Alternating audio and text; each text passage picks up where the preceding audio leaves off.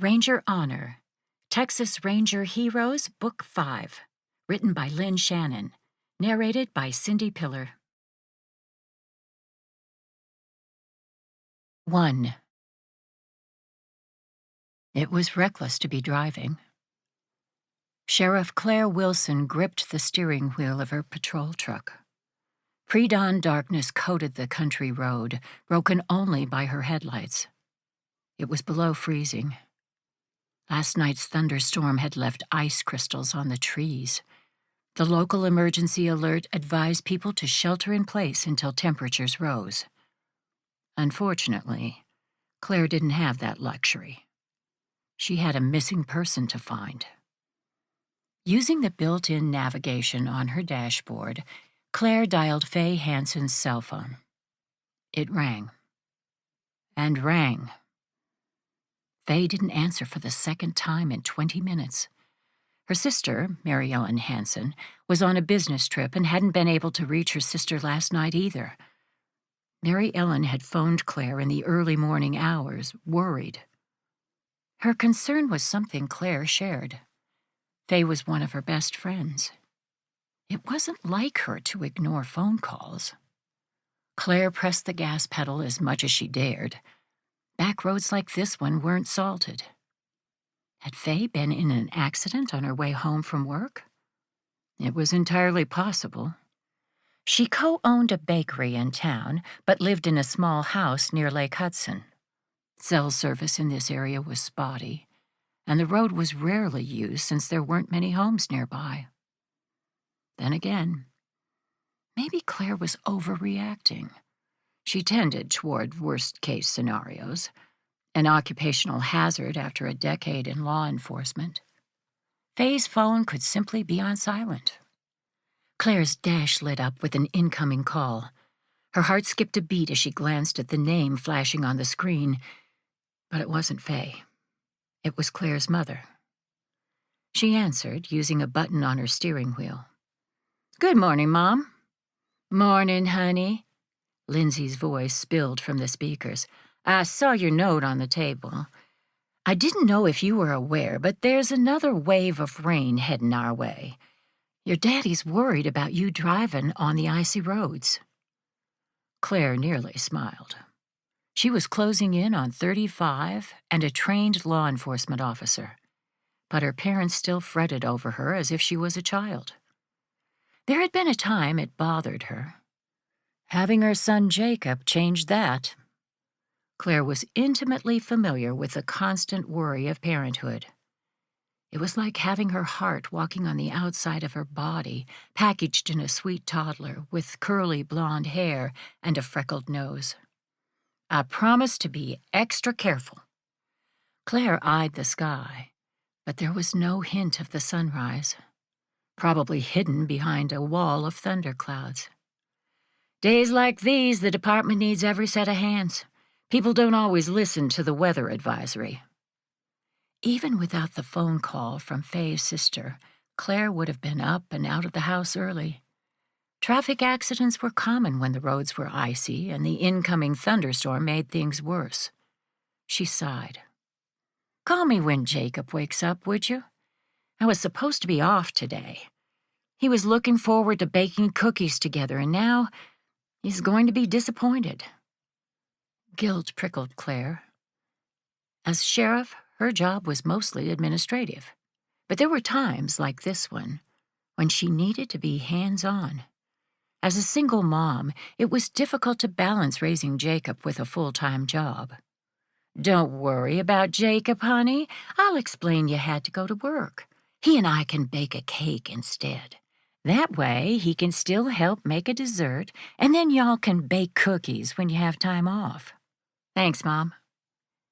Claire's thumb absently rubbed over the third finger on her hand.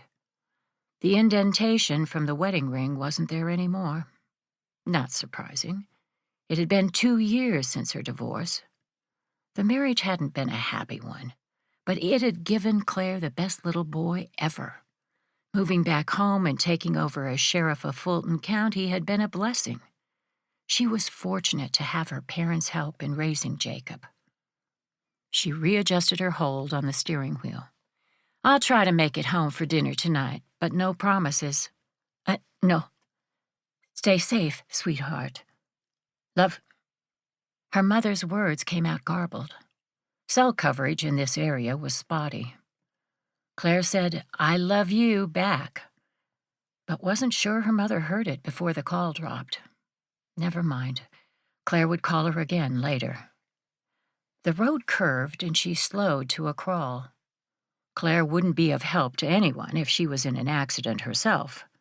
The tires slipped on black ice but quickly gained traction thanks to her reduced speed.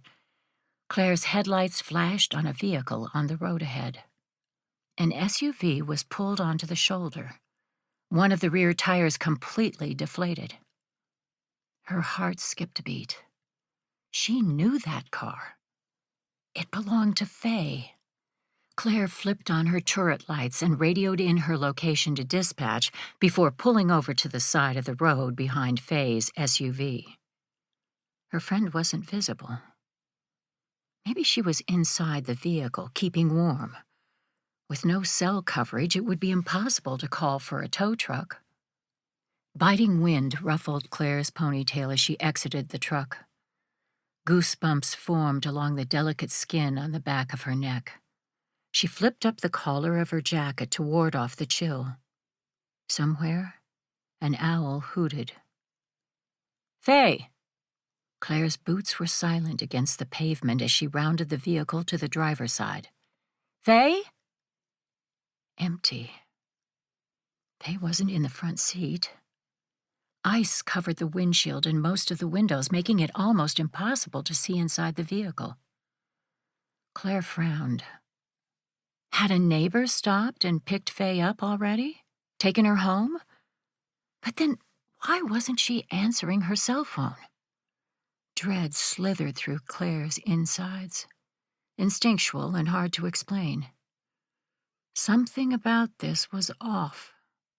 Wrong. She hurried back to her vehicle. An ice scraper and a flashlight rested in the side panel of her truck. Claire grabbed both. Claire circled Faye's vehicle, her gaze sweeping the area, following the path of her flashlight. Nothing littered the ground or seemed out of place. She scraped some ice off the driver's side window and shone the light inside the SUV. Faye's purse sat on the floorboard, and her cell phone, connected to the charger, rested in the cup holder. The knot of worry and concern inside Claire's stomach grew. Pulling on a set of gloves, she opened the door, touching as little as possible. She shone the light into the interior of the SUV.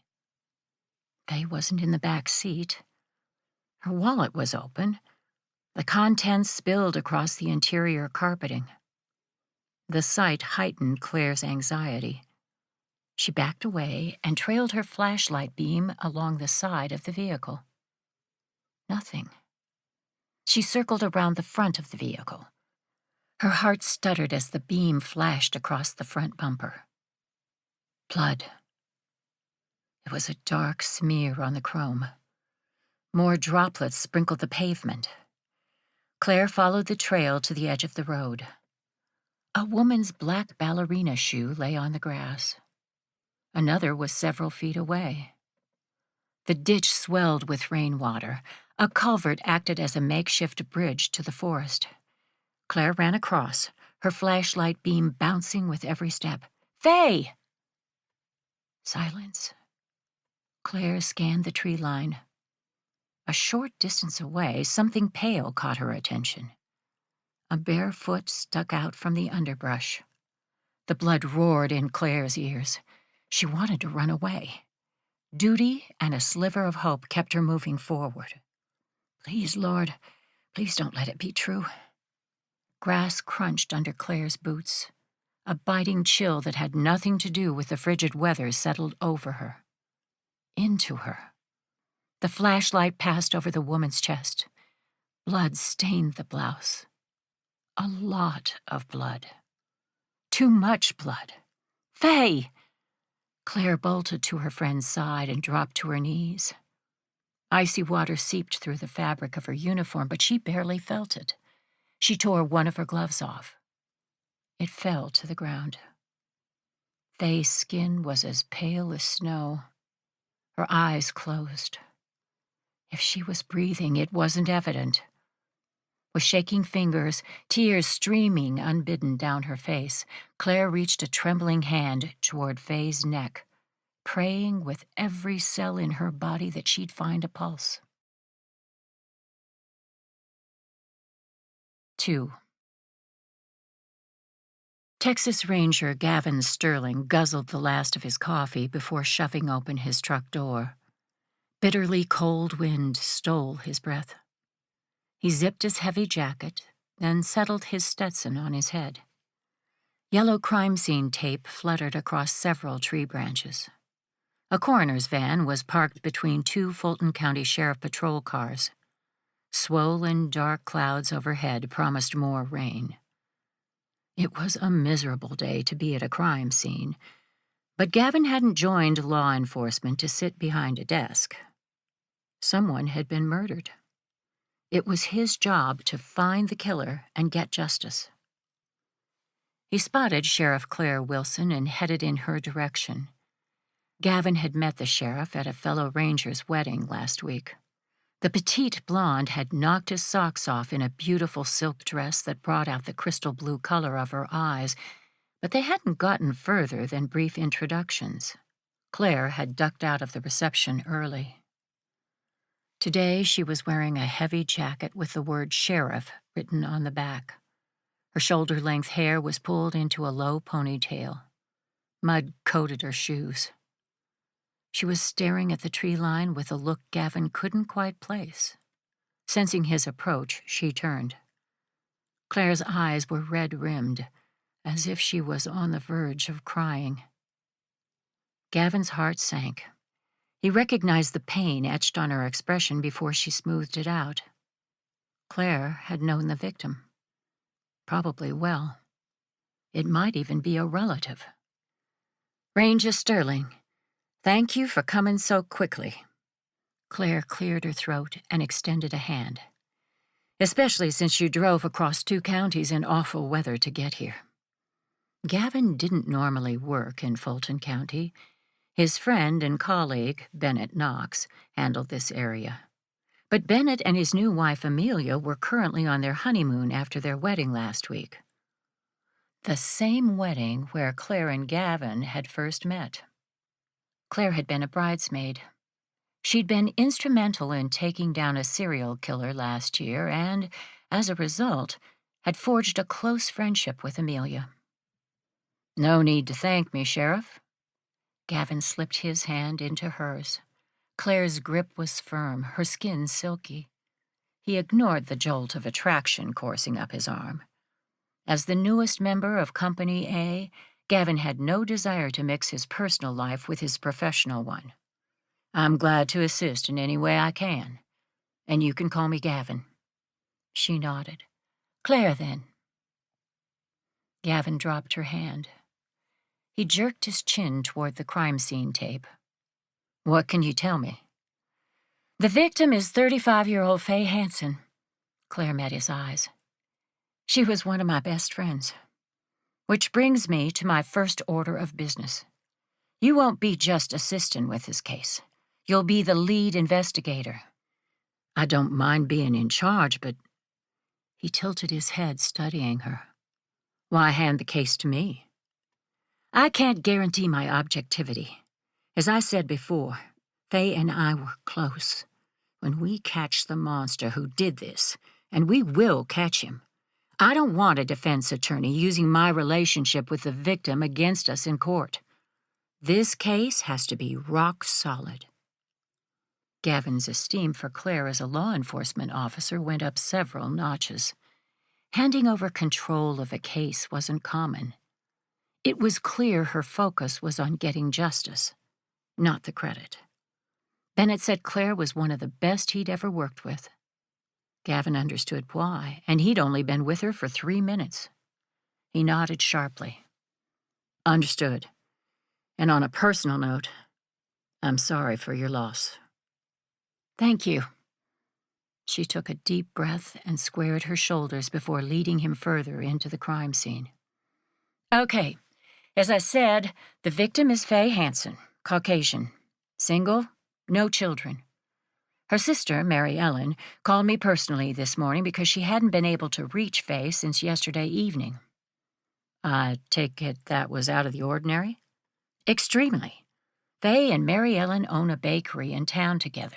They talk and text numerous times per day. Claire gestured up the road. Faye lives about 5 miles that way. This is the route she normally takes to get home, and this is her SUV. The vehicle was parked on the side of the road. One rear tire was flat. Gavin bent down to inspect the rubber more closely. His heart skipped a beat. This tire appears to have been slashed. He removed a pair of latex gloves from his pocket and pulled them on. Then he ran a finger along the jagged edge of the cut. It's not wide enough to have flattened the tire immediately. Claire's mouth tightened. No. My guess is the killer did it to force Faye to pull over in a secluded area. His gaze narrowed. She was targeted. Do you know why? No, but the killer wanted us to believe the motive was robbery. Faye closed the bakery last night, and it was her habit to take the cash and receipts home.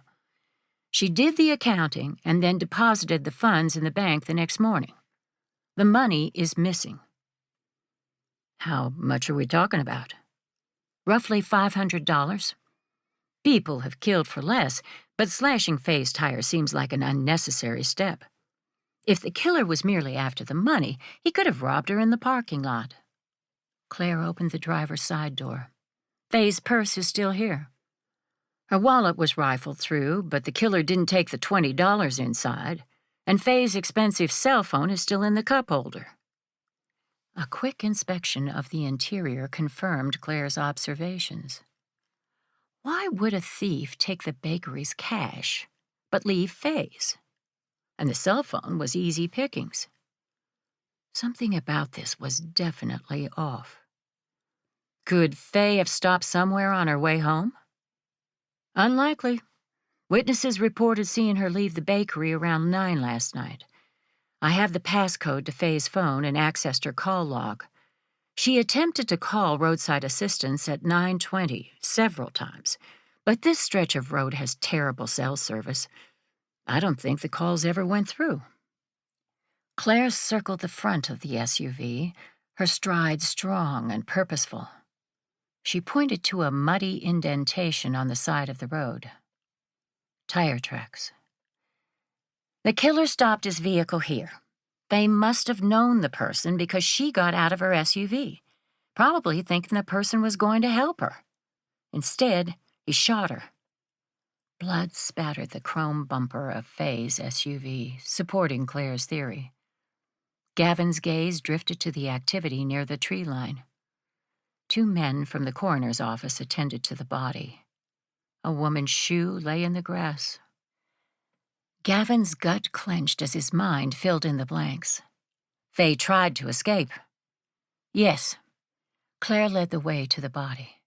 But the killer shot her twice more in the back as she ran away. Faye was resting on her stomach. Her long dark hair was tangled and wet from the rain. Blood stained the grass around her body as well as her white blouse. She'd been terrified, running for her life, when the killer hunted her down like an animal. It was cruel. Anger raised Gavin's body temperature until it felt like he was boiling inside his jacket. He hadn't known Faye Hansen in life, but she was a part of him now. And he wouldn't stop until her killer was behind bars. Gavin drew in a breath. The cold air hurt his lungs, and when he let it out slowly, condensation hung in the air. His gaze swept across the crime scene. Claire tilted her head. What are you thinking? That you're right? This wasn't a robbery. Taking the money was an afterthought, a way to throw us off the real reason she was murdered. Do you have any idea who may have done this? None. Faye's... She struggled for a moment before clearing her throat. She was well loved by everyone. It sounds cliché, but she didn't have any enemies. She had one. Whoever did this is someone Faye knew. She got out of her SUV when the killer drove up. She wasn't afraid. His gaze swept the crime scene again before settling back on Claire. She needed to be prepared for what may come next. This killer, it's a neighbor. A friend. Since you and Faye were close, it may be someone I care deeply about. Claire's voice was hollow, but she held his gaze. I know that, Gavin. Like I said before, I can't trust my objectivity regarding this case. That's why you're here.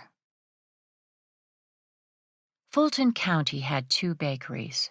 One was closer to the freeway and frequented by travelers looking for a quick bite.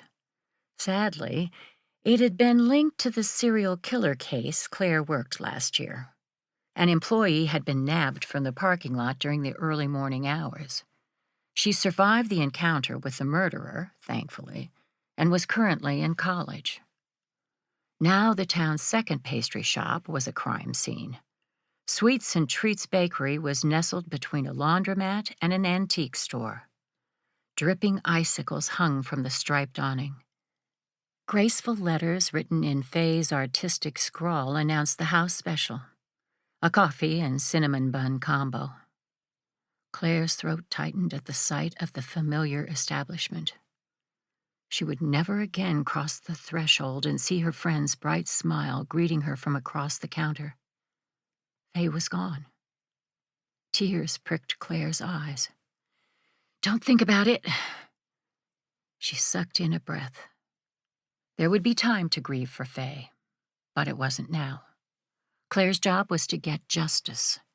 She released her iron grip on the steering wheel and exited her patrol truck. Gavin's official state vehicle pulled into the parking spot next to hers. His dark hair was shorn on the sides and top, but the rigid hairstyle suited the sharp planes of his face. A full mouth was softened by the deep cleft in his chin. The chestnut-colored blazer encasing his broad shoulders matched his eyes. This was her second time meeting Gavin, and her impression was exactly the same. The man was distractingly handsome. It was a fact she was determined to ignore. Claire had enough problems on her plate without adding romance to the mix. She had a town to protect and a son to raise. A killer to catch. Turning the case over to a complete stranger wasn't easy. Trust didn't come easily to Claire anymore. A side effect of her failed marriage, perhaps, or simply a jaded outlook from a career in law enforcement. But she was smart enough to recognize the dangers of working Faye's murder investigation herself. It wasn't possible. Already she was struggling to keep the grief at bay. Claire wouldn't dishonor her friend by mucking up the case. She had to trust someone. Gavin's reputation as a Texas Ranger was far-reaching. He closed most of his cases because of a solid work ethic and a dogged determination. Additionally, as an outsider, he'd be able to see townsfolk for who they were, and not with the skewed perception that often plagued her subordinates. No one wanted to believe their friend or neighbor was a killer. Not even Claire's deputies. Beautiful town. Gavin joined her on the sidewalk. He hit a button on his fob, causing a subsequent beep from his truck as the locks engaged. Did you grow up here? He was a head taller than her, and coupled with his muscular frame, it made Claire feel surprisingly dainty. Feminine.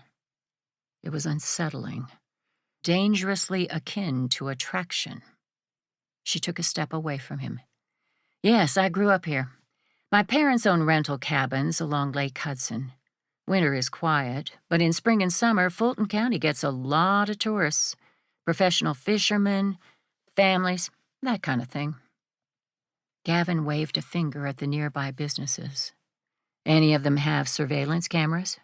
No? And honestly, there isn't much need for them.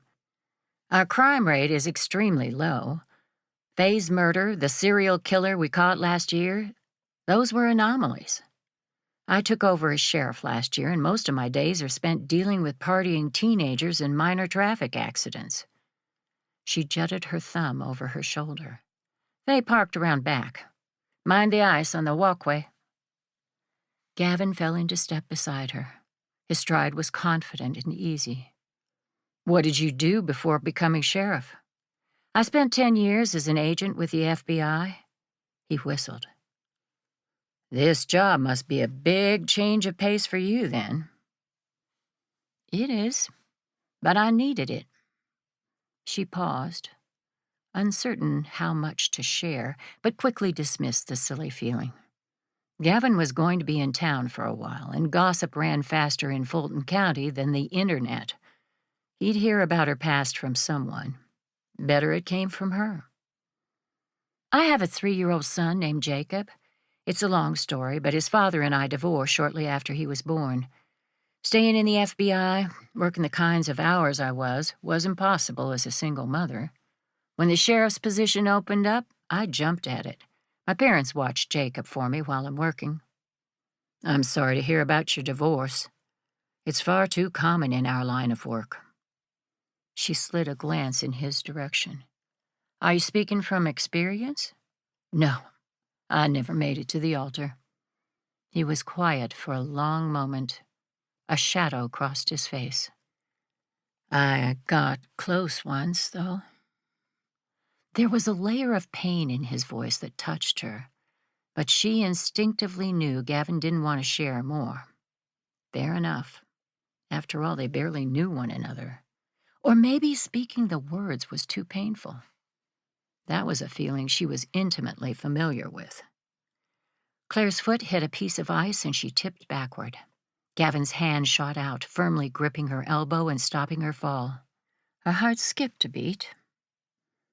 His dark eyes had golden flecks, and the scent of his aftershave, woodsy and clean, tickled her senses. She sucked in a breath. Oops, thanks. His mouth curved at the corner, sending her heart rate into overdrive. Anytime, Claire. There was something about the way he said her name, and when Gavin dropped his hand from her elbow, she felt a pang of loss. Ridiculous. What on earth was wrong with her? Claire wasn't the moony type, had never been.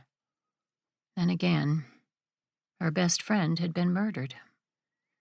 It was far easier to focus on the handsome Texas Ranger than on the case. Claire took another breath of cold air, letting it ice her lungs and hopefully re-engage her common sense. She turned the corner of the building. The rear of the bakery sported 2 parking spots and a dumpster. An alley connected the space to a side street. This is where Faye parked her car. As I said earlier, witnesses reported seeing her leave the bakery around 9 last night. Gavin turned in a circle, a frown marring his handsome features. He pointed to the lights on the rear of the bakery. How bright are those? Minimal. The killer could have slipped back here and sliced Faye's tire without being seen. The bakery doesn't have cameras in this area. There is one inside the store, but it's focused on the cash register. That's unhelpful. His frown deepened. We should look at the video from last night anyway. Maybe the killer went into the bakery before coming back here to sabotage Faye's car. It's a thought. Faye's sister, Mary Ellen, canceled the rest of her business trip. She's driving straight to the sheriff's department. I'll call my chief deputy to see if Mary Ellen has arrived. Claire removed her phone from her jacket pocket, but the device tumbled from her numb fingers. The freezing temperatures weren't doing her any favors. Thankfully, the phone had a virtually indestructible waterproof case. She swept down to retrieve it. Something whizzed over her head. Glass shattered as a rear window on the bakery exploded. Gavin slammed into Claire and they tumbled to the ground in a mass of arms and legs. The air whooshed from her lungs, but her mind had already put the pieces together. Someone was shooting at them. 3. They were exposed.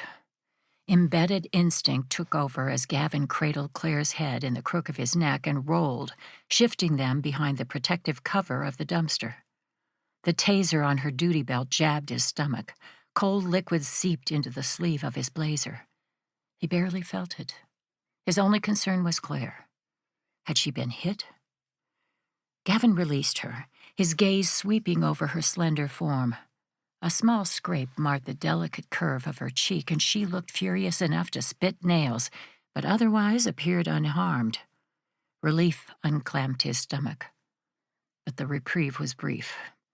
More glass on the bakery windows shattered, followed by pings on the metal dumpster as the shooter sprayed them. Several bullets pounded into the wooden fence behind Gavin. He pulled his gun. Claire reached for her weapon, sliding closer to the dumpster's side. She held her cell in the other hand. "Where is he?" "I'm not sure." Gavin peeked around the corner of the dumpster. There was only one building tall enough with a clear line of sight. "Is that a hospital? Second floor? The one under construction?" More bullets slammed into the metal, this time much closer to their position. Gavin slunk lower. He prayed the dumpster would be strong enough to absorb the bullets. There was always a risk one would pass through and hit one of them. "It's not a hospital. It's an emergency clinic." Claire relayed their position and situation to dispatch in clipped tones. Then she hung up. "Backup is on the way, but the shooter will bolt before they get here. I'm going after him." "We're going after him," Gavin corrected. Staying put wasn't an option. The shooter had fired on 2 law enforcement officers in the broad light of day. Chances were, this attack was connected to Faye's murder. A criminal that determined and dangerous had to be caught. Claire met his gaze for a heartbeat and nodded sharply. "Follow me." She shifted into a crouch. A straw wrapper was snagged in the silky strands of her blonde hair, and her previously pressed and perfect uniform was stained. But her expression, it was captivating. Focused, determined, driven, beautiful. It was a wayward thought Gavin didn't have a second to process. Adrenaline narrowed his focus as he sprang from behind the dumpster and followed Claire down the small alley to the side street. The edge of his cowboy boot hit a patch of ice. His foot slid, threatening to upend him, but he caught himself at the last moment. He added more fuel to his legs, joining Claire at the entrance of the emergency clinic. The automatic door slid open with a whoosh. Several people were sitting in the waiting room, and a nurse stood blocking the path to the interior exam rooms. Her eyes widened at the sight of their drawn weapons. Gavin didn't slow down. "Where's the stairwell leading to the upper floor?" The nurse blinked. "It's closed." "Stairwell," Claire commanded. Her tone was sharp, and her feet never stopped moving as she brushed past the nurse. Gavin stayed on her heels. The nurse pointed to the left, and they took off down the hall. The door leading to the second floor was unlocked. Gavin grabbed Claire's arm before she could ascend the stairs. He leaned in closer to her ear. "Let me go first." She looked like she wanted to argue for a moment, but then acquiesced. Another mark in the plus column in Gavin's book. Claire wasn't reckless or unwilling to be a team player. The shooter had been aiming for her. She was his target. The criminal could be lying in wait, hoping for Claire to appear first so he could take her out. Gavin wouldn't give him the chance. Claire stepped back, allowing Gavin to slip past her. The stairwell was concrete. He lightened his steps to prevent his boots from making any noise. Nerves jittered his stomach as he turned the corner on the landing, but the hand holding his weapon was steady. Claire matched him step for step. Her presence was both a comfort and a responsibility. There was no door separating the stairs from the upper level. This was the riskiest part. In order to ascend, Gavin's head would be exposed before the rest of his body. He pressed himself against the wall, and the railing shoved against the small of his back. His heart rate increased. Gavin took deep breaths to counteract his narrowing vision. He paused on the stairs, straining to listen for any sound in the floor above them. Nothing. Sweat dripped down Gavin's back. He inhaled once more and then took the stairs 2 at a time, letting his gaze sweep across the space for any sign of color or movement. Behind him, Claire followed. As he swept left, she went right. Training made them a good team. Nails and dust littered the floor. Metal framing delineated future rooms, but the sheetrock hadn't been placed yet. A wash of frigid air blew into the space from an open window. The shooter was gone. An hour later, Claire dabbed antiseptic on a nasty cut along her calf. A pounding headache made her stomach churn. Her body was bruised from the hard impact with the concrete, and her uniform smelled like sour icing. But she was alive. Thank you, God. The last thing I want to do is leave Jacob without a mother. She was a law enforcement officer, a professional. Risking her life came along with the badge, but motherhood had placed an additional responsibility on her shoulders, one she was still struggling to balance with her career. Days like today brought that point home in a raw way. Claire had made her fair share of enemies. Every law enforcement officer did. But this morning's shooting, coming on the heels of Faye's murder, couldn't be random. The 2 incidents had to be connected. Gavin believed Claire was the true target, since the initial shot had been aimed at her. But why? What purpose did the killer hope to gain by killing her? It would only draw more attention to the case. None of it made sense. Hopefully, Faye's sister, Mary Ellen, could provide some insight. Claire ripped open a bandage and applied it to her calf. She splashed cold water on her face, redid her ponytail, and then squared her shoulders. Everyone, including her subordinates, would be watching her. She had to set the right example. Calm, cool, and collected. Even if a murderer had her in his sights. Claire exited the bathroom. The sounds of the phones ringing and voices drifted down the hall from the deputy's area. Her cell phone, tucked in her pocket, vibrated. She pulled it out and groaned at the name written across the screen. Mayor Patrick Scott. He was calling about the case. She pictured him sitting in his office at City Hall, the heavy drapery on the large windows behind him, several members of his staff hovering around like bees. Patrick was well liked, but Claire found him pretentious and more concerned with his reputation than doing the right thing. Drawing from a well of patience, Claire accepted the call. "Good morning, Mayor." "Sheriff, finally. I've called the department 3 times and no one could locate you. The media are clamoring for a comment about the bakery shooting. We need to get the story right. Otherwise, it'll be a mess. What do you know? Do you have suspects?" It didn't escape Claire's notice that Patrick didn't waste his breath asking if she was okay.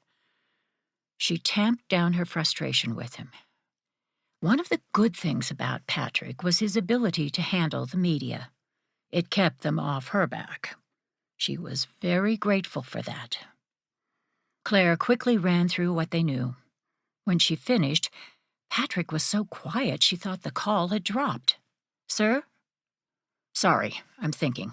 This case isn't like any other. The media attention is going to be on us, much like it was last year with the serial killer.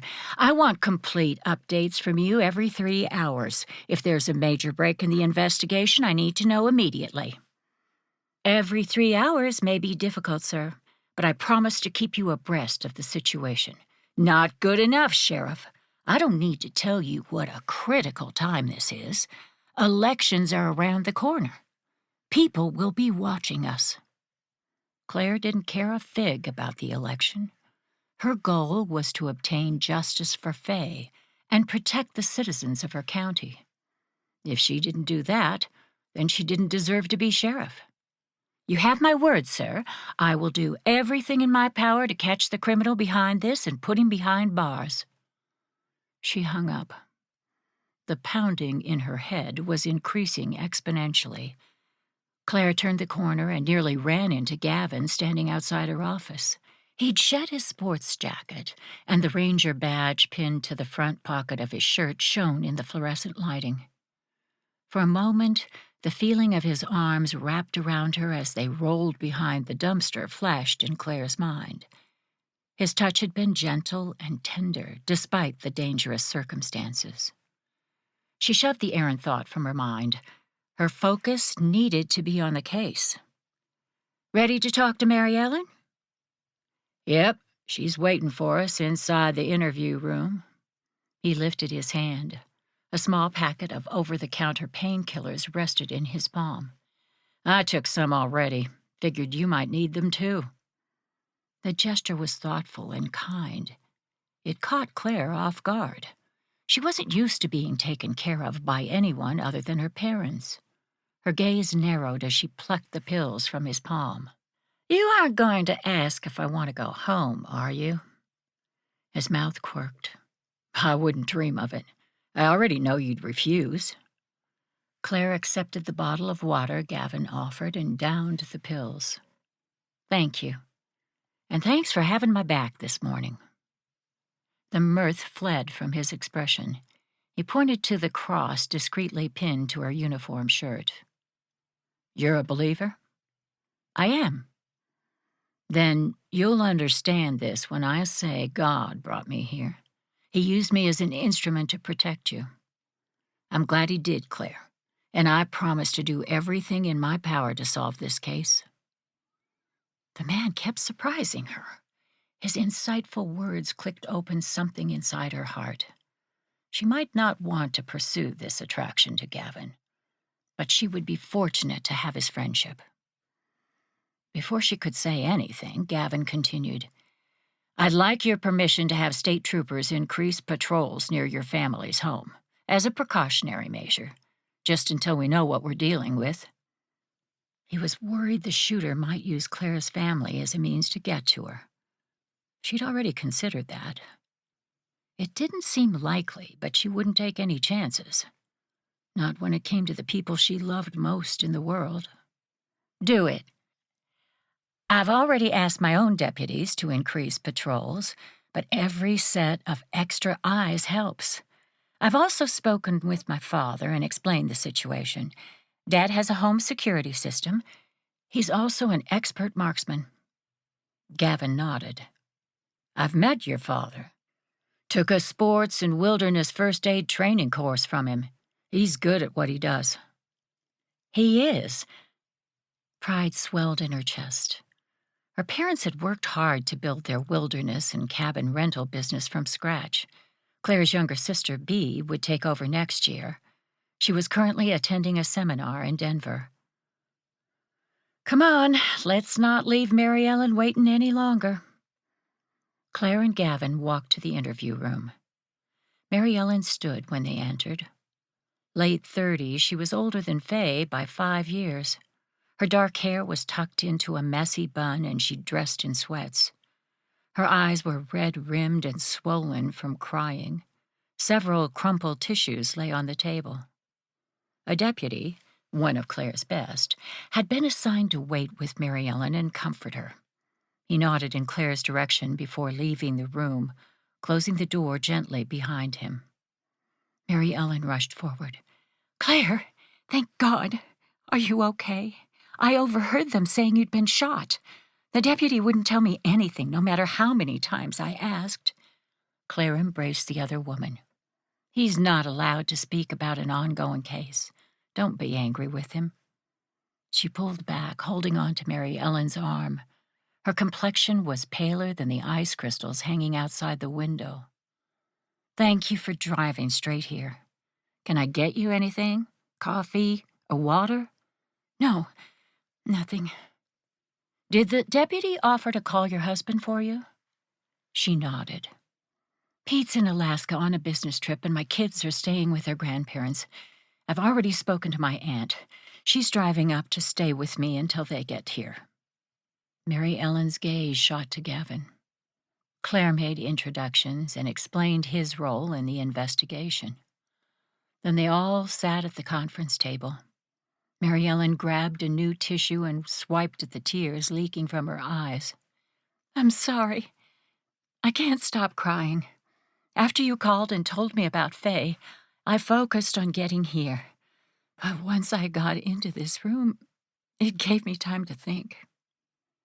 Her grief was palpable, and it took everything inside Claire to keep her own under control.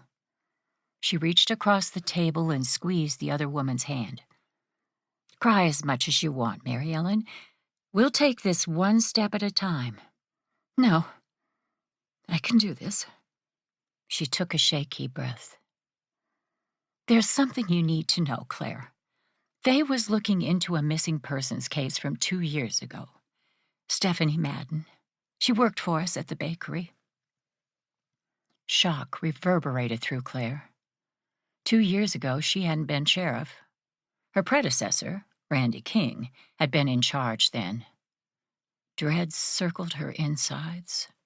Sheriff King, as the townspeople still called him, had often made mistakes while investigating cases. Faye had mentioned Stephanie in passing to Claire, but never said the woman was missing. "I thought Stephanie left town." "That's what Sheriff King told us.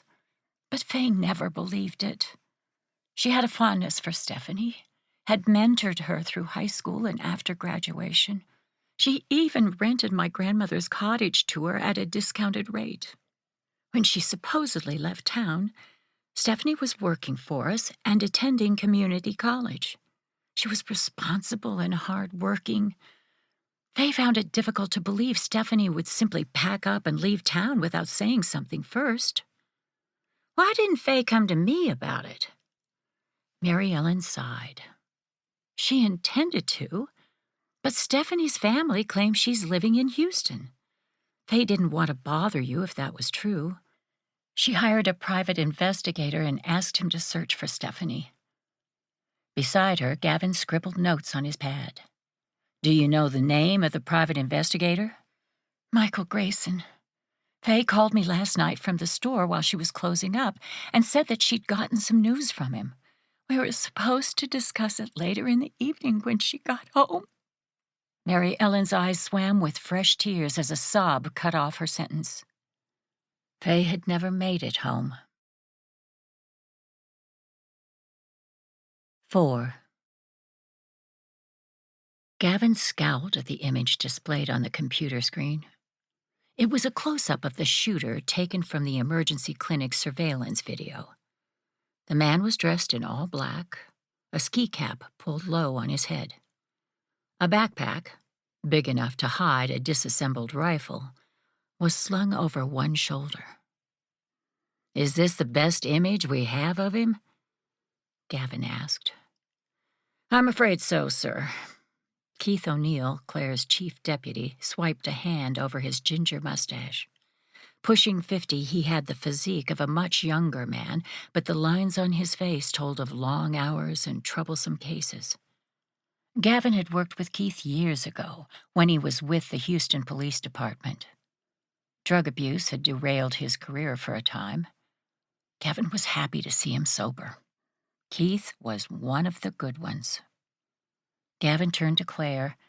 She was studying the image on the computer screen. Stains from hiding behind the dumpster marred her uniform, but she'd scraped her hair into a fresh ponytail. A butterfly bandage covered the scratch on her cheek. On the credenza behind her were several photographs. Most of them featured a smiling toddler with golden hair and sweet freckles. Her son, Jacob. He resembled his mother. The photographs of Claire and her young child were physical reminders of the responsibility weighing on Gavin's shoulders. A part of him wanted to seclude Claire and her family away. But that wasn't fair. Nor was it possible. Claire was the sheriff and had a job to do. Gavin respected that. The glow from the computer screen caressed Claire's features. Taken apart one by one, they were too different to be considered classically pretty. A wide mouth, sharply cut jaw, high forehead, and the faint freckles sprinkled on her nose. But joined together, there was something captivating about them. Gavin wrangled his runaway thoughts from Claire's beauty. Yes, she was gorgeous, and he'd been impressed with the way she handled the shooting. But this attraction couldn't go any further. Gavin's relationship with Claire was professional, and that's exactly how it would stay. Claire frowned. "Play the video again from the beginning, Keith." Her chief deputy complied. The shooter slipped out of a side door and skirted the edge of the building before disappearing down an alley. Claire shook her head. "He could be anyone." Keith made a grunt of agreement. "I think that was the point." Worry tightened the lines on his forehead as he closed his laptop. "Did you find Stephanie Madden's case file in the storage room?" "Yep." Claire picked up a file folder from her desk and pushed it toward him. "There's not much to it. Mary Ellen was correct. Sheriff King determined Stephanie simply left town." Gavin had also read the case file. 2 years ago, Stephanie was reported missing by her boss, Faye. Deputies knocked on her door, but she didn't answer, and her car wasn't in the driveway. After a few days, when Stephanie didn't reappear, a search warrant was obtained for her home. A suitcase was missing, as were clothes and other personal items. "I've searched for Stephanie in the databases," Gavin said. "Nothing shows up. Her driver's license expired and she hasn't renewed it. Her car's yearly registration is out of date. No arrests, no updated address." Claire's jaw tightened. "Considering Faye's murder, that doesn't bode well for us. I'm not sure we're going to find Stephanie alive." Gavin picked up a photograph of Stephanie, taken from her case file. She was a beautiful blonde with a sunny smile. He wanted to believe she was out there, somewhere, living her life. But he was afraid Claire was right. Stephanie was likely dead. He rose from the chair and strolled to the whiteboard attached to a standing easel. Using a magnet, he stuck Stephanie's photograph next to the ones from Faye's crime scene. His gaze swept across the images. "Let's go through what we know so far, starting with Faye." Keith nodded, flipping to a page in his notebook. "She worked all day at the bakery. Witnesses I've interviewed said she was in a good mood, nothing out of the ordinary. Faye mentioned to her last customer that she was meeting someone after closing. She didn't say who. The camera over the register was turned off at 8:41. Gavin tapped a photograph of Faye's slashed tire. Maybe she met with her attacker? We know Faye was looking into Stephanie's disappearance. She could have mentioned it to the wrong person. "That makes sense." Claire began pacing. "Okay, Faye meets with someone about Stephanie. Whatever is said causes the killer to walk out of the bakery and puncture Faye's tire." "Why not kill her inside the bakery?" Keith interjected. His feet were propped up on the conference table, and he spun a pen between his fingers. "It would have been a lot easier."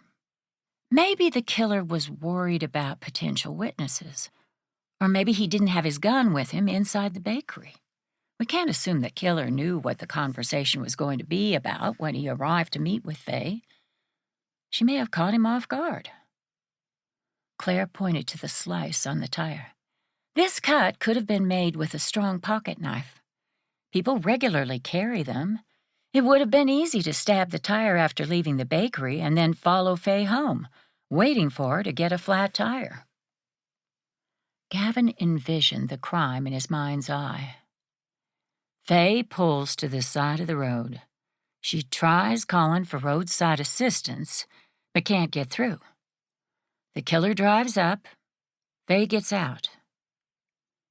He could imagine the exchange, the pleasantries and relief on Faye's part, the trust she must have had. until the moment the killer pulled out a gun. It made Gavin's heart ache. After shooting Faye, the killer goes to her SUV.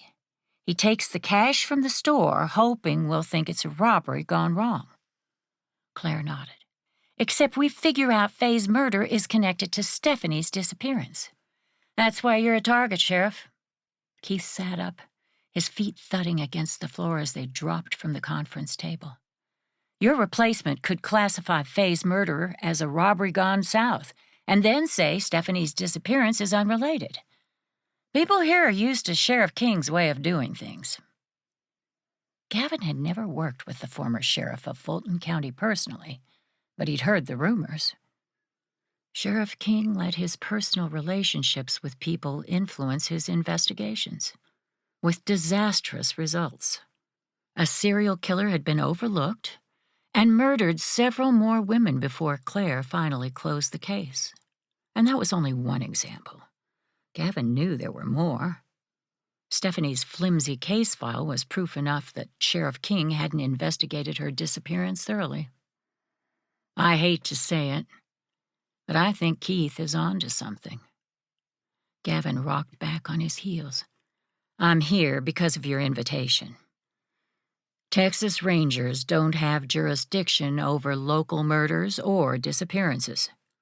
The next sheriff could ask me to leave and close these cases as he sees fit. Gavin didn't have hard evidence of the killer's motives, but his gut said they were on the right track, which meant Claire was still in danger. The killer would keep coming after her. The thought made Gavin's blood boil. He wouldn't allow anyone to harm her, not on his watch. Claire scowled.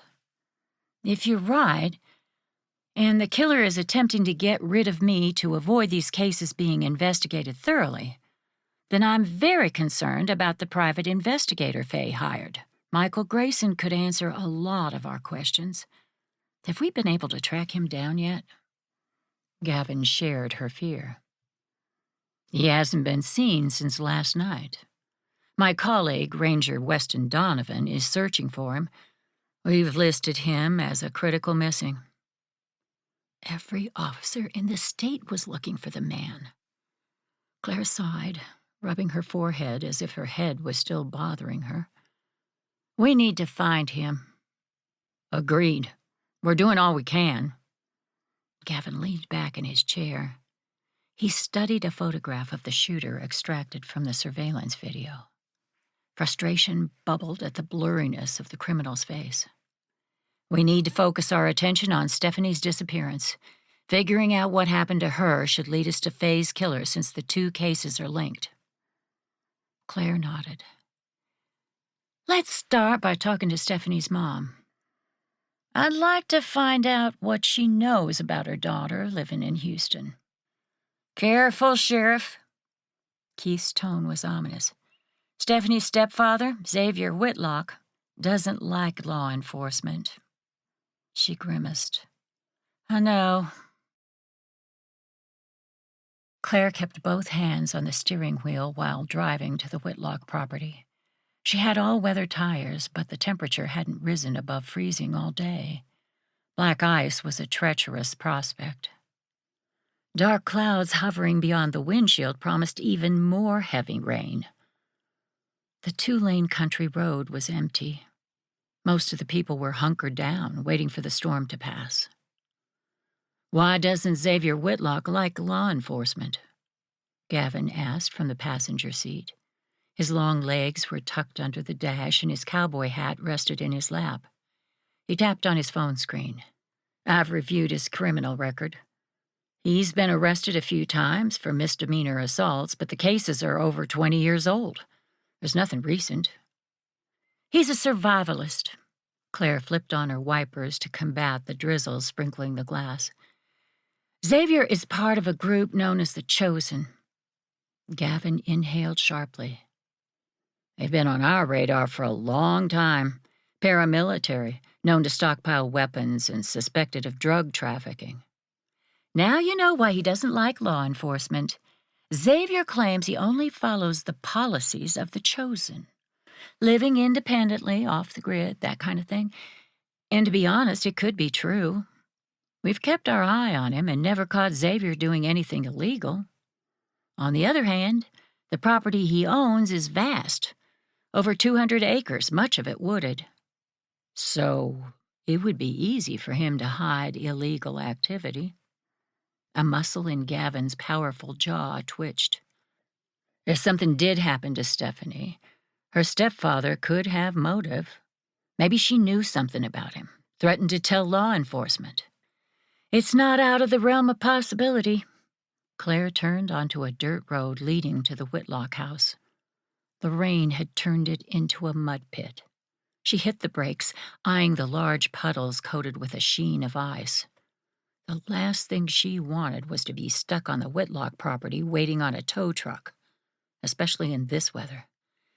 Sorry, but I think we should walk the rest of the way to the house. Gavin nodded.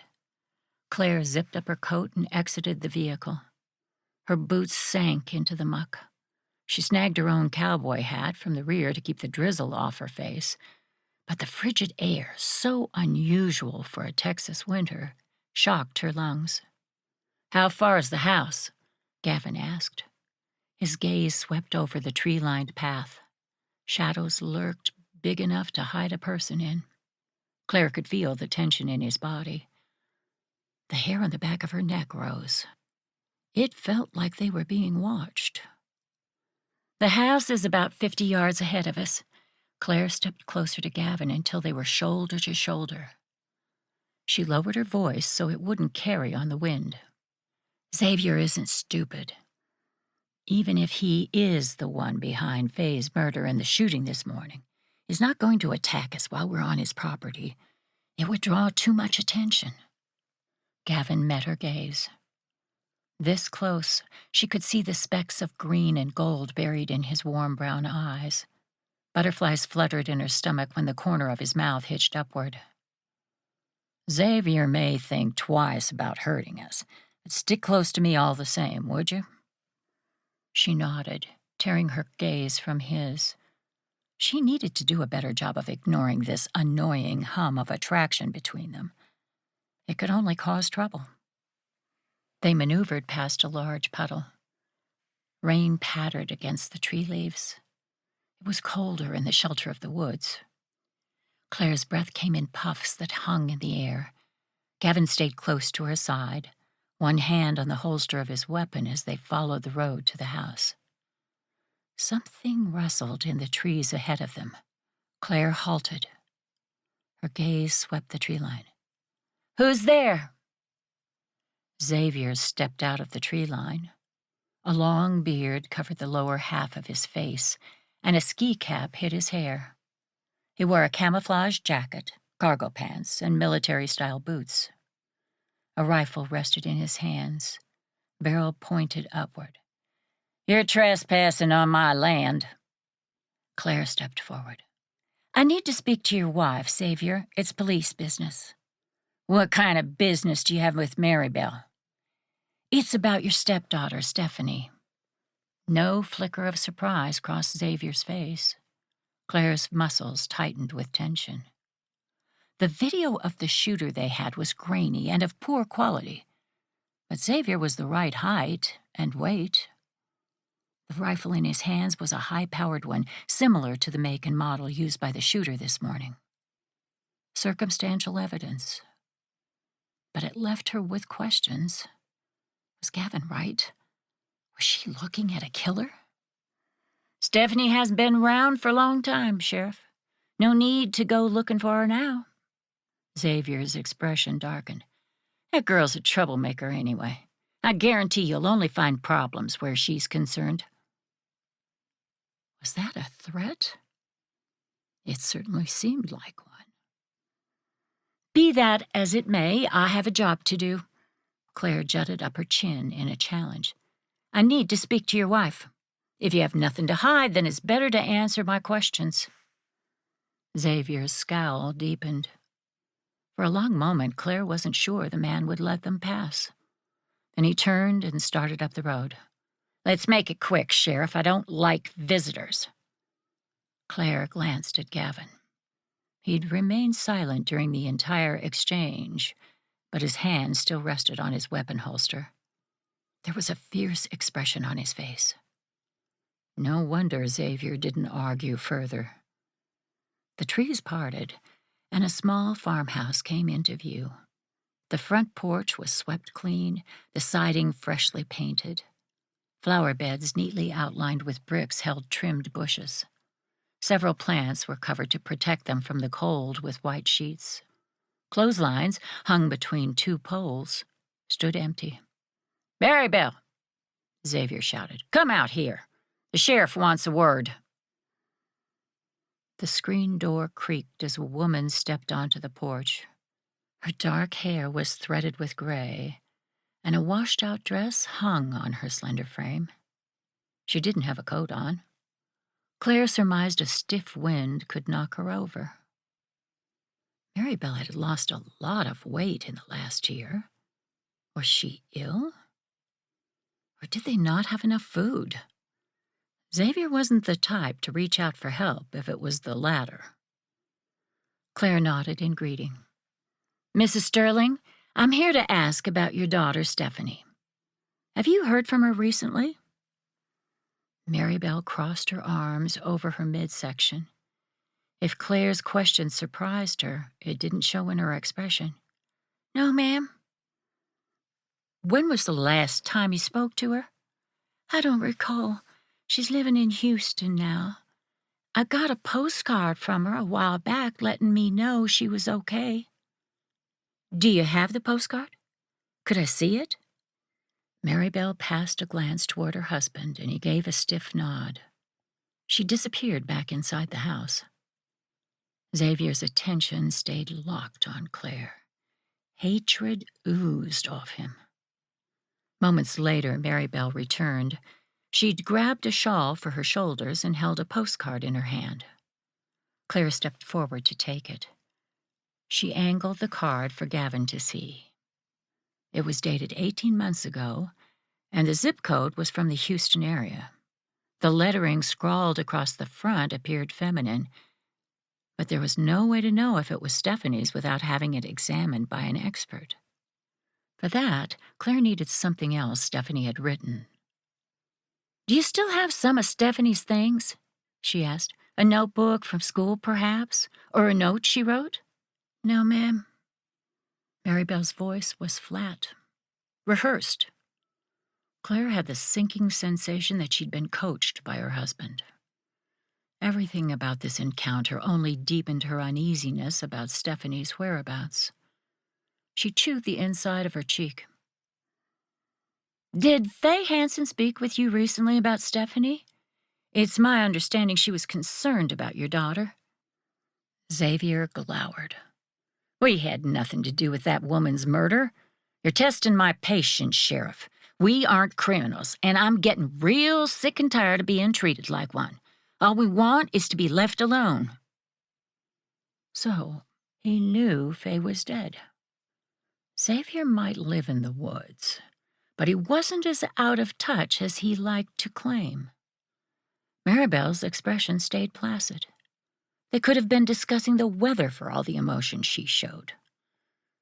But Claire sensed there was more going on under the surface.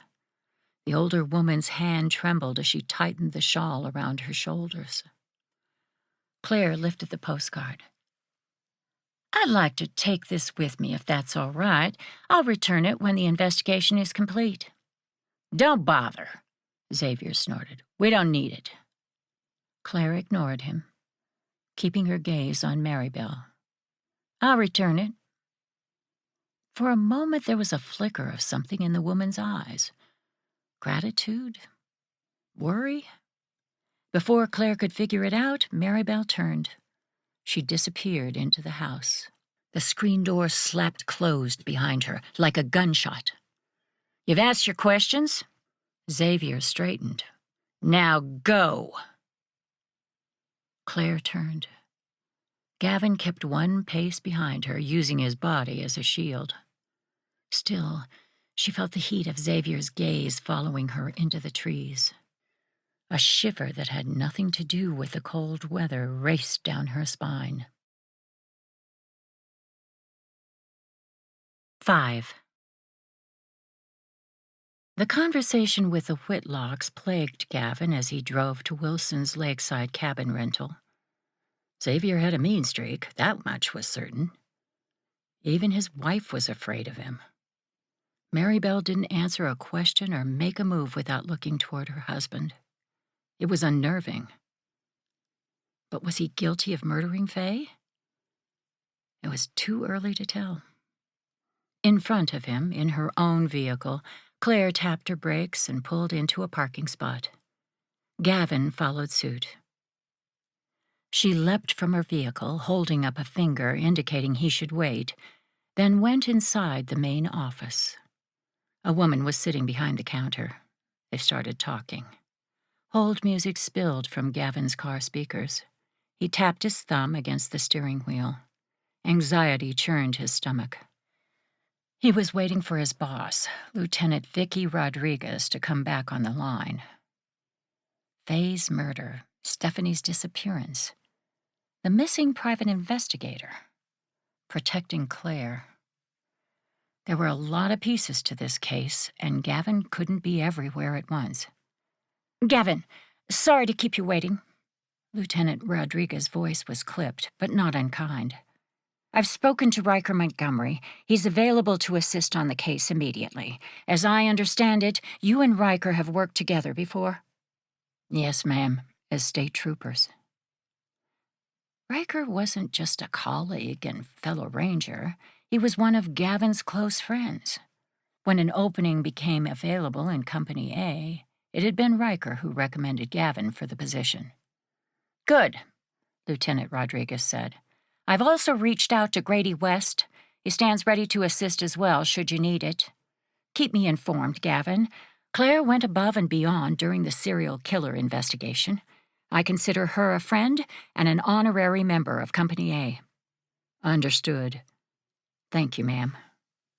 He hung up just as Claire darted from the office. She got back into her vehicle. Within moments, Gavin was following her down a winding road lined with trees. They passed a log house labeled private residence. Her parents' home, maybe? A playground sat a short distance away. The road curved slightly and more of Lake Hudson came into view. The surface rippled with raindrops. Claire stopped in front of cabin 12. Gavin parked, grabbed his overnight bag, and raced to join her on the small front porch. "Please tell me you have heating. I've never been so cold in my life." She laughed, brushing strands of wet hair from her cheek. "We do. There's a gas fireplace, too." The waning sunlight caressed the curve of her mouth and the delicate line of her jaw. Claire's gaze met his. Her eyes were the color of bluebonnets. Gavin's heart picked up speed as any thoughts of being cold fled his mind. Suddenly, he was burning up inside his coat. "Sorry, I have to—" Claire held up a key. A pretty blush colored her cheeks. Belatedly, Gavin realized he was blocking the door. He stepped to the side. "Right. Sorry." He gave himself a mental shake. Yes, Claire was beautiful, but he needed to keep his focus on the case and her safety. "How many guests do you have staying on the property?" "Just 5 at the moment. Winter isn't a busy time for us, but there are a few fishermen who come year-round." She opened the rustic wooden door to the cabin. Gavin crossed the threshold and whistled. The open floor plan was simple, but decorated with comfort in mind. Wood beams lined the ceiling, and picture windows overlooked the lake. Couches with comfortable pillows sat in front of a fireplace with a granite hearth. A full kitchen sat on his right. A hallway leading to the bedrooms curved to the left. Gavin set his bag down. "This is beautiful." "Thank you. My mom stocked the fridge for you with a few necessities, but if you need something specific, just let the front desk know. There's a coffee maker, cups and dishes." Claire tilted her head. I can't think of anything else. I live in cabin 11, which is just next door, so if you have questions, call." "I'll be fine." Claire hesitated. I'm having dinner with my family. I'd love for you to join us." The offer was kind, but Gavin couldn't consider accepting. He was attracted to Claire. There was no denying that. He'd known it the minute he saw her at the Bennett's wedding in that stunning silk dress. But they were working together now, and that complicated things. It required firm boundaries. If he was being honest, even if they weren't working together, Gavin wouldn't ask Claire out. He'd steered clear of romance after his fiancée left him at the altar 5 years ago. He wasn't good at love. "Thank you for the offer, Claire." A knock at the door cut off Gavin's reply. A large man stood on the front stoop, visible through the window next to the door. Light reflected off his bald head, and a thick beard covered the lower half of his face. Gavin recognized him instantly. It was Daniel Wilson, Claire's father. She answered the door. Daniel gave his daughter a hug before stepping inside. He greeted Gavin with a friendly smile and a strong handshake. "Good to see you again, Gavin. I hope everything is okay with the cabin. I purposely put you in the one next to Claire's. Figured you want to keep an eye out for any trouble." He did. "It's perfect. Thank you, sir." "I should be thanking you. My daughter can handle herself, but I'm glad she has you watching her back all the same." Daniel swung his car keys around one finger. "Let me take you on a tour of the property before we head to my house for dinner." A tour would be great. Gavin had intended to take one on his own anyway, just in case. "But I'll come back here and eat something." "Nonsense!" Daniel clapped him on the back. "Nothing beats my wife's home cooking. I insist." There was no way to refuse without insulting the man.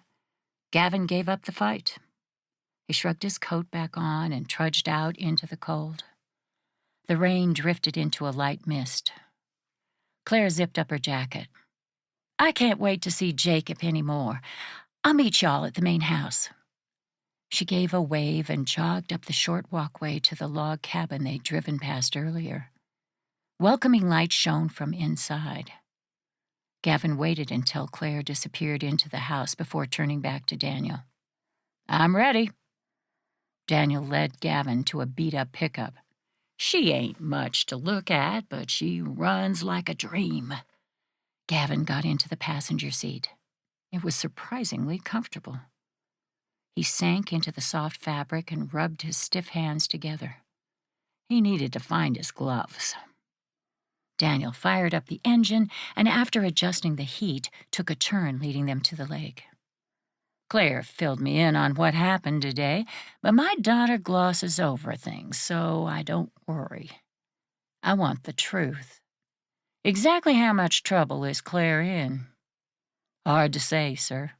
There's no clear connection between Faye's murder and the threat against Claire, but it's awfully coincidental. I'd be surprised to find out they aren't connected." "So would I. Claire and Faye were close as children. They drifted apart, as adults do when their lives go in different directions, but the affection between them was always there. Not to mention, my daughter has made waves since taking over as sheriff. It's my understanding Sheriff King managed the department differently." "That's a polite way of putting it." Daniel arched his brows. "I'm a simple man, Gavin. I say things bluntly. Randy King was a terrible sheriff. He was constantly looking over his shoulder, afraid of losing power, so he insisted on working every case himself. He ignored evidence from time to time. He also made judgments about people." "Like Stephanie?" Daniel nodded. "Sheriff King labeled her a troublemaker because of who her stepfather was. But he was wrong. I didn't know Stephanie well, but she attended the Bible study group at church. She was a hard worker, a sweet girl." His assessment echoed Mary Ellen's. Gavin always dedicated 100% of himself to each case, but hearing what a good person Stephanie was only fueled his determination to discover what happened to her. "This town needs Claire. Daniel continued. Fulton County is my home, but I'm not blind to its faults. We need an honest sheriff, one who does the job with integrity and fairness. Gavin couldn't agree more. I've already spoken to my supervisor. No expense will be spared on this case. We will get to the bottom of things. Thank you, Gavin. I have one more request. My wife is supportive of Claire's job, but she worries day and night about her. Don't bring the case up at dinner. He side-eyed Gavin. I'm not saying Lindsay ain't strong. She's tough as nails, but her kids are a soft spot. Whatever precautions need to be taken, talk to me about them. I'll explain them to Lindsay. I understand. Gavin admired the tender way Daniel spoke about his wife. His concern for her well-being was evident. How would a love like that feel? Decades into a marriage with grown children. He couldn't imagine it. Gavin had been alone so long, he'd given up any thought of growing old with someone. His career took all his energy. There wasn't room for dating or marriage. And maybe that was the crux of the issue with Claire. The spark between them, the one Gavin had no intention of doing anything about, made him notice the loneliness in his life. He didn't like it. Mommy, Mommy, Mommy! Claire crouched and opened her arms wide. Jacob's little body collided with hers, a bundle of curls and exuberant energy. She showered kisses on his face before lifting him from the floor into her arms. The trouble she'd walked through the door with melted from her shoulders. There was nothing better than being with Jacob. Her son was the center of her world. He planted a kiss on her cheek and then wriggled to get down. Granny and I made cake. I want some, but she said I have to eat dinner first. Can we eat now? Let your mama take off her shoes first, Jacob. Lindsay, Claire's mother, came around the corner from the kitchen. Age had added lines to her face, but nothing could diminish the beauty of her smile. She embraced Claire, hugging her tight. When she pulled away, concern lurked in her eyes. I'm so glad you made it in time for dinner. How are you, honey? I'm hanging in there. Claire gave her mother a reassuring smile. It smells delicious in here. What are we having? Roast chicken. Where's Gavin and your dad? Dad's showing Gavin the property. They should be here shortly. Claire unlaced her boots and pulled them off. Then she removed her duty belt and placed it on top of the bookshelf, well out of Jacob's reach. Give me a minute to wash my hands and I'll help set the table. It was lovely to slip into family mode, to forget about the case for a while and talk to her mother about mundane things like the weather and Jacob's latest painting hanging on the fridge. The fragrant scent of chicken and mashed potatoes made her stomach growl. Claire hadn't eaten since breakfast over 12 hours ago. She stole a flaky biscuit from a platter on the table, broke off a piece, and tossed it into her mouth. The back door opened. Gavin stepped over the threshold into the mudroom. Claire's heart skipped a beat at the sight of the ranger. A ridiculous reaction, considering she'd only known him for a day. But there was something about Gavin that put her at ease. Maybe it was the way he'd reacted when the sniper fired. Without thinking, without calculation, Gavin's first instinct had been to protect her. And yet, he didn't make Claire feel inadequate. It was a strange combination, a balance most men had trouble with. Her ex-husband certainly had. Sam didn't work in law enforcement. He was an executive for a computer corporation. But his insecurity over Claire's rapid career advancement destroyed their brief marriage. He had an affair with a coworker. It didn't matter that Claire was pregnant or that they'd made vows. Sam declared he wasn't in love with her anymore. Their marriage was over. One of the bleakest moments of Claire's life was being served with divorce papers while 6 months pregnant. Jacob had never met his father. Sam lived in Japan with his new wife. He wanted nothing to do with them. "Everything okay?" Gavin asked, interrupting her chain of thoughts. He kept his voice low, probably so her parents, busy cutting the chicken at the counter, wouldn't overhear. "You have a troubled look on your face." "Just thinking." She forced a smile. The last thing Claire wanted to do was talk about her failed marriage. "I'm okay." The concern writing his handsome features didn't ease, but, to Gavin's credit, he didn't push the issue. "By the way, my colleague, Riker Montgomery, has confirmed he's coming. He should be here in a few hours. I hope it's okay, but I asked your dad if Riker could stay in the cabin with me." "Of course it's fine." Her father was probably relieved to have 2 Texas Rangers on the property. Claire was too. "I'm glad to have the extra help. This case is only 12 hours old, but it's getting more complicated by the minute." "Agreed." "Mommy, I'm hungry." Jacob's gaze shot to Gavin. His eyes widened. "Who are you? Are you a cowboy? You look like one. Except a cowboy should have a dog. Do you have a dog?" "Mommy won't let me get a dog until I'm older." Gavin laughed. Claire smothered a smile and tried to look stern. "Jacob, that's not how you should introduce yourself.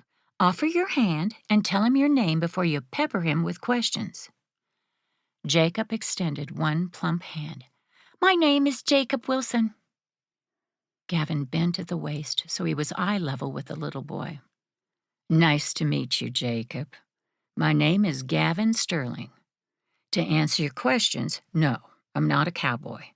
I'm a law enforcement officer, a Texas Ranger to be exact." He pointed to the badge on his chest.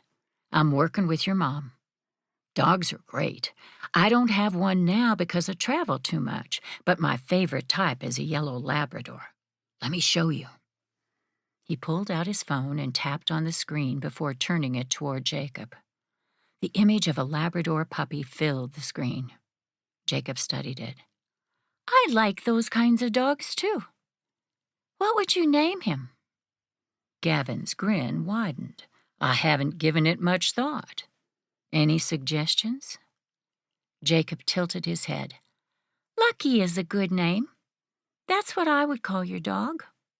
The two continued talking about a variety of subjects, from animals to building blocks. After dinner, Gavin helped Jacob with his Lego city. He was a natural with the little boy.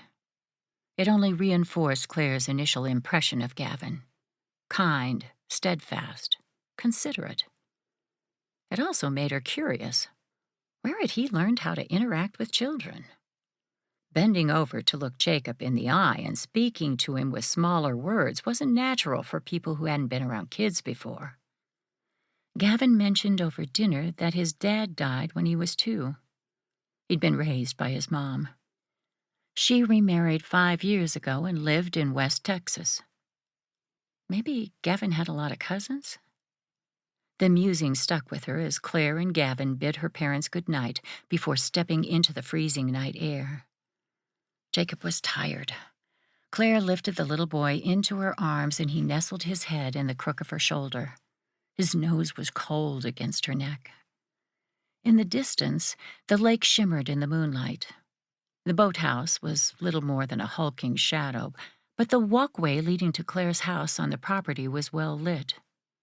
Gavin's gaze swept the area, watching, protecting. It didn't escape Claire's notice that he kept close by her side in case of danger.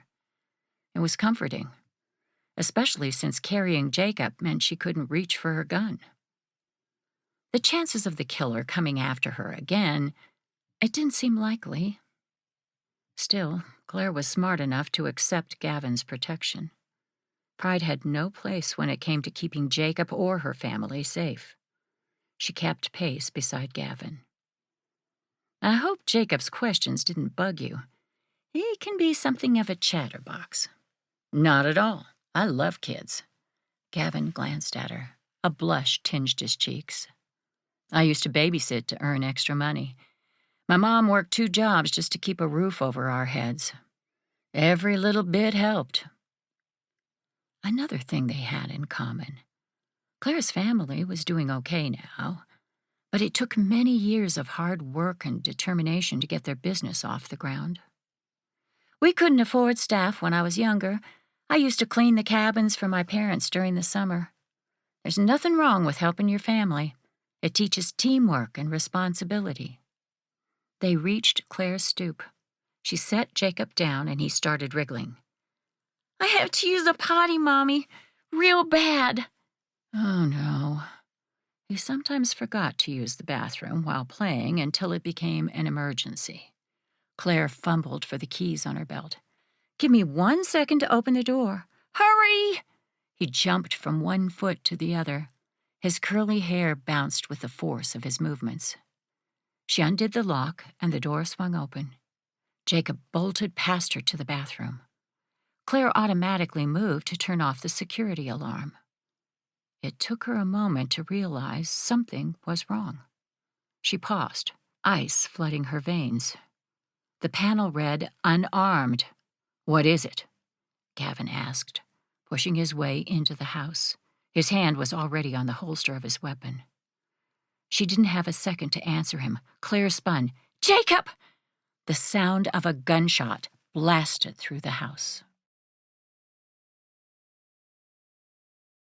6. Anger pulsed through Gavin's veins as he surveyed the handgun rigged in the bathroom. It had been designed to shoot Claire, but had fired when Jacob opened the door. A bullet hole was buried in the wall about 5 feet from the ground. It had sailed right over the little boy's head. He'd been scared, but unharmed, thank God. Still, the echo of Claire's voice screaming Jacob's name, followed by the sound of the gunshot, would haunt Gavin's dreams for the rest of his life. Texas Ranger Riker Montgomery placed his hands on his hips. His button-down shirt was wrinkled from driving across several counties, as were his slacks. But there was no fatigue in his posture, despite the late hour. Riker's expression was grim. How did the intruder gain entry to the house? He broke a window pane on the back door and flipped the latch. Claire has a home security system, but it's an older model. She set it when she left in the morning. It wasn't armed when we entered the house. Riker grunted. Either the intruder knew the code, or he had a device that disabled the alarm system. My guess is the latter. The only people with the security code are Claire and her parents. They change it every month. Once again, the attack had been well-planned and coordinated. It was frustrating. No, it was infuriating. The killer was running circles around them. Gavin gestured to the handgun. This could be the same weapon used to kill Faye. We need to compare the bullets. I'll put a rush on it. You think Xavier Whitlock is behind this? It's possible.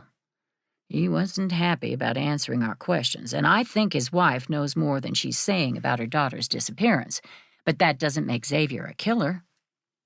Gavin ground his teeth together, fighting back a fresh wave of fury.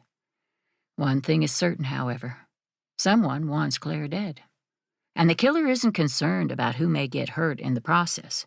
He fired on us at the bakery this morning, and now this. Awful images played like a horror movie in Gavin's head. What if Claire had walked into the bathroom? What if the gun had been pointed lower when Jacob opened the door?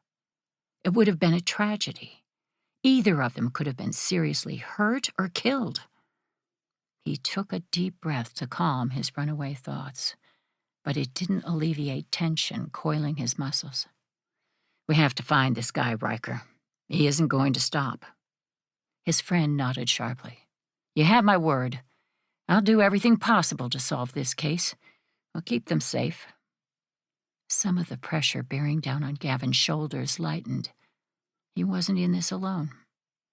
As a general rule, Riker didn't take life too seriously. Quick to laugh, slow to anger, His fun-loving nature made him easy to like. Riker was also a notorious flirt, which helped in the dating department. But when it came to investigations, he left all humor at the door. Riker would work day and night until the case was solved. "Why don't you see how Claire is doing?" Riker suggested. "I'm sure she could use a friend right now. I'll stay here and help with the crime scene technicians." Gavin nodded. He was eager to check on Claire and Jacob. The last time he'd seen them, the little boy had been crying his eyes out. Both he and his mother had been terrified, with good reason.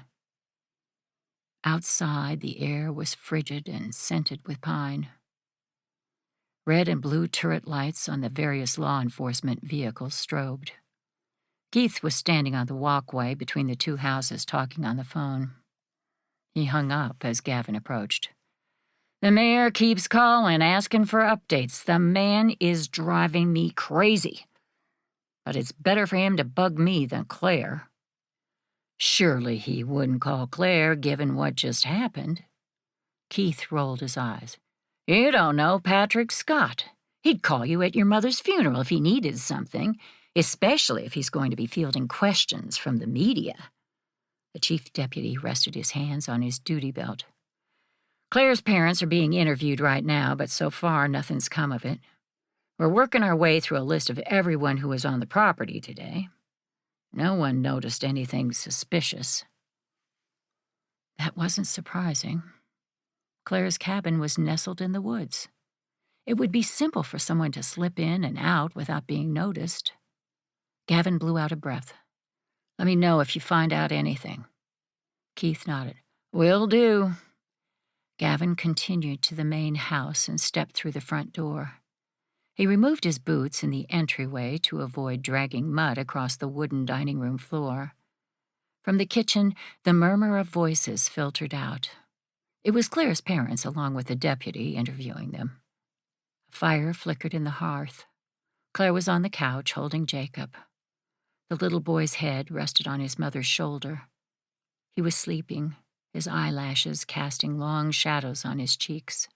She gently rubbed his back. They looked peaceful together. The sight halted Gavin in his tracks. There were things to say, but now wasn't the time. He started backing out of the room. "Don't go." Claire's voice was barely a whisper. He hesitated. Then on stocking feet, Gavin crossed the carpeted living room. He sat on the coffee table in front of Claire. Her gaze lifted to meet his.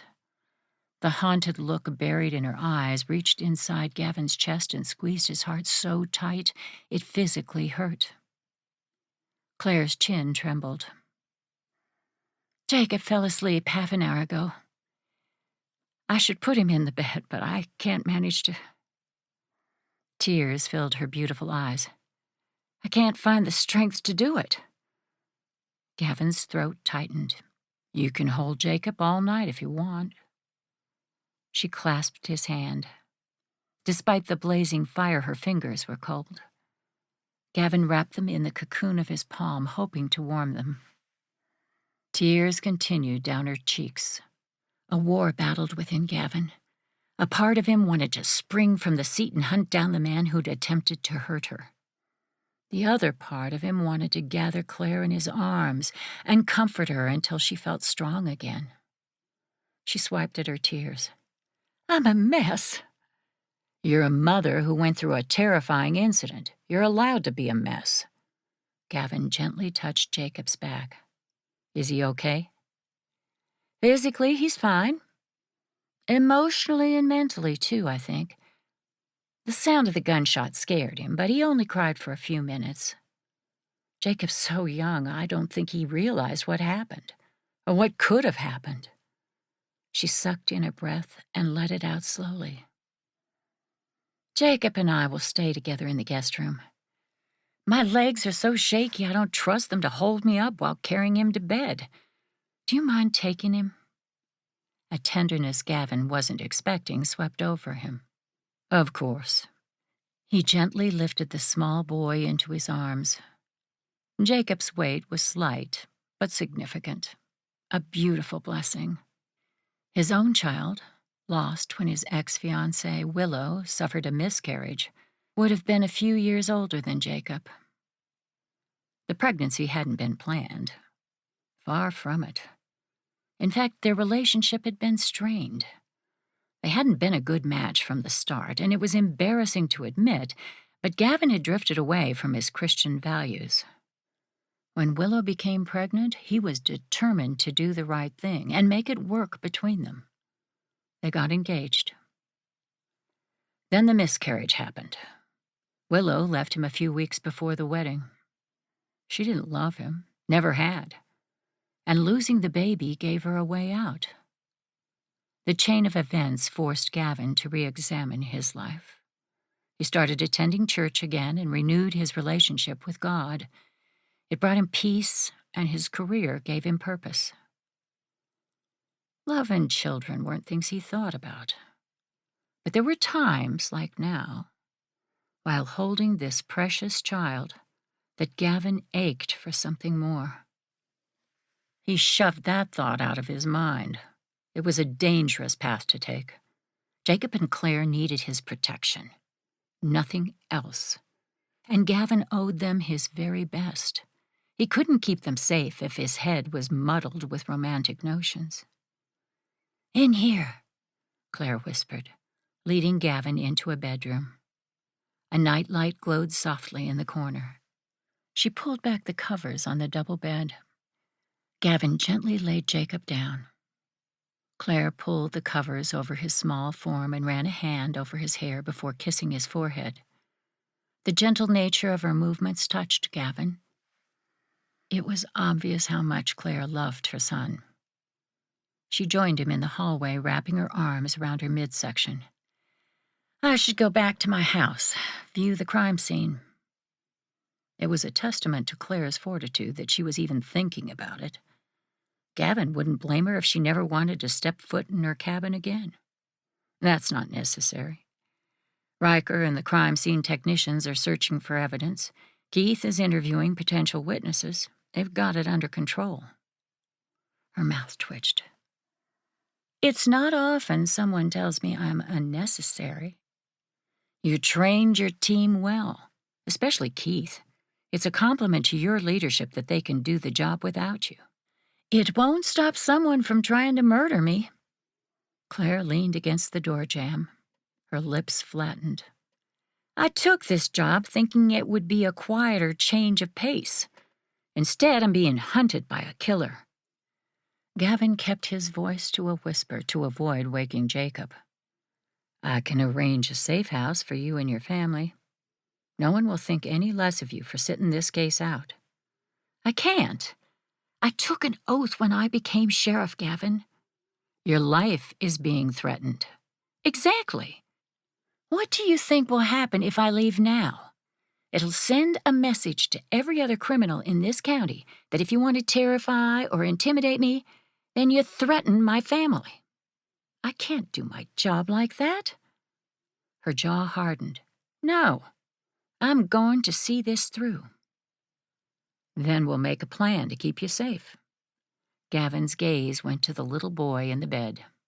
"Both of you." Claire woke with a jerk.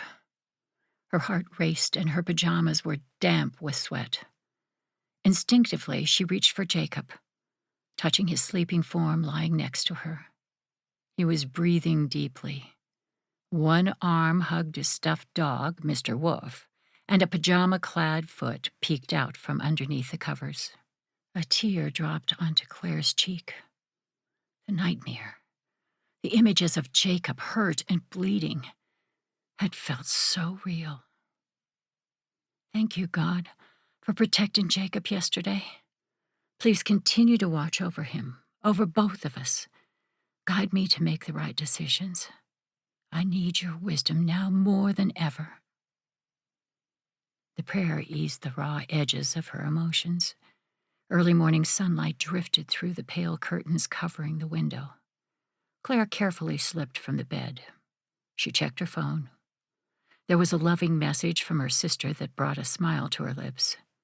Bea was still in Denver, completing a wilderness training. She'd offered to come home, but Claire insisted she stay several states away. It was safer. They'd spent a long time talking on the phone after everyone else had gone to bed. There was no one who could comfort Claire better than her younger sister. Just seeing the sweet text message of support was enough to put some steel back into her spine. There was a criminal to find. 15 minutes later, she was showered and dressed. Her parents' bedroom was empty. The bed, covered in a handmade quilt, was neatly made. Belatedly, Claire remembered they were helping an injured friend with his ranch animals. Her mom and dad had likely been up since before daybreak. The scent of fresh coffee drew her to the kitchen. Gavin was seated at the kitchen table, reading on his tablet, a mug resting at his elbow. The deep cleft in his chin accented the curve of his freshly shaven jaw. His long legs were stretched out in front of him, feet clad in white socks with red stitching. He'd spent the night on the couch as an added layer of security for her family.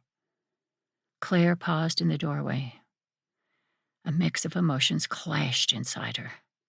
She'd avoided getting close to any man since her divorce, afraid to let someone pass the protective barriers surrounding her emotions. But last night, Gavin handled the crisis and her tears with gentleness and respect. There was no denying the handsome Texas Ranger made her feel safe.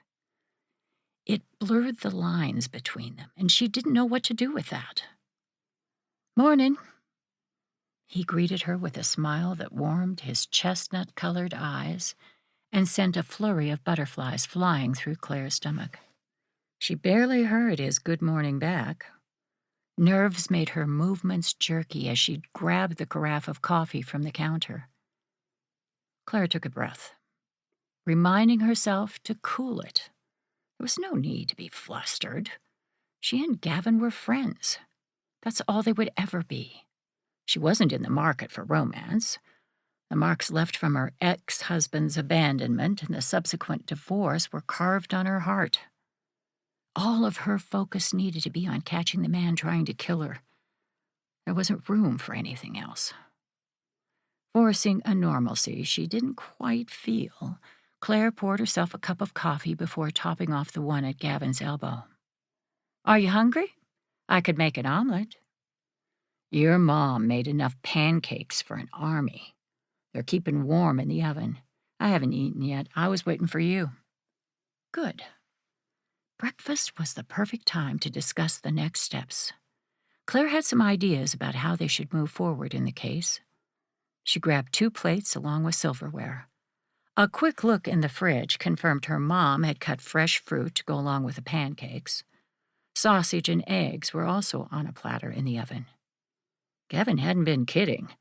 Her mom had made enough for an army. Claire arranged it all on the table. "We should call Riker and tell him to come over for breakfast, too.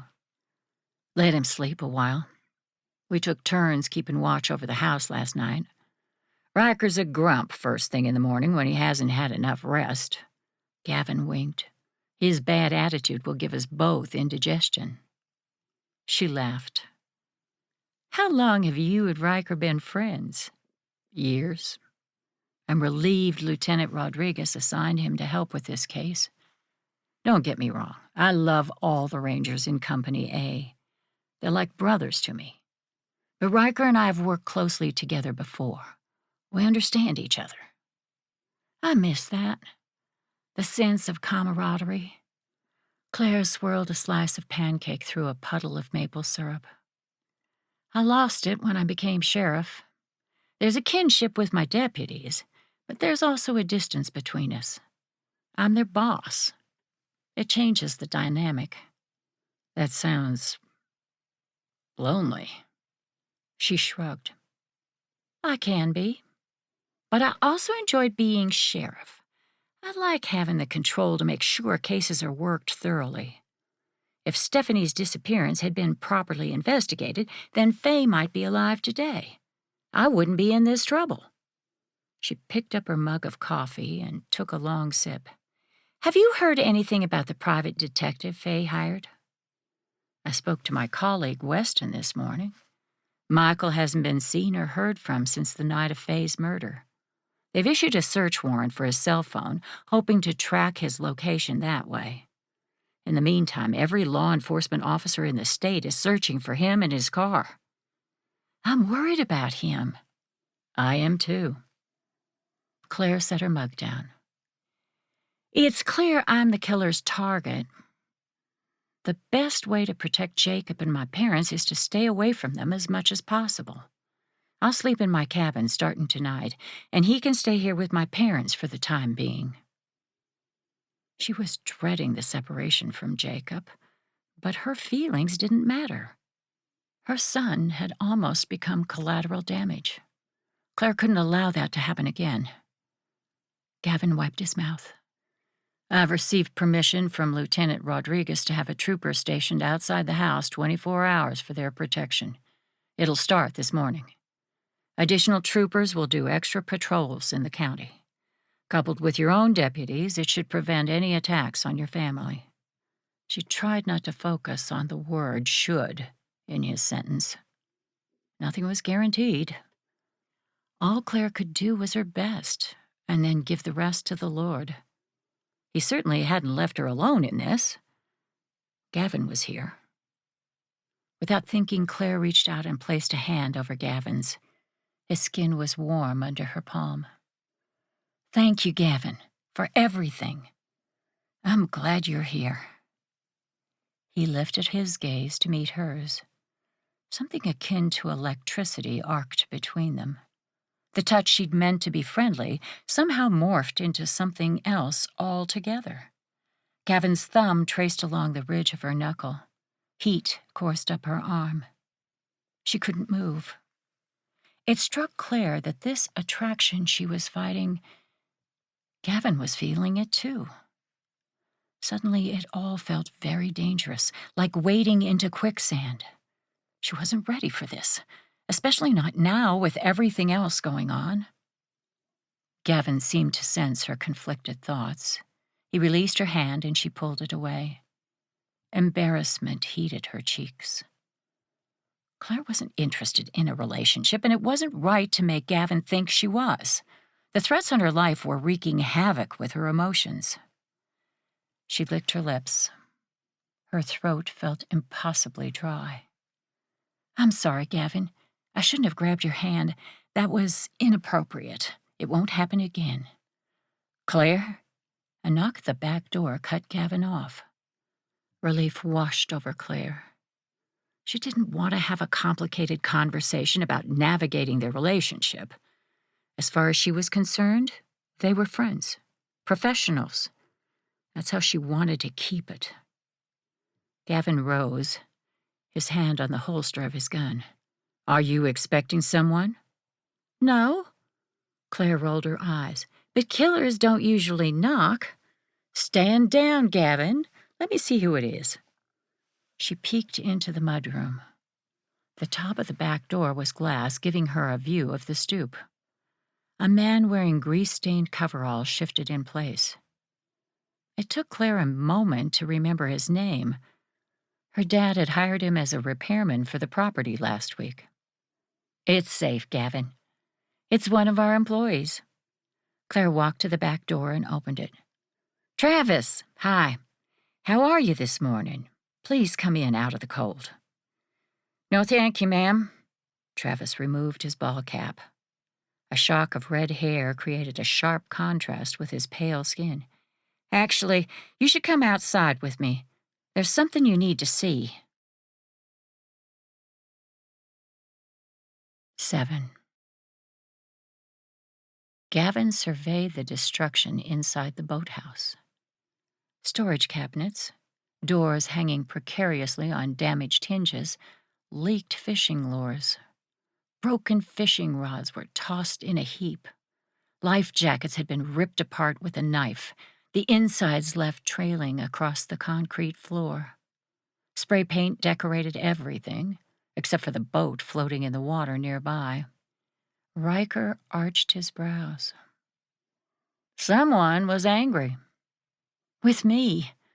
Claire said from her position on the opposite side of the cabinets. She had her arms wrapped around her midsection, but her expression was hard. She jutted her chin toward the wall in front of her. "Check out the message the intruder left." Gavin stepped around a few destroyed items. The toe of his boot sent a fishing bobbin skittering across the concrete. He inhaled sharply as the words spray-painted across the wall came into view. "If you want to live, Sheriff, then quit. Leave town." Riker huffed out a breath. "Direct and to the point. Whoever did this took his time." Gavin bent to examine the twisted lock on the storage unit. The door had been pried open with force, probably with a crowbar. And he's strong. How did he do this much destruction without being noticed by anyone? There were deputies patrolling the property the entire night. Claire sighed. "We own 70 acres, Gavin. It's impossible for them to be everywhere at once.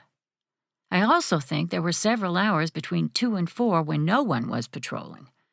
There was a car crash on Hillside Road. Some teenagers got the bright idea to race on the empty streets.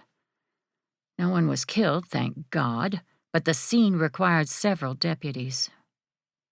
Gavin nodded. Of course. Fulton County didn't have a large department, and with the icy roads, they were stretched thin to begin with. Claire sounded weary. The troubles weighing on her shoulders were increasing by the minute, and Gavin had added to them. He mentally kicked himself again for that indiscretion in the kitchen. He shouldn't have brushed his thumb against her knuckle. What on earth had he been thinking? He hadn't been. That was the problem. When Claire placed her hand in his, all reasonable thought had escaped him, which sounded simply ridiculous. He wasn't some teenager with his first crush, but a grown man in his 30s with life experience. Claire wasn't the first woman he'd found attractive, nor was she the first beautiful woman he'd ever worked with. But everything about her broke down the carefully constructed walls around his heart. A strand of golden hair fluttered across Claire's forehead. Gavin resisted the urge to tuck it behind her ear. She made him want things. Love. A family. But he wasn't good at either. Willow's words replayed in his head like a broken record.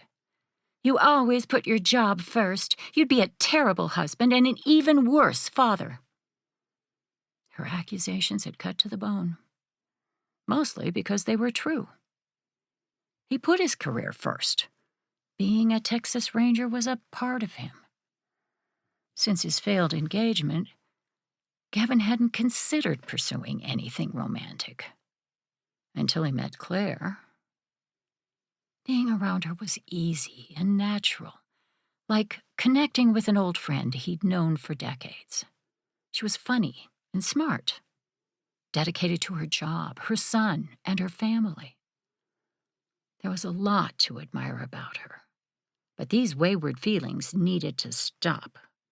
Gavin wouldn't add to Claire's troubles. She obviously didn't want to pursue this constant humming attraction between them. It was for the better. Gavin had a job to do, a killer to catch, and that's where his attention, all of his attention, would go. He assessed the fishing boat, tied to a pole by a rope. His boots tapped against the concrete as he circled the vessel. Gavin frowned. The intruder breaks in, pries open the storage cabinets, and trashes the place. He even writes a message in spray paint, but doesn't touch the boat. Why? Claire shrugged. Maybe he didn't have enough time. A patrol unit could have scared him off. That was a possibility. Truth was, this entire case wasn't making a lot of sense. Faye's murder, the shooting at the bakery, and the rigged gun in Claire's house were well planned. This looked like a random act of uncontrolled rage. Riker was still staring at the message scrawled on the wall. He consulted something on his phone, brows drawn down in concentration. "What is it?" Riker pointed to a curly swirl located under the word town. "See that? The upside-down question mark? It looks like a symbol used by the Chosen. It's part of the logo on their website." He tilted the phone so Gavin could see the screen. Sure enough, his friend was right. The symbols appeared almost identical. A memory needled the back of his mind. "I was doing some research on the Chosen last night. They tattoo this symbol somewhere on their body, usually in a visible place, so members can identify each other. Xavier has one." She pointed to her neck right above her jacket collar. "It's here. You can't see it all the time, but I noticed it once while questioning him about cooking methamphetamine on his property last summer." "I take it you didn't have enough evidence to arrest him?" "Unfortunately not. His southern neighbor complained of a funny smell, and there were rumors around town. I investigated, but Xavier refused to answer my questions or allow me onto the property. A judge wouldn't give me a search warrant without stronger evidence. The case petered out. That mirrors some of law enforcement's concern with the Chosen. Xavier could be behind this. He was quick to tell us he had nothing to do with Faye's murder. But I don't trust him further than I can throw him." Claire's brow crinkled. "Isn't it strange for Xavier to trash my boathouse and then leave a calling card? I don't trust him any more than you do, Gavin, and I believe there's something criminal going on with the Chosen, but they haven't avoided law enforcement scrutiny by being brazen." She had a point. Gavin tilted his head. "We need to be careful. So far, there's no evidence linking these crimes together. We could be dealing with two separate things. You made Xavier mad with your questions yesterday." He waved a hand at the destruction. "This could be his answer." Again, that would only draw attention to him. It'd be easier for me to believe someone purposefully put that symbol on the wall, hoping we would focus on Xavier. The same way Faye's killer tried to make the murder look like a robbery by stealing the bakery's money. Riker rocked back on his heels. "What we need is more evidence. I'm going to call the lab and get them to rush through what we have. I'll also get forensics down here. If we're fortunate, the intruder left a fingerprint or two." Gavin wasn't holding his breath, but it was worth a shot. "We also have the postcards Stephanie supposedly sent her mother. A handwriting analysis could determine if it's legitimate. But we need something Stephanie wrote for comparison." "I've been thinking about that," Claire said. "Mary Ellen may have something since Stephanie worked for them. I'll call her and ask."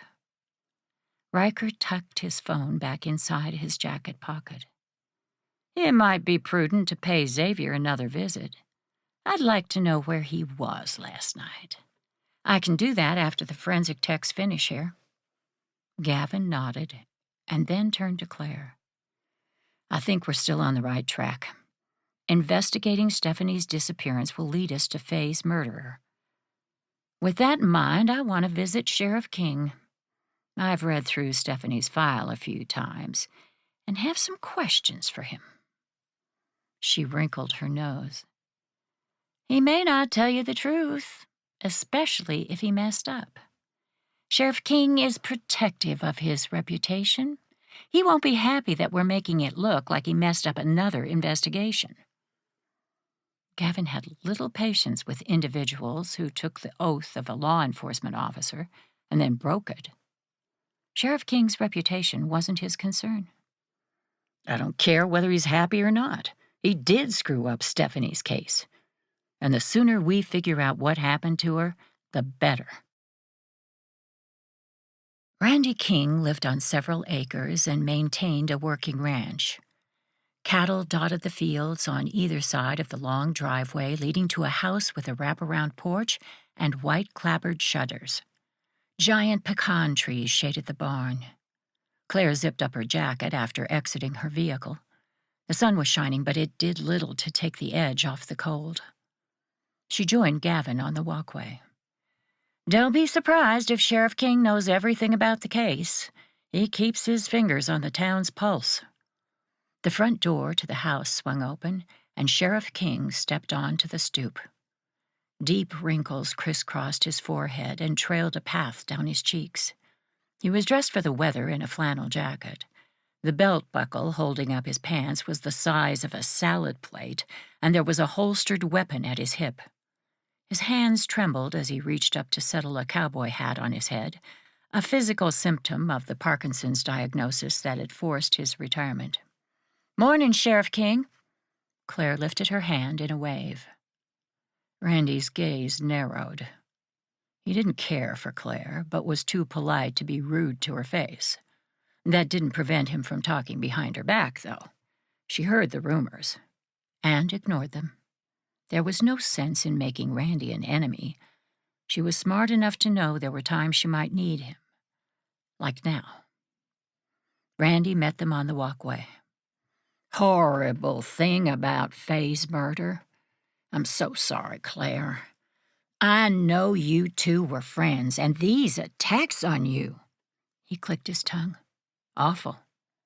I'm glad to see you're okay." "Thank you." She introduced Gavin, and the two men shook hands.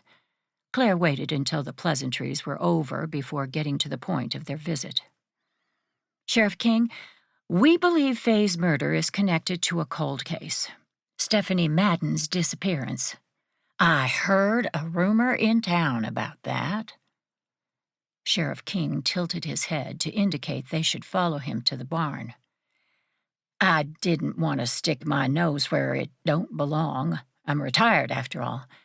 But I think you're barking up the wrong tree, Claire." "Why is that?" Gavin asked. Sheriff King picked up a grooming brush before heading toward a beautiful quarter horse waiting nearby. "Because Stephanie ran off. I'm sure of it." "How can you be sure?" He raised his bushy eyebrows. His gaze flickered to Claire before settling back on Gavin. "Despite what you may have heard about me, Ranger Sterling, I investigated cases correctly. Faye called my office and said Stephanie hadn't shown up for work at the bakery as scheduled. It's not uncommon for adults to skip work from time to time. Still, I took Faye's concerns seriously and sent 2 deputies to Stephanie's rental home. Her car wasn't in the driveway. The house was locked up tight and there was no sign of any trouble, so they left." So far, everything sounded correct. Claire would have asked the neighbors if they'd seen Stephanie and checked with the young woman's family and friends, but that was above and beyond the norm. She didn't believe Randy was a bad man or malicious, just misguided. "We aren't looking to blame anyone, Sheriff King." Claire kept her tone neutral. She didn't want to make him angry. There was some information only he could provide. "We simply want to catch Faye's murderer. What happened after you conducted the initial welfare check on Stephanie?" "We waited 48 hours, and then Faye officially filed a missing persons report. I obtained a search warrant for Stephanie's rental home. A suitcase was missing from the closet. Clothes and other personal items like her purse and phone were gone. There was no indication of forced entry, no blood or sign of a struggle." He shrugged. "Based on our search, we decided Stephanie had left town of her own free will. That conclusion was supported when her mother received a postcard from her several weeks later." Gavin leaned against the fence. "Other than her mother, did anyone else hear from Stephanie after her disappearance?" "Not to my knowledge. But I also didn't ask." Randy used long strokes to brush the horse. "Like I said, it appeared Stephanie left town. I wasn't going to use valuable resources looking for a woman who didn't want to be found." According to the deputy who took the missing persons report, Stephanie had paid her monthly rent in full just days before she disappeared. Gavin removed a notepad from the pocket of his shirt. He flipped it open to a page. She'd purchased a new patio set that was delivered after she left. There was fresh food in her fridge. New tennis shoes still in a box were next to the front door. She left her cell phone charger, expensive jewelry, and a favorite coat in the house. She was also owed a paycheck from the bakery. A sizable one. Sheriff King's gaze narrowed. A red stain crept along the back of his neck and onto his cheeks. "Are you accusing me of something, son?" "No. I'm asking if you took any of this information into consideration when determining Stephanie left town." Gavin straightened from the fence. He met Sheriff King's hard gaze without flinching. "I've searched for Stephanie. She hasn't renewed her driver's license, nor has her car registration been updated. Faye hired a private investigator to find her. Now she's dead. The private investigator is missing, and someone is shooting at Claire. I don't have time for games, sir. I need answers, not spin." Sheriff King swallowed hard. "What makes you think the person trying to kill Claire has anything to do with Faye's murder?" "Because I won't stop until I catch Faye's killer." Claire tucked her hands into the pockets of her coat. "I'll chase down every lead. I know Faye was looking for Stephanie. That means I'm going to be looking for Stephanie." "Someone doesn't want you to find her." Sheriff King sagged against a nearby bench. He was quiet for a long moment. Claire didn't think it was possible, but the man seemed to age in front of them. He licked his lips. "I genuinely believed she left town. Faye was upset, yes, but Stephanie had a host of problems she was dealing with. She'd talked about starting over somewhere new with several people." Claire stiffened. "What problems was Stephanie dealing with?" Randy snorted. "You know who her stepdaddy is, right? I mean, we can start right there. Xavier doesn't cause trouble in the normal sense, but I don't trust him. I've long believed he's involved in something criminal. Could never prove it, though." She'd heard the same rumors. Maybe Stephanie threatened to turn him into the police? Claire passed a glance at Gavin before focusing back on the former sheriff. "What was Xavier's relationship with Stephanie like?" "They didn't get along, but kept things cordial for her mother's sake. I don't know any more than that. But I would be careful. Xavier is cold, and I believe he's capable of murder. But he also knows the Chosen is watched by law enforcement. I don't think he'd purposefully do anything to draw attention to himself. Murdering Faye, shooting at you, Claire, and threatening your family? It's messy." Claire considered Sheriff King's warning. She also wondered about Xavier's involvement. Was it possible the real killer had left the mark in the boathouse, hoping it would trick them into focusing on Stephanie's stepfather? It was something to consider. Leaving such a blatant calling card didn't fit with the Chosen's secretive nature. "Can you think of anyone else who might have wanted to harm Stephanie?" Sheriff King pondered the question. "She had an on-again, off-again boyfriend. From what I understand, their relationship was tumultuous. His name is Alex Sheffield. Works down at the animal clinic and shelter." Shock reverberated through Claire. She knew Alex well. So had Faye. She'd catered fundraising events for the shelter. The image of Faye sitting in her SUV with a flat tire flashed in Claire's mind. The killer had driven up, pulled over to the side of the road. Faye had gotten out. She'd trusted the person. Could it have been Alex? 8. Furry Friend's animal clinic and shelter was 1 block off Main Street near the center of town.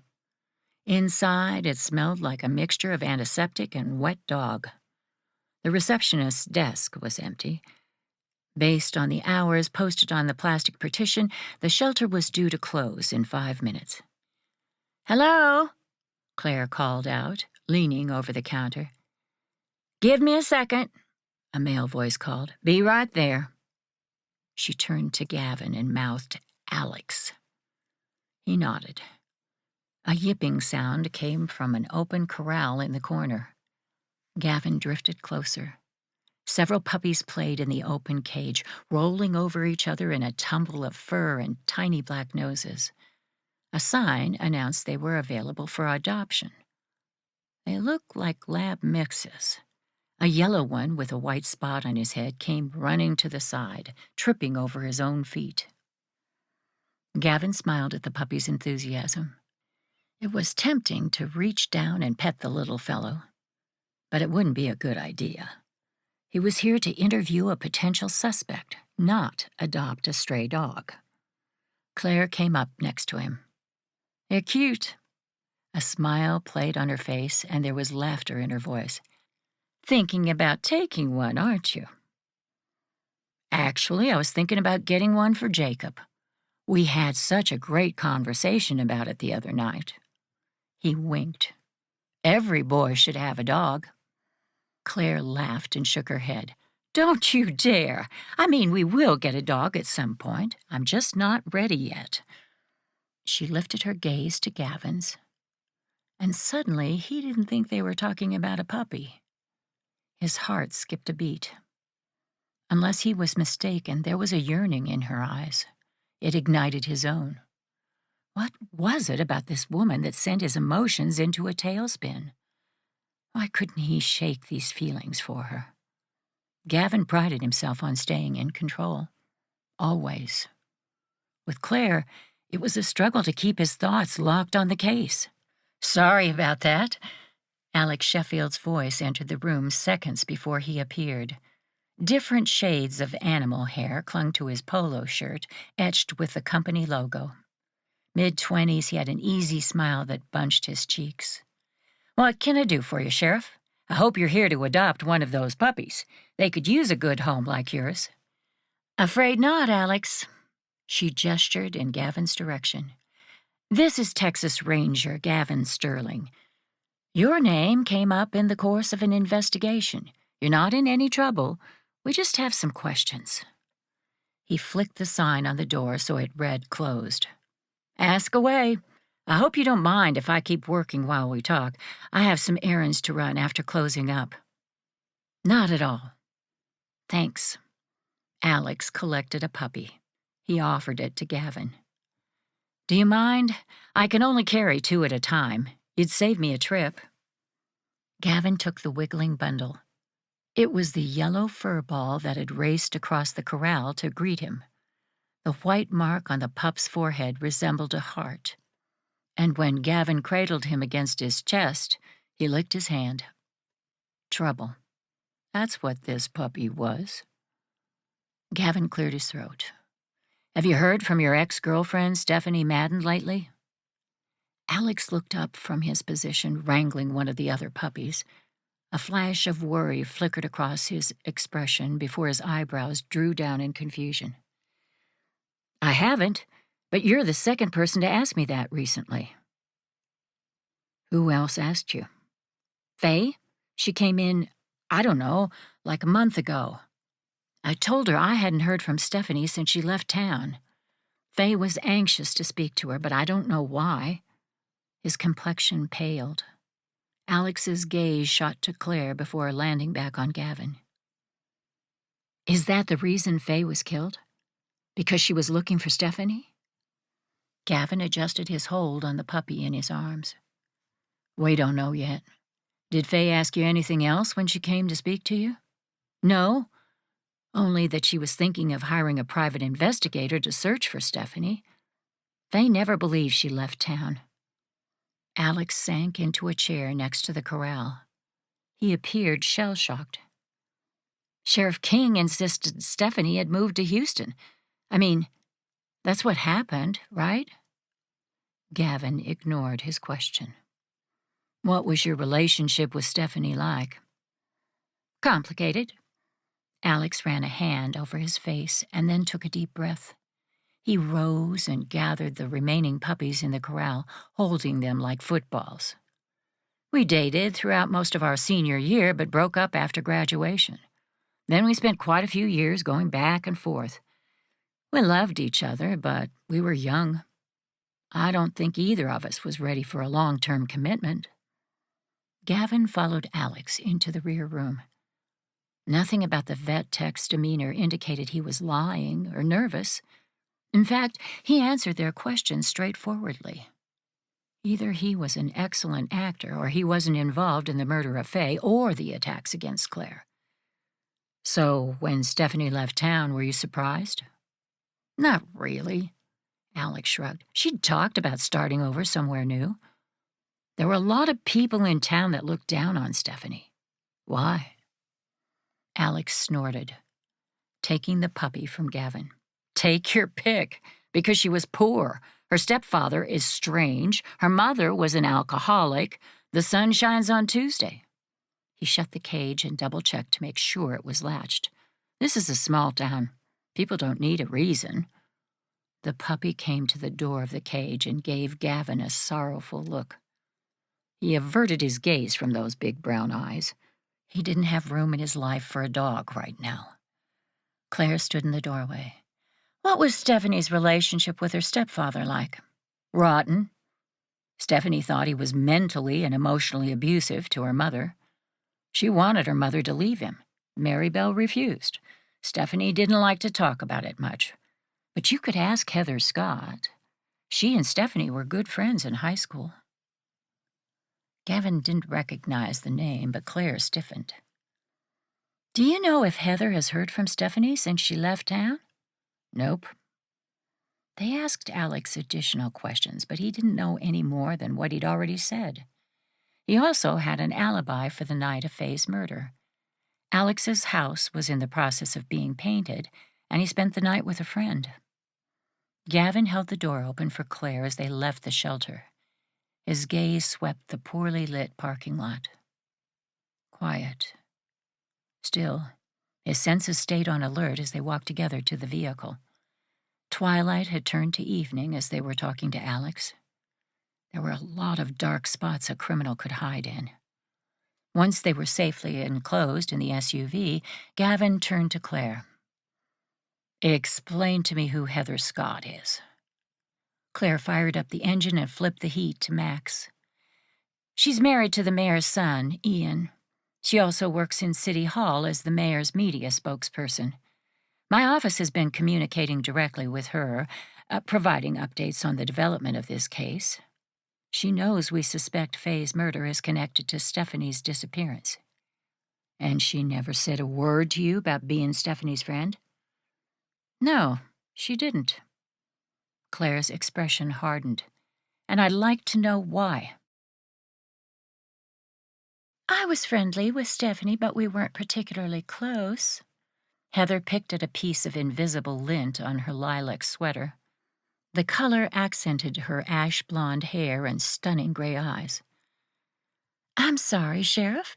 It didn't occur to me you'd need to speak to me about her. Claire studied the woman sitting across from her in the formal living room. Heather was polished and soft-spoken. Her nails were painted a pale rose, her makeup perfect. She was stunning on camera and even more beautiful in person. But she was also incredibly savvy. Heather knew how to answer a question and deflect. It's what made her an effective spokesperson for Mayor Scott. How did you know Stephanie? Gavin asked. He was sitting on the couch next to Claire. The rough Texas Ranger was completely out of place on the silk couch, cowboy hat perched on his knee. Heather flashed him a smile that bordered on flirty. We went to school together. Stephanie tutored me in algebra. We lost touch when I went to Harvard, of course. After moving back home, I'd see her from time to time in the bakery. We'd chat, but never about anything significant. At this stage of the investigation, we're talking to everyone who was friends with Stephanie. Anything you can tell us would be helpful. Of course. I'm happy to help in any way I can. It's horrible to think Stephanie's disappearance has anything to do with Faye's murder. To be honest with you, I have my doubts about whether or not they're connected. I always assumed Stephanie had left town and was living someplace else under an assumed name. Interesting theory. Claire leaned forward. Why would you think that? Because of her stepfather, of course. Heather picked up a crystal glass and drank some water. Stephanie was quite close to her mother, but she had issues with her stepfather from the beginning. We've been told there were arguments between Stephanie and Xavier. Daily ones.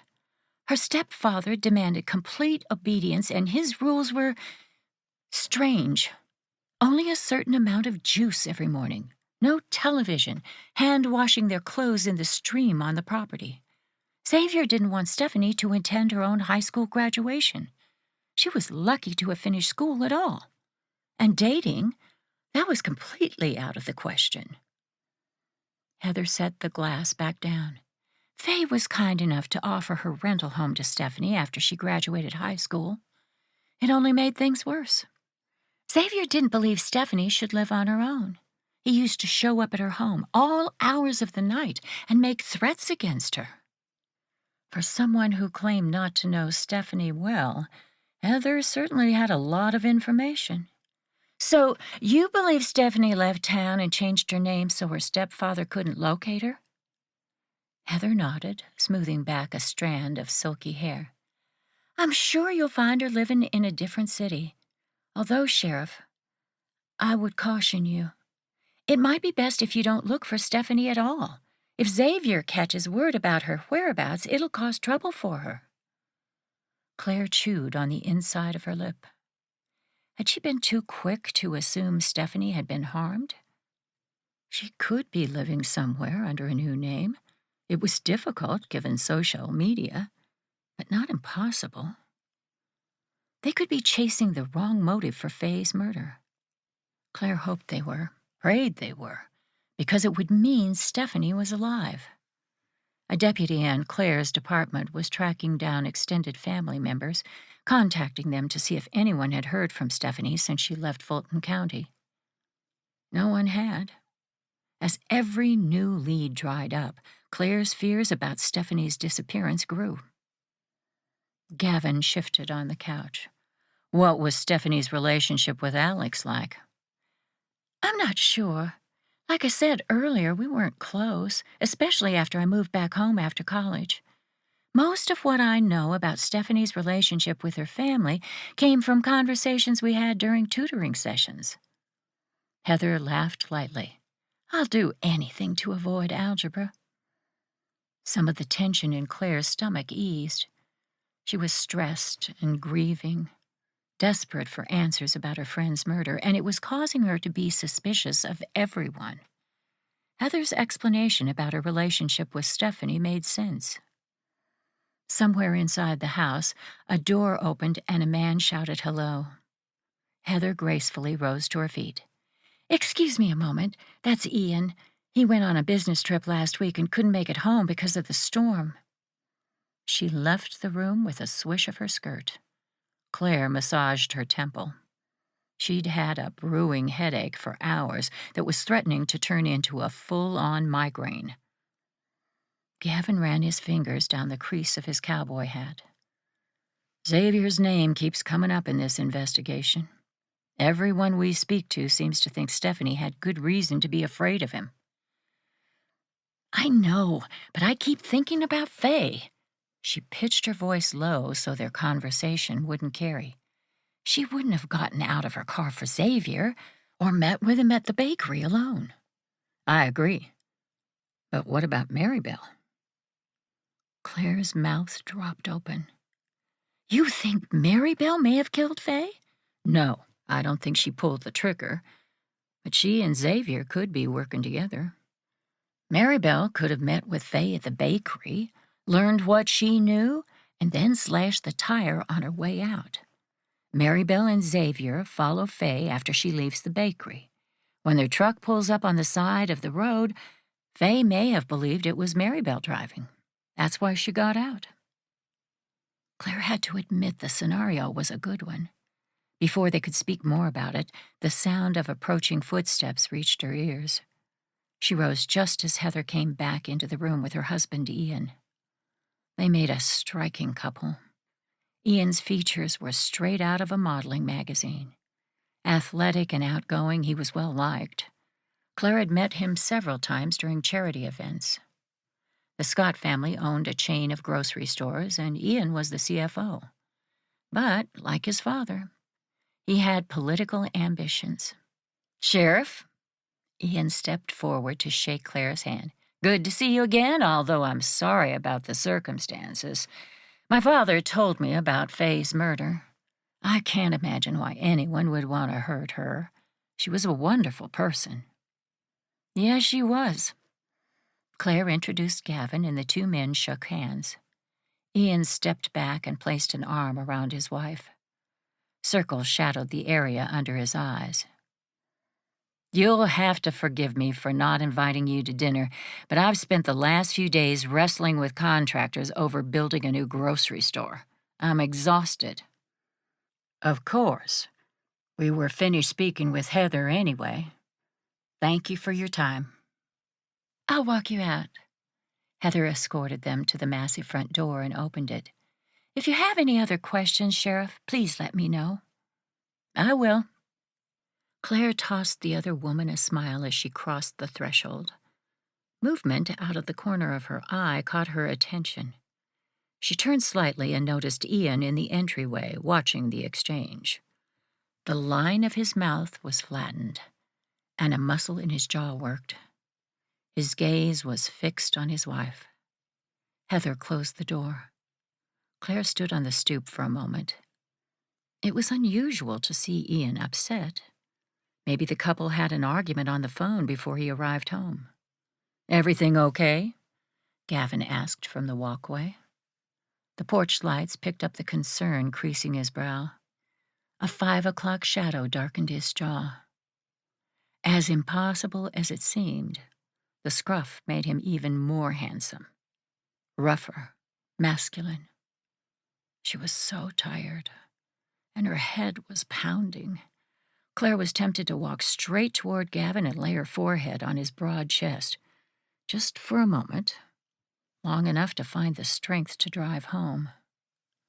The turn of her thoughts rattled her. A romantic relationship was the last thing she needed at the moment. But asking for Gavin's help wasn't a bad idea. Claire held out her keys. "Would you mind driving? I have a headache." "Not at all." He took the keys from her hand. Their fingers brushed and warmth spread through Claire at the simple touch. She ignored it. Instead, she focused on how strange it was to be in the passenger seat of her patrol truck. Anything to distract her from the handsome Texas Ranger sitting next to her. She tilted the seat back and closed her eyes. Gavin fired up the engine. The soothing motion of the car eased the pain in her temples. She gently massaged her forehead. "Have you had any updates from Riker?" "Yes." Xavier refused to speak to him. No surprise there. The boathouse was swept for forensic evidence, but all the fingerprints collected were from known individuals, like your dad. Riker picked up the notebook Stephanie used for work from Mary Ellen. He took it and the postcard to the handwriting analyst. We should hear something soon. Progress. It was slow, but every inch forward brought them closer to the truth. Claire continued to rub her forehead. "What about the private detective Faye hired?" "Still missing. Every law enforcement officer in the state is looking for him." Claire peeled her eyes open. Gavin's hands were tight on the steering wheel, and his gaze darted between the rearview mirror and the side view one. She sat up. "What is it?" "Someone is following us." 9. Gavin's heart rate jumped as the vehicle tailing them sped up. The roar of the engine cut through the night air. He glanced in the rear-view mirror. Visibility was poor. There weren't any streetlights on the country road, and the moon hid behind a wall of clouds. Dark blue or black truck, no headlights. Claire turned around to peer out the back window, even as her hand fumbled for the radio to call dispatch. "How long has he been following us?" "About a minute. He pulled out from a dirt road we passed." Gavin weighed his options. This street passed by Claire's property. He needed to deviate. A road with better lighting would be a good start. If he could get a view of the license plate, they could get an ID on the owner. The rear window of their patrol truck shattered. Gavin instinctively grabbed Claire and pushed her down into the seat. "He's shooting at us." Several more bullets slammed into their vehicle. Anger, piping hot, raced through Gavin's veins. His foot pressed down on the accelerator as he tried to put some distance between them and the shooter. Dangerous, given the wet road conditions and the chance of black ice, but he didn't have a choice.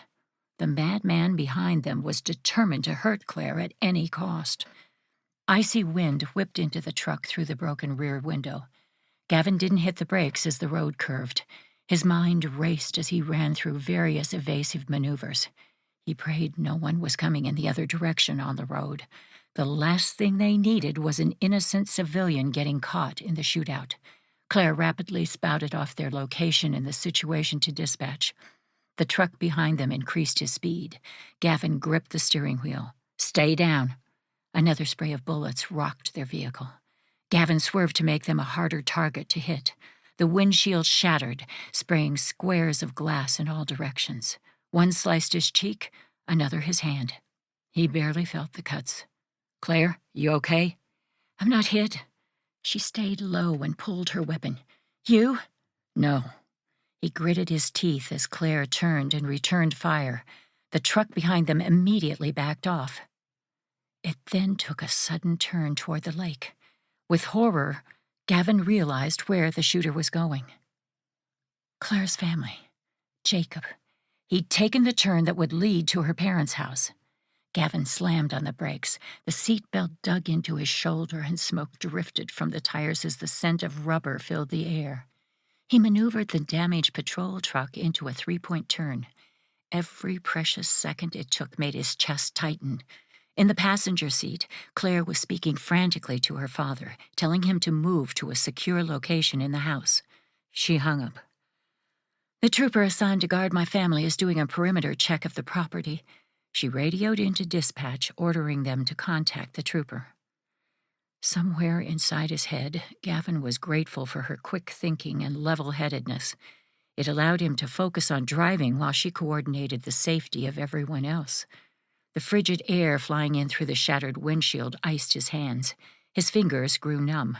He turned onto the Wilsons' property and blew past the main office. The lights were out. Claire's dad had given his staff a few days off and arranged for the few renters they had to stay at a hotel. It was good foresight on his part. Gavin took the fork toward Claire's childhood home. The lights in the pretty log cabin shone like a beacon in the dark. He increased his speed. A flash of chrome on a side street caught Gavin's attention. The black truck. Gunshots erupted. The steering wheel under Gavin's hand jerked as several bullets hit the tires. He struggled to regain control of the vehicle, but it was impossible. They went into a spin. Metal crunched and more glass shattered as the patrol truck slammed into a pine tree. The engine sputtered and then died. Claire. Gavin sucked in a breath and turned his head. His airbag hadn't deployed, but hers had. He pushed it out of the way. "Claire." She lifted her head and blinked at him. White powder covered her face, and a scratch from the glass marred the bridge of her nose, but recognition flared in her beautiful eyes. "I'm okay, Gavin. What happened?" The black truck pulled out from a small side road. The shooter had laid a trap using Claire's family against them, and Gavin had stupidly fallen for it. He fumbled with his seatbelt. Numb fingers slowed his movements. "Get down, Claire." He spared a quick glance in her direction. She was slipping low in her seat, reaching for her weapon. Gavin's fingers finally found the button and his seatbelt released. He pushed open his door with one foot while pulling his gun. "Texas Ranger," he screamed, loud enough for the driver of the truck to hear. "Come out of your vehicle with your hands up." On the other side of the car, Claire had also opened her door and, like Gavin, was using it as a shield. Her gun was trained on the truck. Gavin's heart thumped once, twice. He thought for a second the driver was going to listen to his instructions. Then the motor revved. Gavin fired his gun, but the truck kept coming. He was on a collision course with them. No, not them. With Claire. The angle of the truck would put the brunt of the impact on her. Gavin didn't have a second to shout a warning, but in his head he was yelling Claire's name. He threw himself clear of the open door, just as the criminal's vehicle rammed into the patrol truck. Metal screeched. Asphalt bit into Gavin's skin as he rolled across the road. Pain ricocheted through his shoulder. His gun tumbled from his fingers. He landed in the grass on the opposite side of the street. Gavin lifted his head and his heart stopped. His vision narrowed to the two vehicles smashed together on the other side of the road. Claire's side of the patrol truck was crumpled against the trees. If she hadn't moved in time, she'd been crushed. God, no. Please, no. Gavin stumbled to his feet. His gun lay on the road in the opposite direction. The black truck reversed in preparation to slam into Claire's vehicle again. One step. Two. He wouldn't make it to the weapon. There was no choice. Gavin screamed and raced for the side of the truck. He would stop the man with his bare hands if he had to. The driver turned. Gavin glimpsed a black ski mask. The wail of sirens erupted through the night air. Relief rippled through Gavin. Backup was coming. Still, he kept moving toward the truck. "Come out with your hands up." The driver ignored his order. He spun his tires, tearing up the grass on the side of the road, and took off. Gavin didn't watch him go. He spun toward Claire's vehicle. She was nowhere in sight. Desperation stole his breath as he raced toward the place he'd last seen her. Please, God, please let her be okay. Hours later, Claire closed the children's book she'd been reading to Jacob. Her little boy was fast asleep in the bed beside her. He looked like an angel. His long lashes cast shadows on his cheeks. Wrapped in his arms was Mr. Wolf, the stuffed dog he'd had since he was a baby. After the incident with the black truck, Claire had to see and hold her son. The memory of a shooter barreling toward her parents and child brought fresh tears to her eyes. She bit her lip hard to keep from falling apart. Crying would wake Jacob. She didn't want him to see her upset. Her little boy was completely unaware of how close he'd been to danger. After Claire warned her father, her parents hustled Jacob into the bathroom by saying it was a fun game. Even after everything calmed down and things were safe, Jacob had wanted to finish building his car tracks in the tub. Claire had helped him. It had eased her worries to hear his laughter and see the bright smile on his face. Now, in the quiet stillness, the terror came rushing to the surface. Every muscle in Claire's body ached. She dived out of the way before the truck rammed her vehicle. By some miracle, neither she nor Gavin had been seriously hurt. Her patrol truck was totaled, though. Thank you, Lord, for watching over us, for protecting my family and Jacob. I'm scared, but I know we are in your hands. I'm trusting you. It was tempting to curl up next to Jacob and sleep. She would have gladly stayed there the entire night. An iron will and a strong sense of duty forced her to slip from the bedroom to face reality. The house was quiet. Her father stood next to the dining room window, a cup of coffee in his hand, staring at the deputies processing the scene on the road. A handgun was holstered at the small of his back. He heard her footsteps and turned. Jacob sleeping? Out like a light. She joined him at the window. Keith, her chief deputy, was speaking to Gavin and Riker. None of the men looked happy. Claire sighed. The shooter must have gotten away. Dad, maybe it's time you and Mom leave. Take a vacation with Jacob. Can you be certain whoever this is won't follow us? Try to use Jacob against you? No, I can't. She couldn't be sure of anything.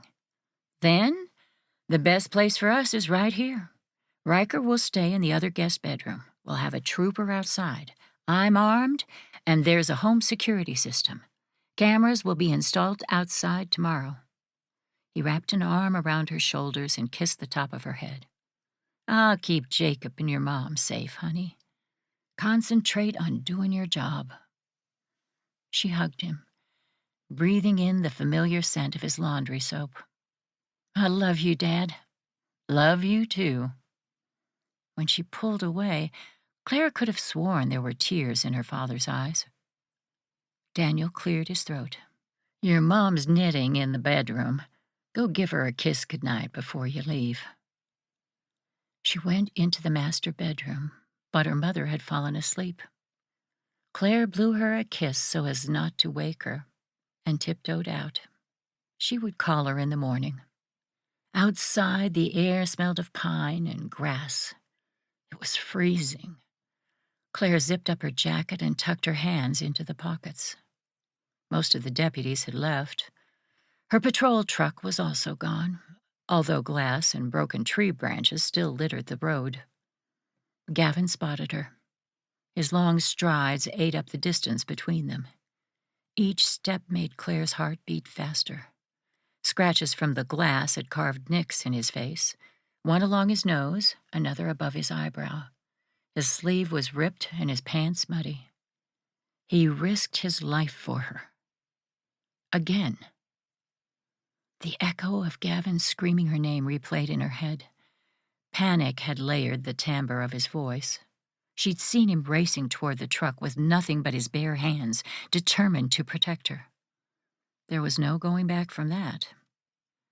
No way for Claire to ignore her growing feelings for the handsome lawman. Gavin stopped in front of her. We're done with the crime scene. His words brought her attention back to the case. What's the update? The shooter got away. The black truck was stolen from an adjacent county. We found it abandoned an hour ago.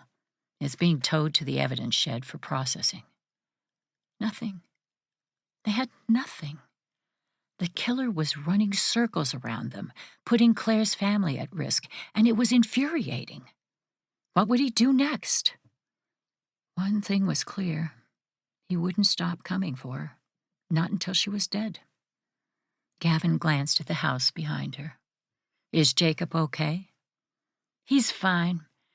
I was worried he'd be upset, but my parents did a great job of protecting him, both physically and emotionally. Jacob had no idea he was in danger. The last words clogged in her throat as the tears she'd been holding at bay threatened to overwhelm her. Gavin lifted his hand as if to comfort her, and then stopped halfway. Indecision flared in his eyes. Claire stepped forward and wrapped her arms around his waist. His heartbeat thumped against her ear, soothing and solid. She melted into his embrace. Gavin's hand cradled the back of her head, his other arm gently supporting her waist. This time, when the tears came, she didn't bother to hold them back. He murmured words of comfort. Gavin's touch was gentle, undemanding, and tender. Claire sucked in a deep breath to gather her emotions back under control. Sorry, I've been holding it together for my family, and he wiped the tear tracks from her face with the pads of his thumb. No apologies, Claire. You've been through so much. I'm surprised you're on your feet. Anyone else would be curled up in a ball in the corner right now. She laughed despite herself. Don't tempt me. He smiled. Claire wanted to drown in his eyes. The way he looked at her, it was intoxicating. Now wasn't the best time to have a conversation about what was brewing between them, but she didn't have the luxury of waiting. not with a killer chasing her down. She took another deep breath. Gavin, I care about you. There's something between us, and I've tried ignoring it, but that's not working. That makes two of us. His thumb trailed along the edge of her jaw, sending sparks through her. She couldn't think with him touching her like that. Claire reached up to take his hands in hers. My divorce changed me. My husband cheated on me, left me for another woman while I was pregnant with Jacob. He's never even met his son. We were having problems in our marriage for a while, but I took my vows seriously. I thought he did too. I was wrong. This next part wouldn't be easy to say, but she needed Gavin to understand. Claire didn't want to lead him on. He deserves so much better than that. I'm not sure I can fully hand over my heart to someone again. Until this moment, I've never even thought of trying. Gavin was quiet for a long moment. First, let me say that your ex-husband is a fool. To have left you and Jacob, he's missing out in a big way. Oh, heavens. She was going to cry again. Claire bit down on the inside of her lip to keep her emotions in check. She wanted to hear what Gavin had to say. You and I, Claire, we're more alike than you know. He pulled her into his arms. I have my own bumps and bruises in the romance department. This isn't the best time for either of us to make decisions. So, let's not. We're friends, and when this case is over, then we'll talk again. I like the sound of that. She sighed, a sense of peace settling over her. Being honest with Gavin about her feelings had lifted a weight from her shoulders. Claire wouldn't have to keep questioning herself around him. They cared about each other. It was enough for now. Gavin's cell phone rang, breaking the moment. He released Claire to answer it.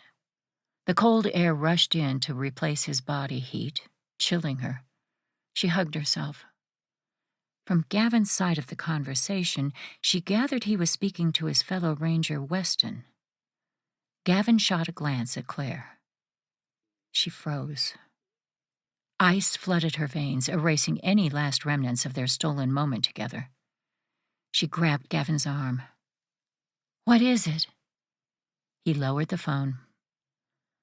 Weston located the private investigator Faye hired.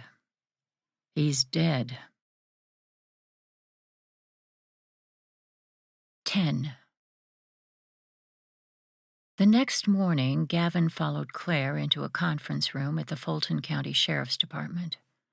His entire body was sore from the encounter with the gunman. Questions about the case kept him tossing and turning the entire night. Hopefully, the meeting this morning would provide some answers. Seated at the table were the Rangers from Company A. Gavin's steps faltered as he registered everyone's presence, including his boss, Lieutenant Rodriguez. She rose from her chair to greet them both with a handshake. Sorry to crash the meeting, Claire, but once my team heard about the latest attack, I couldn't keep them away if I tried. Bennett's the only one not here, Weston said as he moved to hug Claire. She looked tiny next to the former professional football player. But he has a good excuse since he's honeymooning in Hawaii. Weston clapped Gavin on the back, and the two men did a half-hug, half-handshake. The move was repeated with Grady and Luke. Each of the men embraced Claire. She asked to see photos of their growing families. The next few minutes were spent catching up with each other's lives. Coffee and breakfast were brought in. Gavin's fatigue lifted as he listened to Grady's funny stories about toddler mischief and Luke's woes about sleepless nights with a newborn baby. He hadn't realized how much he needed a break. The case and the threats against Claire were weighing on him. He was terrified something would happen to her. Gavin didn't know when it happened, but somehow This smart, beautiful woman had slipped past his defenses. Hearing how her ex-husband left her, pregnant and alone, had broken his heart. She was amazingly resilient. Claire didn't need anyone to take care of her, but she sparked every one of his protective and caring male instincts. Gavin wanted to be there for her. Could he do it forever? He didn't know. His own failed relationship with Willow haunted him. The words she'd hurled during their last conversation were buried in his heart. "You'd never make a good father or husband. Your work is everything to you. There's no room for anything else." "Okay." Lieutenant Rodriguez clapped her hands, breaking through Gavin's thoughts and drawing the attention of everyone in the room. "I hate to ruin this good time we're having, but we have a case to solve. Let's get down to business." Like a switch, everyone in the room turned serious. Lieutenant Rodriguez turned to Gavin. "Let's start with a rundown of the case so we're all on the same page." He ran through the chain of events, from Faye's murder to last night's shooting. Everyone listened carefully. Then Weston took over to discuss the private investigator's murder. "Michael Grayson, 36, former military, did 2 tours in Iraq before opening a private investigation business. According to phone records, he received a call from a burner phone on Monday night." "The same night Faye was killed," Claire interjected. "What time was the call?" Weston glanced down at his notes. 9:30. We don't know what was said, but according to Michael's secretary, he was meeting with someone about a case. He drove to a park on the outskirts of Houston. Police officers located him last night. Why did it take so long? His car was in a remote location, hidden behind some trees. Michael was shot 3 times, point blank. Ballistics matched the bullets from his body to the ones taken from Faye. Both victims were killed with the same gun. That weapon was then rigged in your bathroom, Claire." Gavin blew out a breath as the impact of evidence hit him. The killer meets with Faye, slashes her tire, then kills her on a remote road. He rifles through her wallet, looking for the name and number of the private detective she'd hired. Then he calls Michael, arranges a meeting for the same night, and kills him. The next day, the murderer rigs the gun in Claire's bathroom, hoping to kill her. Weston nods. That tracks with what we know so far. One more note. Michael wasn't a trusting person. He had a handgun under his jacket and a spare on his ankle. Both were holstered. His secretary said he never met with clients or others in remote locations, only public ones. Whoever called him was someone Michael didn't believe would hurt him. Same with Faye. Gavin sat back in his chair.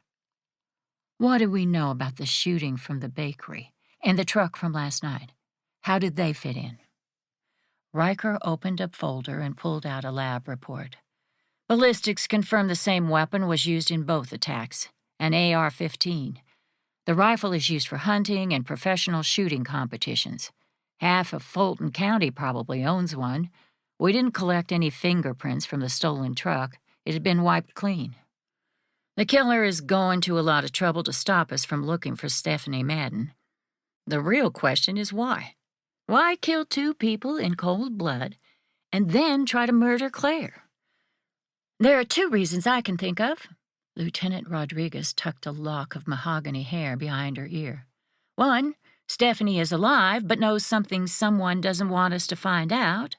Or 2, and I think this is the more likely, she's been murdered, and the killer doesn't want us to find her. I don't think Stephanie is alive, Claire said softly. The Houston Police Department did a thorough search and couldn't find her.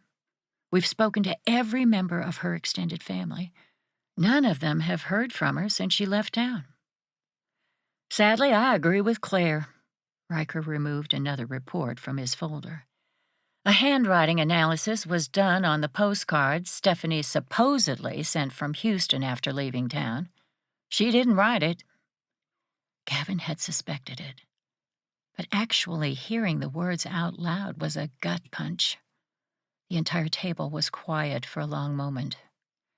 This criminal had killed 2 people already, 3 if Stephanie was included, and was coming after Claire.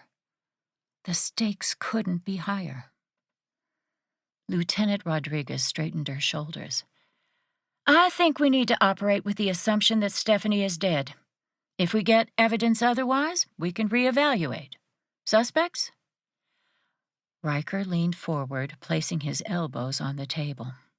Xavier Whitlock could be involved. A symbol used by the Chosen was scrawled under the threatening message written for Claire in the boathouse. Does he have a motive for wanting Stephanie out of the picture? Maybe. There are rumors Xavier is involved in weapons and drug trafficking. Stephanie could have uncovered evidence of his crimes and threatened to turn him into the police. They didn't have a good relationship. Riker's mouth flattened. Xavier refused to speak to me yesterday. We don't have any hard evidence linking him to Stephanie's disappearance, the murders, or the attacks on Claire. But he owns an AR-15.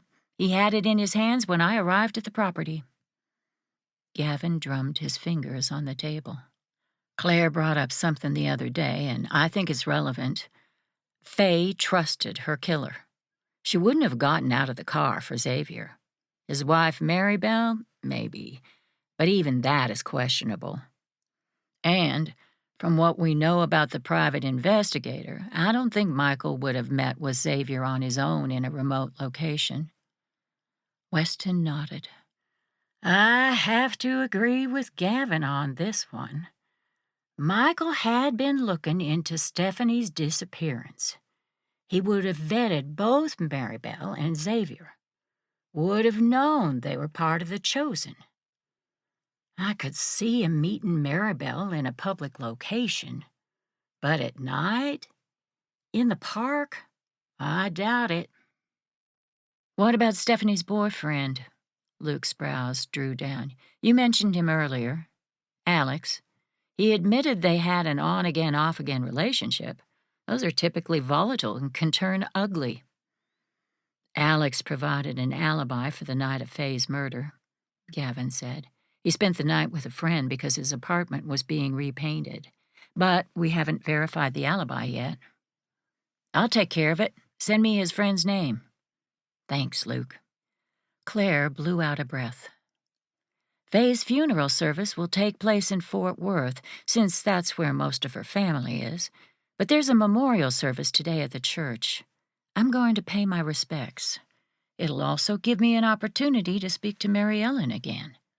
She knew Stephanie well and may provide more insight into Stephanie's relationship with Alex. Or there may be someone else we're missing. I'll go with you. Gavin was sticking close to Claire because of the threats on her life, yes. But that wasn't his only reason for accompanying her. Attending the service for her childhood friend would be painful. He wanted to support her. She shot him a grateful glance. Thanks. That would be helpful. What happened to Stephanie's car? Weston was flipping through Stephanie's case file. He frowned. If we assume she's dead, the killer had to get rid of her body and her car. That's difficult to do. I've been thinking about that same thing. Claire rose from her chair.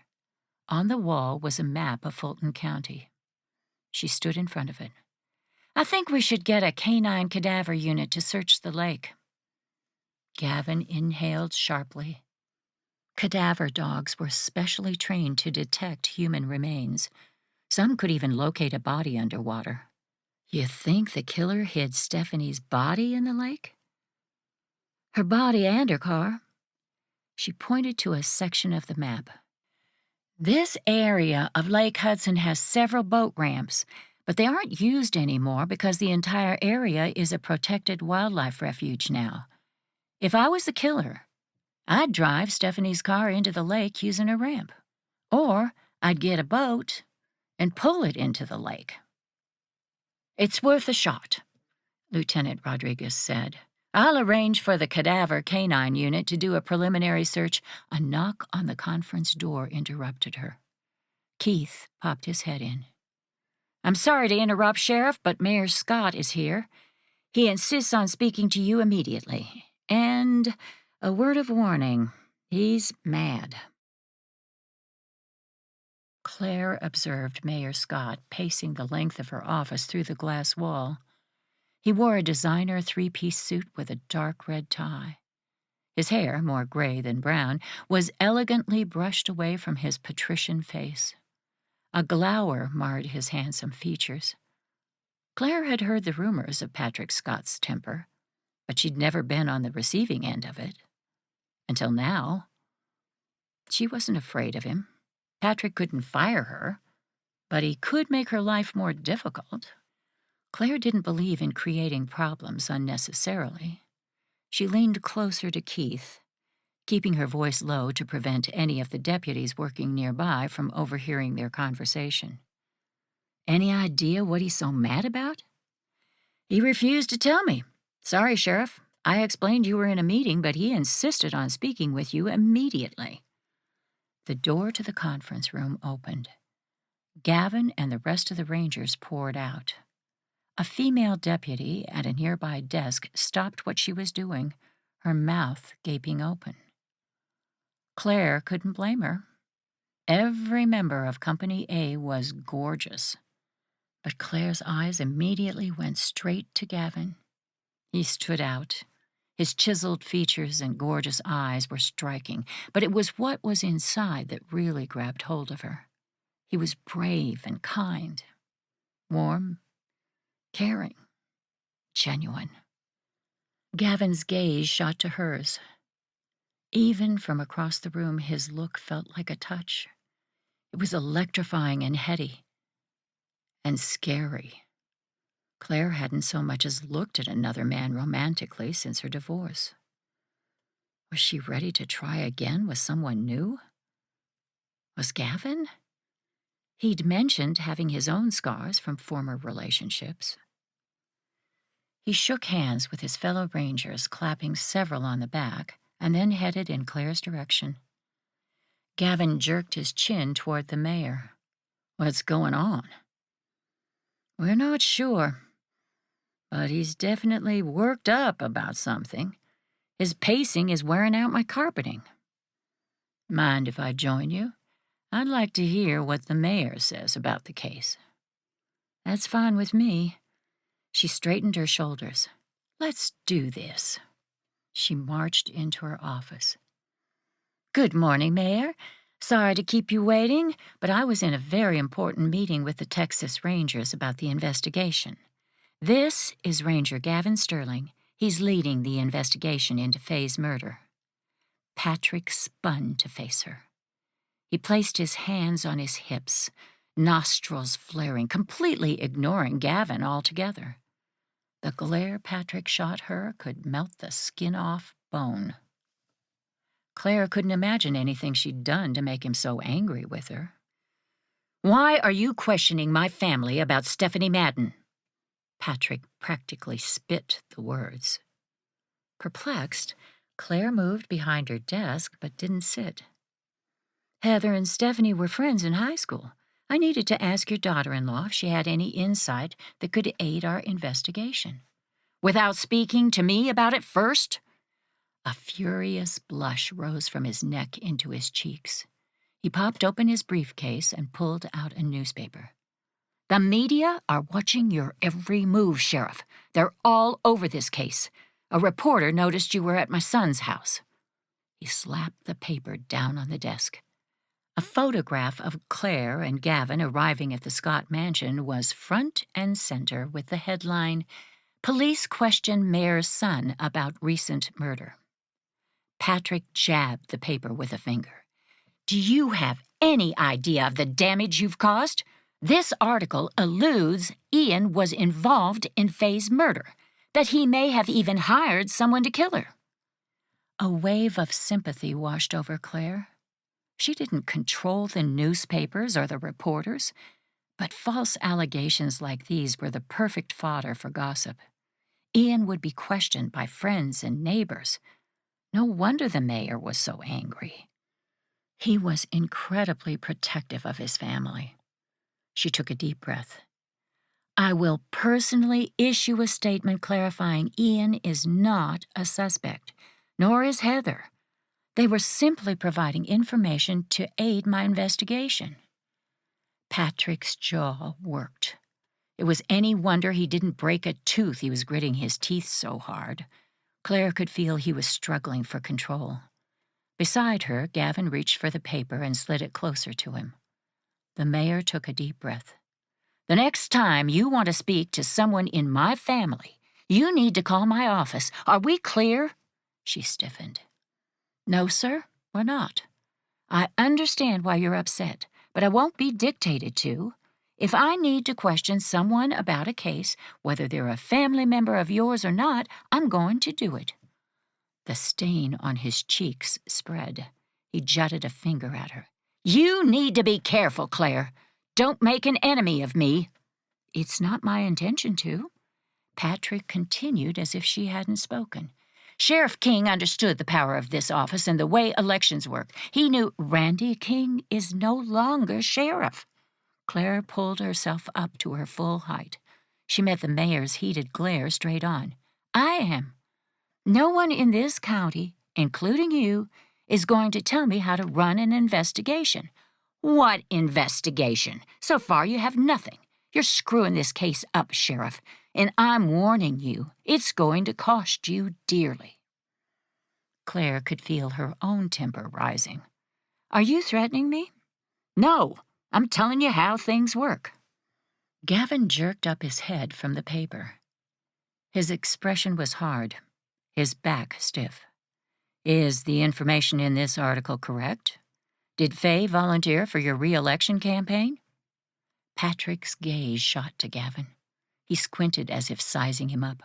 What difference does it make if she did or not? Because Stephanie also volunteered for your campaign. Did you know her? Did Ian? Of course we knew her, but only in passing. Most of the town knew Stephanie and Faye. There's only one bakery, for heaven's sake. Patrick clicked his briefcase closed. He glowered. Sheriff, issue that clarifying statement immediately. And watch yourself. It's not wise to make enemies of people you'll need later. With those parting words, he stormed out of the office. Patrick slammed the door so hard behind him, the blinds on her window rocked wildly. Claire collapsed in the chair. Uneasiness churned her stomach. That was a lot. What is going on? I'm not sure. Gavin placed a hand reassuringly on her shoulder and squeezed. But I suspect people in this town are hiding more secrets than either of us realized. 11. The memorial service was in the church annex. Photographs of Faye, from her birth all the way to adulthood, were scattered around the room. People encircled them, their voices lifting and falling like music. Gavin's gaze swept the room, noting the crowd in attendance. Faye had been loved. Claire halted in front of a photograph. Two teenage girls, one summery blonde, the other a darker brunette, stood in a kitchen. Faye and Claire. Their arms were wrapped around each other. Bright smiles crinkled the corners of their eyes. On the island in front of them were a variety of cupcakes and cookies. Happiness and friendship radiated from the image. It made Gavin's heart ache. This was the day before we started high school. Claire's voice was hollow. Can you believe Faye knew, even back then, that she wanted to own a bakery? She spent hours trying new recipes. I hate baking, but she roped me into her projects. She grew quiet for a long moment. I should have made more of an effort to stay in contact with Faye when I went to college, and then again when I moved home. My attention has been on work, raising Jacob. I didn't make room in my life for anything else. Gavin slipped his hand into hers. She was hurting. There wasn't much he could say to ease her pain. The best way to help Claire with her grief was to walk beside her through it. She interlinked their fingers together and leaned her head on his shoulder. Gavin ran his thumb over the ridge of her knuckle. "Tell me more about Faye." "She had this bubbly, fun personality. She ate her hot dogs and French fries with mayonnaise, and she loved pranks. Not mean ones, but anything that would make someone laugh. One time she filled my locker with rubber snakes. I jumped a mile high. We laughed about that for months. She sounds like someone I would have liked." Claire tilted her head to look up at him and gently squeezed his hand. "She would have liked you, too." The look in her eyes tempted him to lean forward and brush a kiss across her mouth. He resisted. They'd agreed to be friends, and he didn't want to jeopardize the relationship by pushing for more than either of them was ready for. "Claire," Mary Ellen approached them. "Thank you for coming." Gavin released Claire's hand so she could embrace Faye's sister. The two women shared a long hug and a few tears. "Do you have any news about the case?" Mary Ellen swiped at a lingering tear with a tissue. Her gaze darted between Gavin and Claire. "Maybe it shouldn't be my focus, but all I can think about is getting Faye's killer off the street so he can't hurt anyone else." "That's on all our minds," Claire reassured her. "In fact, if you're up to it, we'd like to ask you some more questions. Is there some place we can speak privately?" "Yes, come on." Mary Ellen led them out of the annex and down a short hallway to a children's nursery. Depictions of Bible stories in bright colors decorated the walls. Tables and chairs, sized for toddlers, were arranged in a T shape. She shut the door behind them. "How can I help?" Gavin hooked his thumbs in his pockets. "We believe your suspicions are correct, and Faye was killed because of her investigation into Stephanie's disappearance. Since Stephanie worked for you, I'm hoping you can help us narrow down who might want to harm her." Mary Ellen sat on a table. Her shoulders curved inward. "I don't know. Stephanie was a sweet girl. She had issues with her family, especially her stepfather, but I think it became better when she moved into her own place." "What can you tell us about Stephanie's relationship with the Scott family?" She blinked. "Well, Stephanie volunteered for the mayor's re-election campaign. She was friendly with all of the Scott family, Heather especially. They chatted regularly." Interesting. When they'd spoken to Heather, she'd failed to mention Stephanie's volunteer work and had downplayed their friendship. An oversight? Or a purposeful lie? Gavin wasn't sure. "What about Ian?" he asked. "There was a flirtation between Stephanie and Ian, but nothing serious. Some joking and a bit of teasing. Ian was involved with Heather at the time, and Stephanie was dating—" Mary Ellen's eyes widened. "Now that I think of it, Ian's flirting caused Stephanie a lot of issues with Alex. He was incredibly jealous. I remember one time he showed up at the bakery and accused Stephanie of cheating on him. Alex was furious, screaming and creating a scene. Faye stepped in and I thought Alex would strike her." Alex didn't have a violent criminal record, but some people were good at hiding their darker sides. "Were there any other incidents you can think of?" "No, it was just the one time. I didn't even remember it until now. Otherwise, I would have told you about it during our first conversation." Mary Ellen chewed her lip. Do you think Alex could be involved? I don't know. Gavin intended to find out, though. Keep this conversation between us for now. Of course.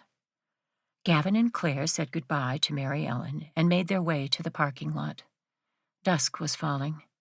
The clouds had dissipated, giving way to a gorgeous Texas sunset. Any other time, Gavin would have stopped to admire the view. Instead, his attention was fixed on their surroundings and any potential dangers. He kept close to Claire's side. Any thoughts? My head is spinning with them. Her phone beeped. She pulled it out of her pocket and glanced at the screen. It's a text from Ian. He's requesting to speak to us about the case. She glanced at Gavin.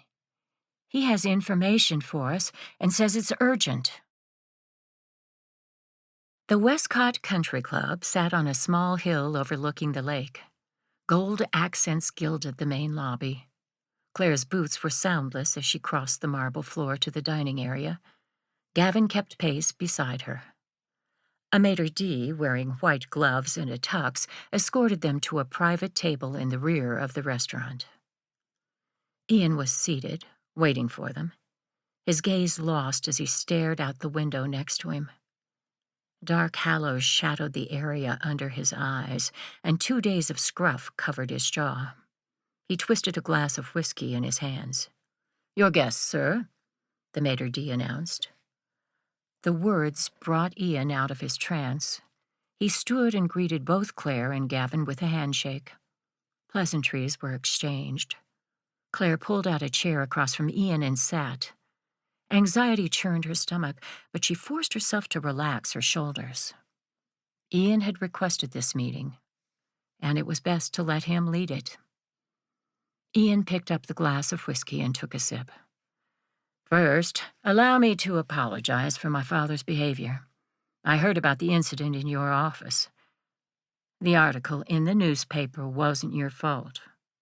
Where was he going with this? Claire hated being suspicious of Ian's motives.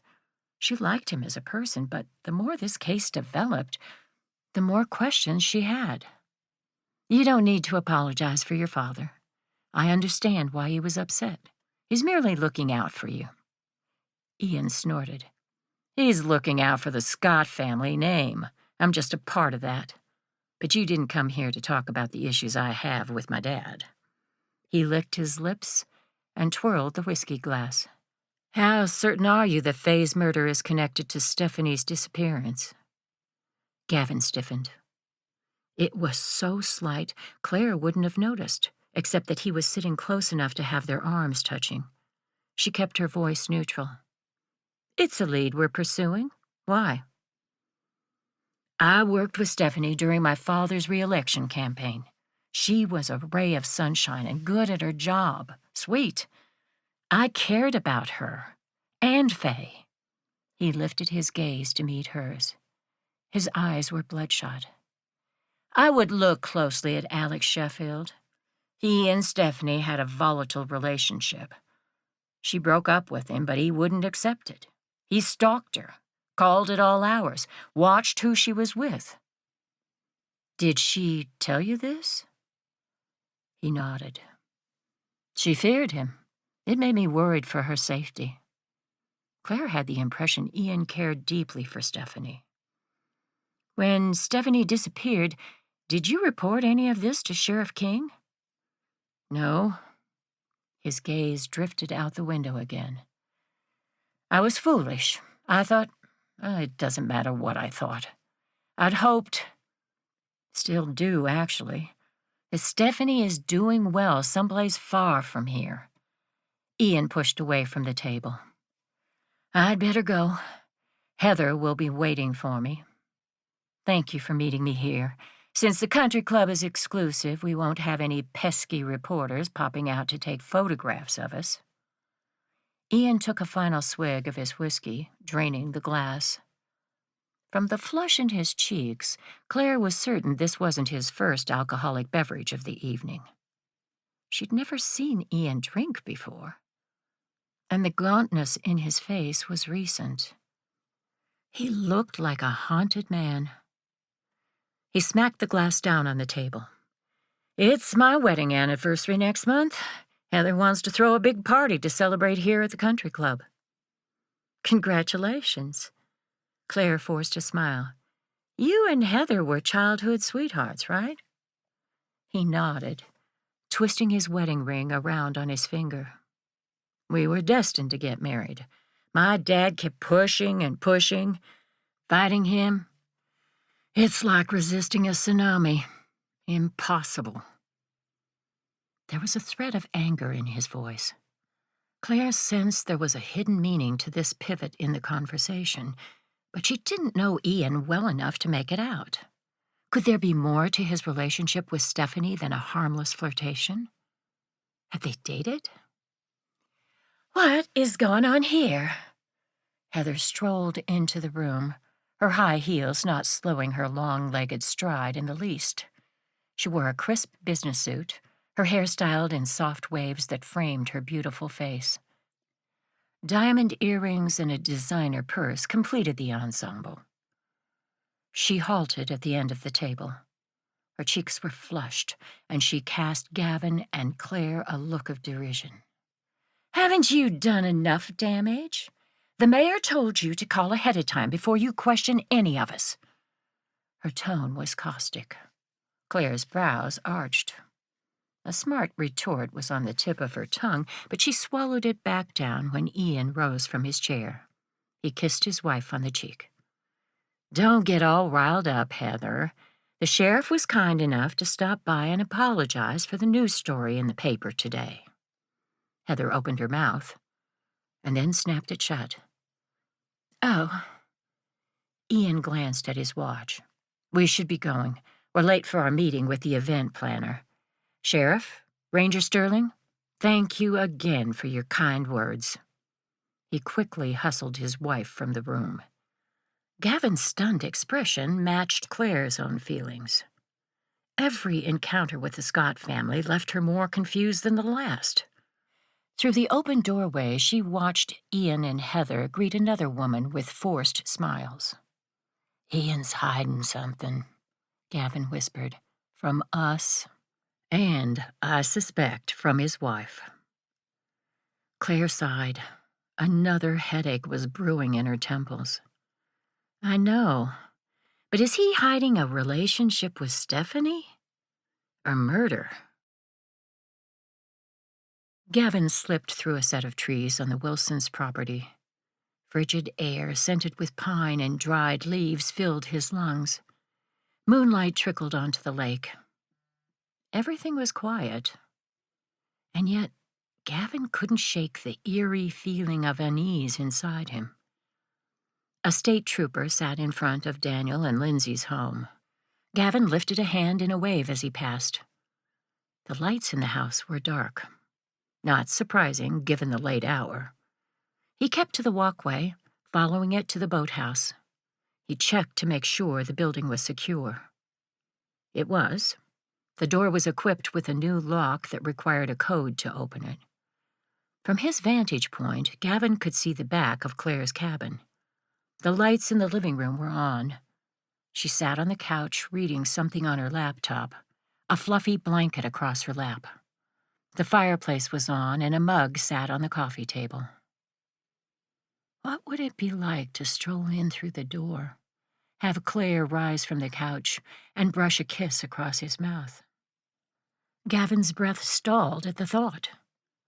He hadn't realized until this moment how much he wanted that. "Lord, I know we've been speaking a lot about keeping Claire safe, but I need more help than that. These feelings I have for her, are they real? Am I ready to fall in love again? I don't want to make a mistake with Claire or Jacob. I need your guidance to find the right path." Peace washed over him. It didn't solve the problems Gavin was facing, but it reassured him that an answer was coming. He would keep his heart open and trust that God would lead him. Gavin's phone beeped. He checked the text message. His heart skipped a beat when he realized it was from Claire. Can you talk? I found something of interest. Gavin jogged up the path to Claire's house. He knocked on the back door, and she appeared a moment later. Her hair was floating around her shoulders in golden waves, face clear of makeup, dressed in sweatpants and a t-shirt. She was so beautiful it took his breath away. Claire disarmed the alarm and opened the door. She waved him inside. I didn't realize how late it was before I texted you. Did I wake you? Nope. I was doing a final perimeter check. What's going on? She led him into the living room and sat on the sofa, pulling her computer back onto her lap. Claire patted the couch next to her. Gavin obliged her silent request. The scent of her perfume tickled his nose as she drew closer to show him the laptop screen. The county has a social media page for event announcements and news. Claire clicked on a page and scrolled down. As you can see, citizens post photographs they've taken while attending these events. I searched back 2 years ago, around the time of the mayor's re-election campaign and Stephanie's disappearance, and found this. She enlarged a photograph. It had been taken at an outside event.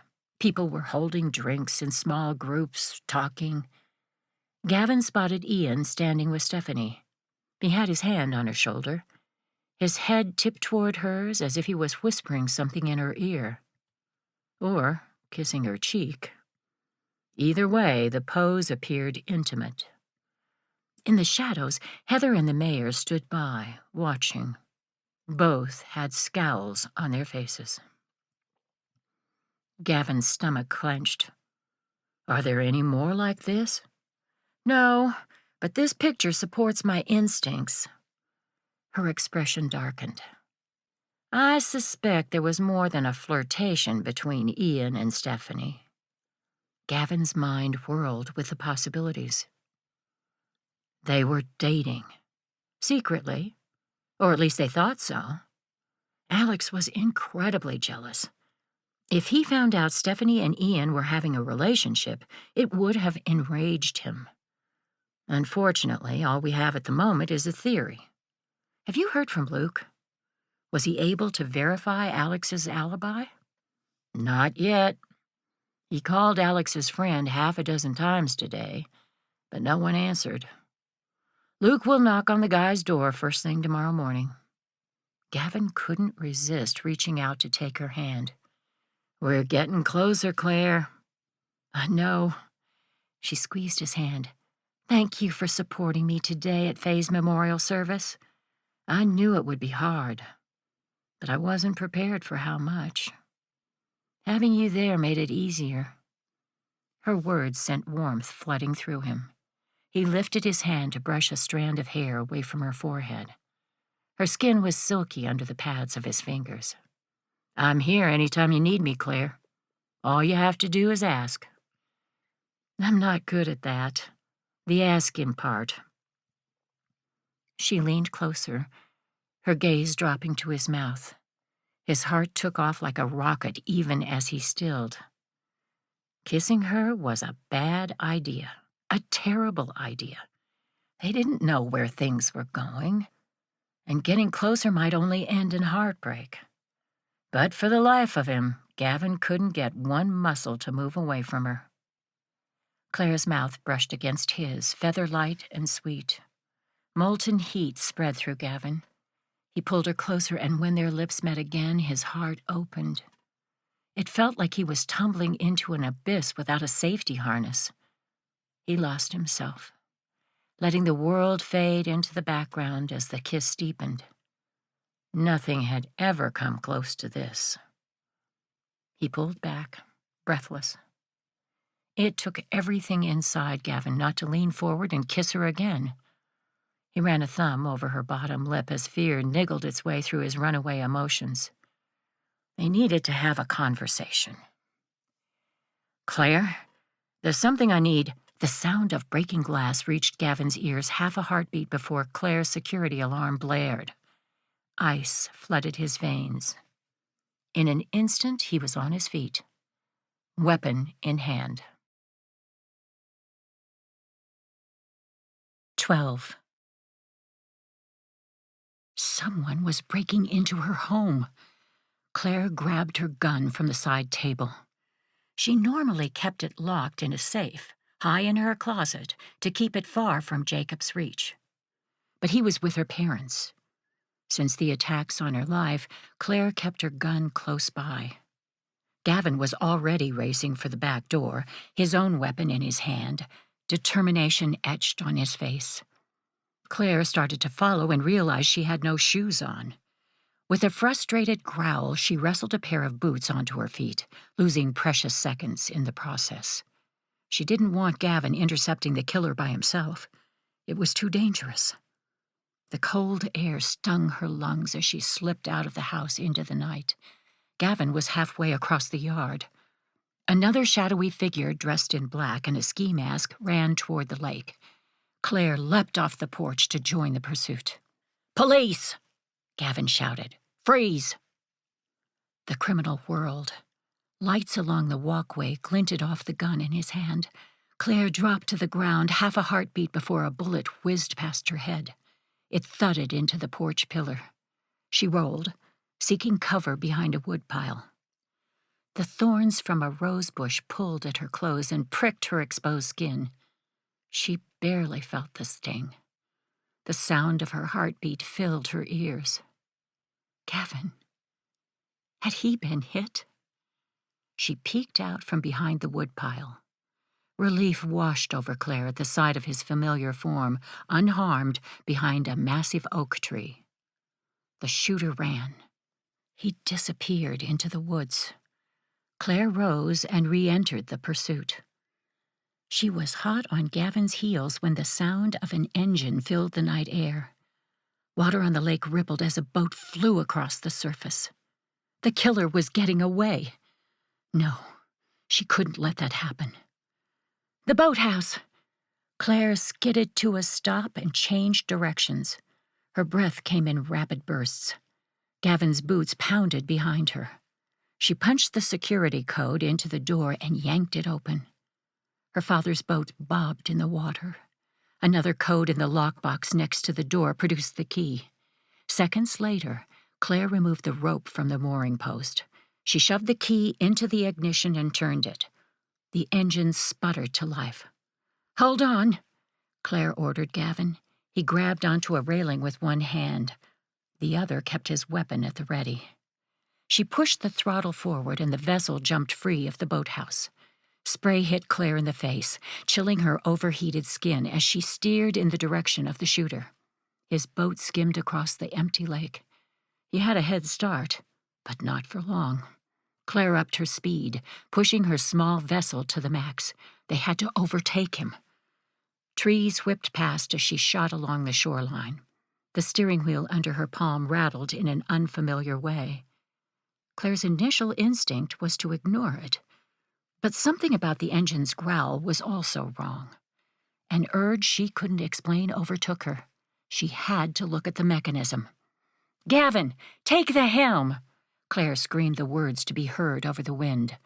Without question, Gavin moved to replace her, his strong hand gripping the steering wheel. His gaze was locked on the criminal in front of them. Claire hurried to the back of the boat. She propped open the lid on the engine compartment. Her heart stopped. Then a roaring rush filled her ears, drowning out everything.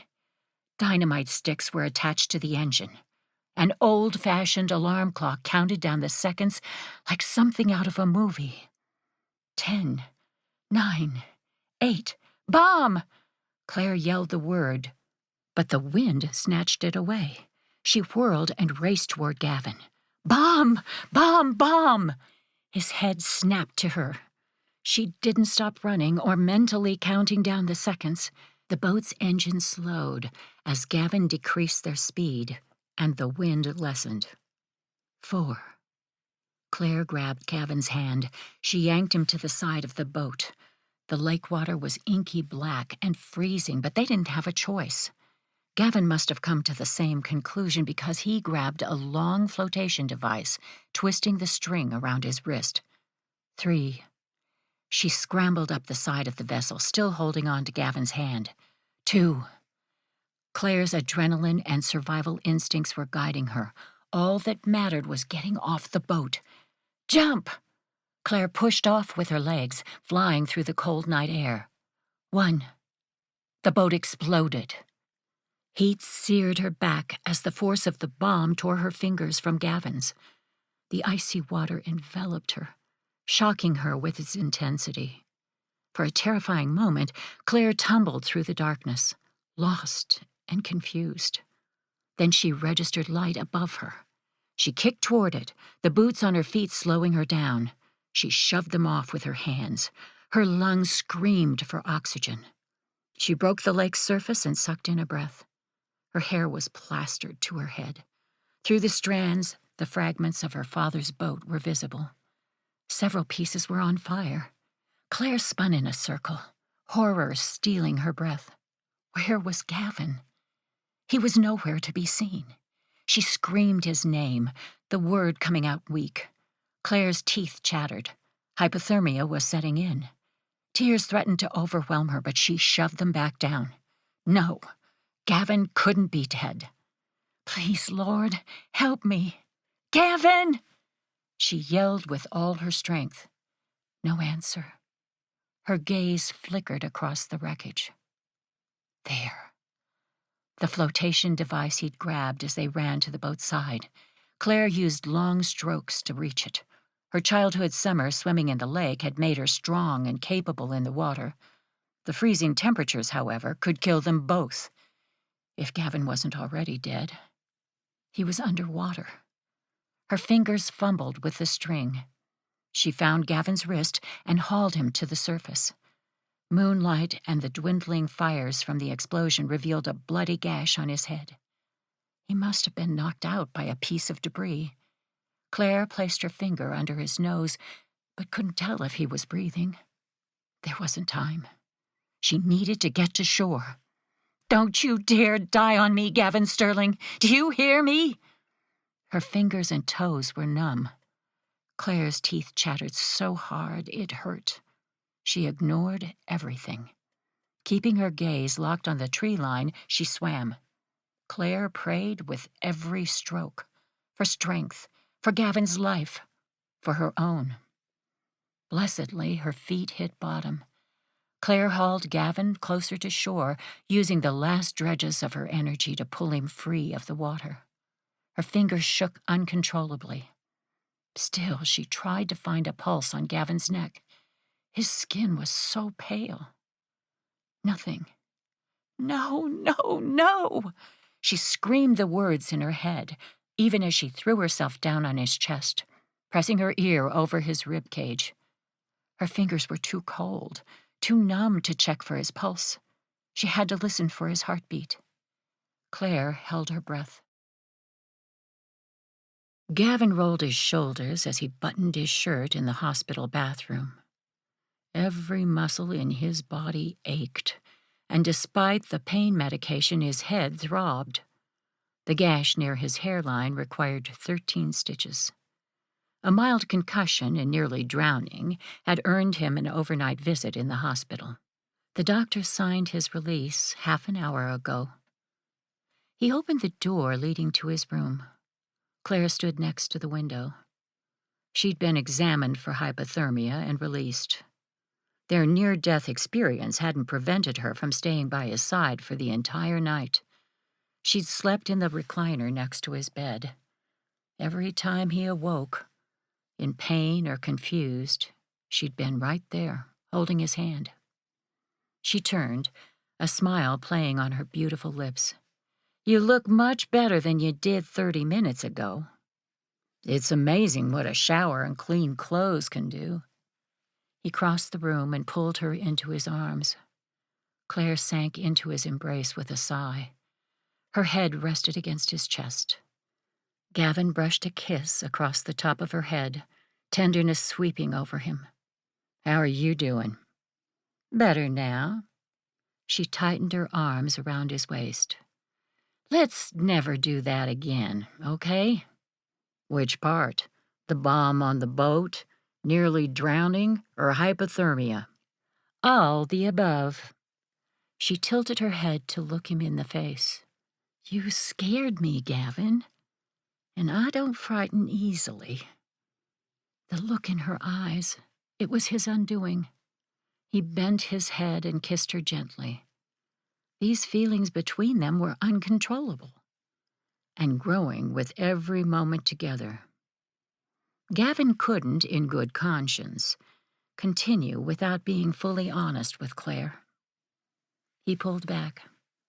"We need to talk.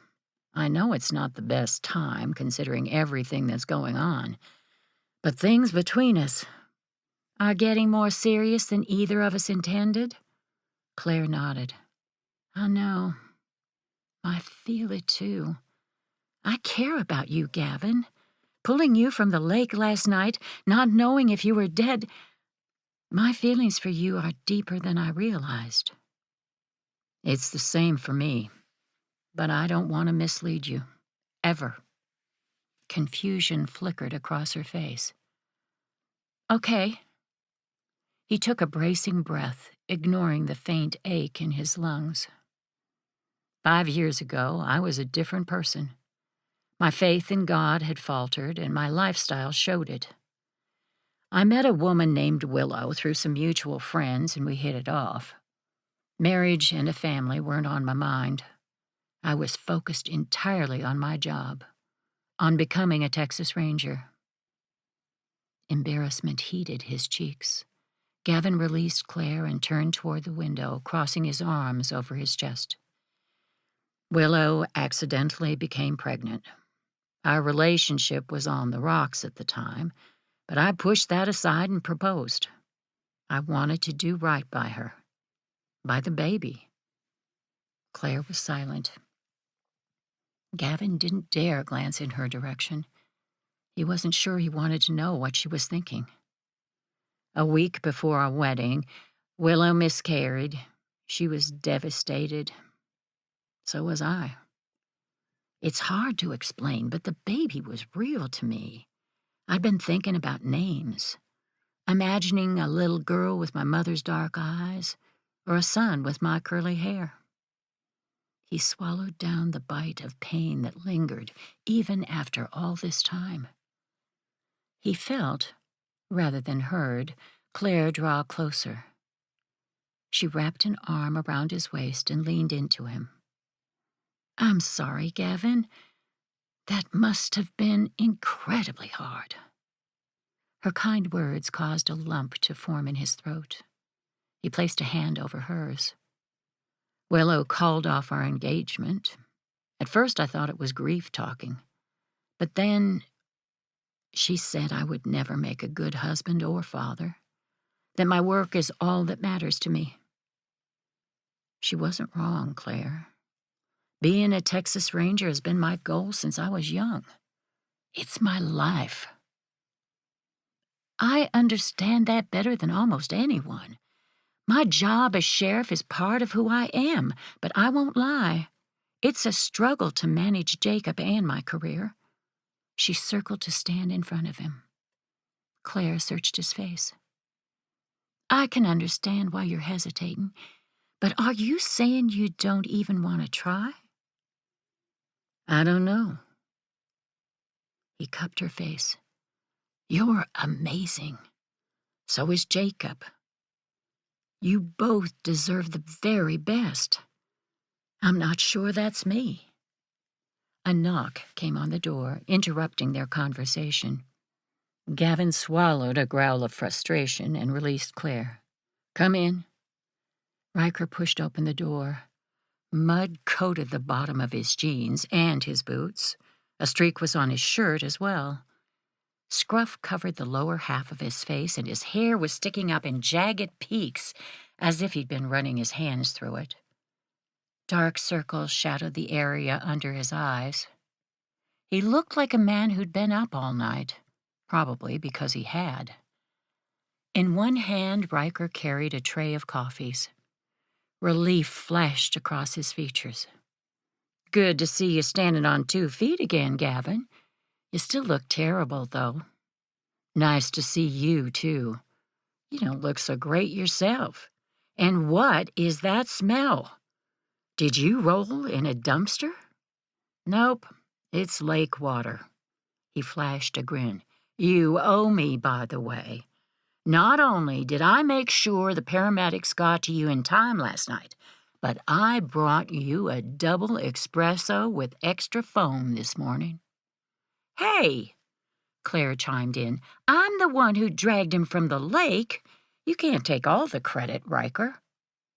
They all laughed. Gavin took the coffee Riker extended and, ignoring the fish smell wafting off his friend, embraced him in a manly hug. Then he shoved him away. Ugh, you smell like a sewer. Not all of us got a luxurious stay in a warm bed with pretty nurses attending to our every need. I was busy working. Riker settled on the bed, careful to keep his muddy boots off the sheets.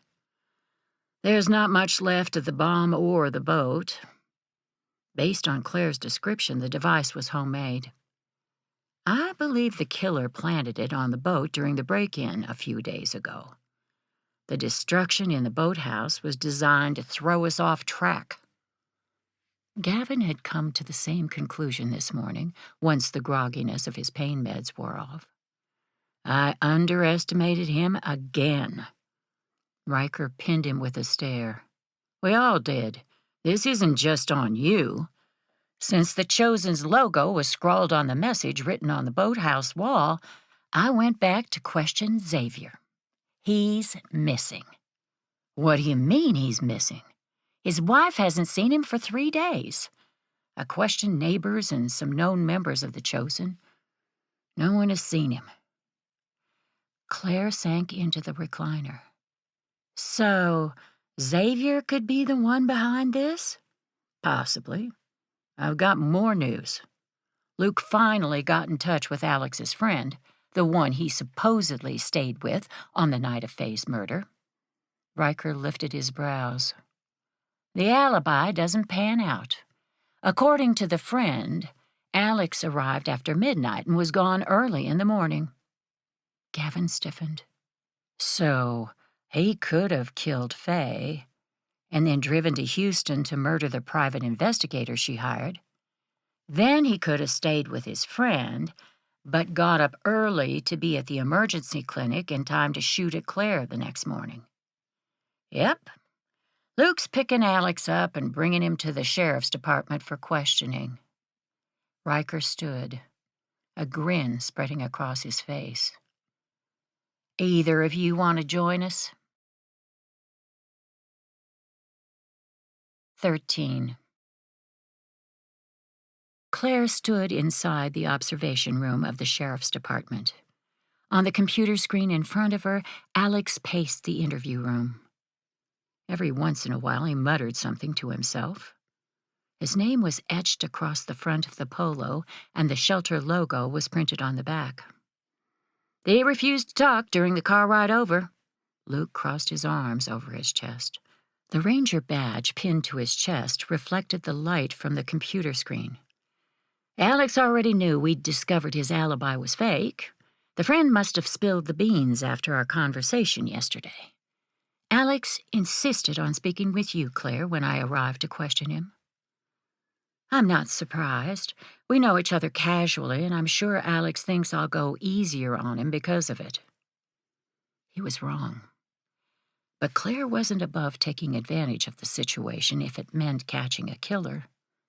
She glanced at Gavin. It might be better if you stay here and observe.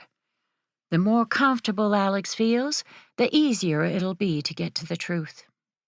Gavin frowned, but then nodded. Take him something to drink. Maybe a snack, too. It'll support his assumption that you're sympathetic. Good idea. Their gazes met. Emotions tumbled through Claire, tangled and impossible to separate. When she'd pulled Gavin from the water yesterday and couldn't find his pulse, it became undeniably clear that her feelings for the handsome ranger were far deeper than she'd wanted to admit. She was falling in love with him. And now, their conversation in the hospital only complicated matters. Gavin wasn't sure he wanted a wife and family. His heart had been broken. That was something she understood and sympathized with. But Gavin's hesitation also ripped at the wound left by her ex-husband's abandonment. He hadn't wanted a family either. Impossible relationships. Claire couldn't manage to steer clear of them. She had no doubts Gavin would make a wonderful husband and father. He was kind and caring, generous, and protective. But Claire had made the mistake of trying to convince her ex-husband that their marriage was worth fighting for. She wouldn't do it again. Gavin had to want their relationship to work as badly as she did. Until he made a final decision, it was prudent to keep her own feelings locked down. She didn't want to be left broken-hearted again. Claire tore her gaze from Gavin's. She focused back on the computer screen. Alex was still pacing the interview room, his movements growing increasingly frantic. He was muttering something, but even after turning the volume up on the recording equipment, Claire couldn't distinguish the words. She considered letting him stew a bit longer, but decided against it. Time was of the essence. It was possible Alex was innocent, and she didn't want to waste precious investigation time if he had a reasonable explanation for lying about his alibi. After a quick deviation to the break room for a soda and chips, Claire entered the interview room. Alex immediately halted his pacing. He swallowed hard, holding out his hands in a classic sign of surrender. "Sheriff, thank goodness you're here. There's a simple explanation for everything." "I'm sure there is." Claire offered him a reassuring smile and set the snacks on the table. She pushed them toward the chair closest to him. "Here, these are for you." "Let's sit down, Alex, and talk. Before we do, I need to go through some procedural things." She quickly ran through his rights and had him sign a waiver. Everything by the book. Whatever Alex had to say, Claire wanted it cleanly on the record. She tucked the waiver into a folder and gave the snacks another push in his direction. "Do you like the soda? If not, there's also water and coffee in the break room." "No, this is great." Alex's hand shook as he popped open the beverage. He took a long drink. "First, let me say I'm sorry for lying about where I was on the night Faye was murdered.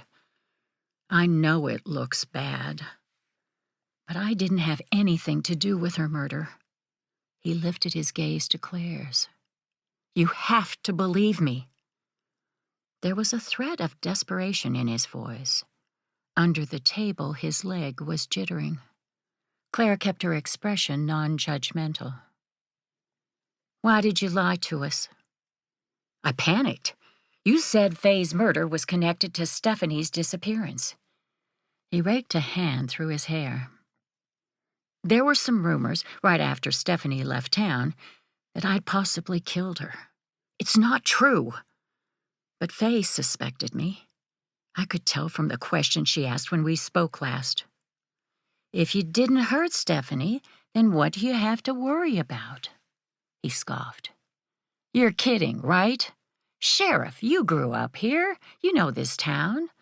My grandmother Jane raised me, and she's an amazing person, but my parents have a bad reputation. Drugs, in and out of jail. I started down the same path as they did, but saw the error of my ways when my grandmother had a bout with cancer. I got my life together for her. It took me years to rebuild my good name. People are finally respecting me. Another turn in the rumor mill would destroy everything I've worked hard to build." Claire remembered the minor arrests for drug possession on Alex's criminal record. The last one had been 2 years ago. It was in the same time frame that Stephanie disappeared. Could he have killed her while under the influence?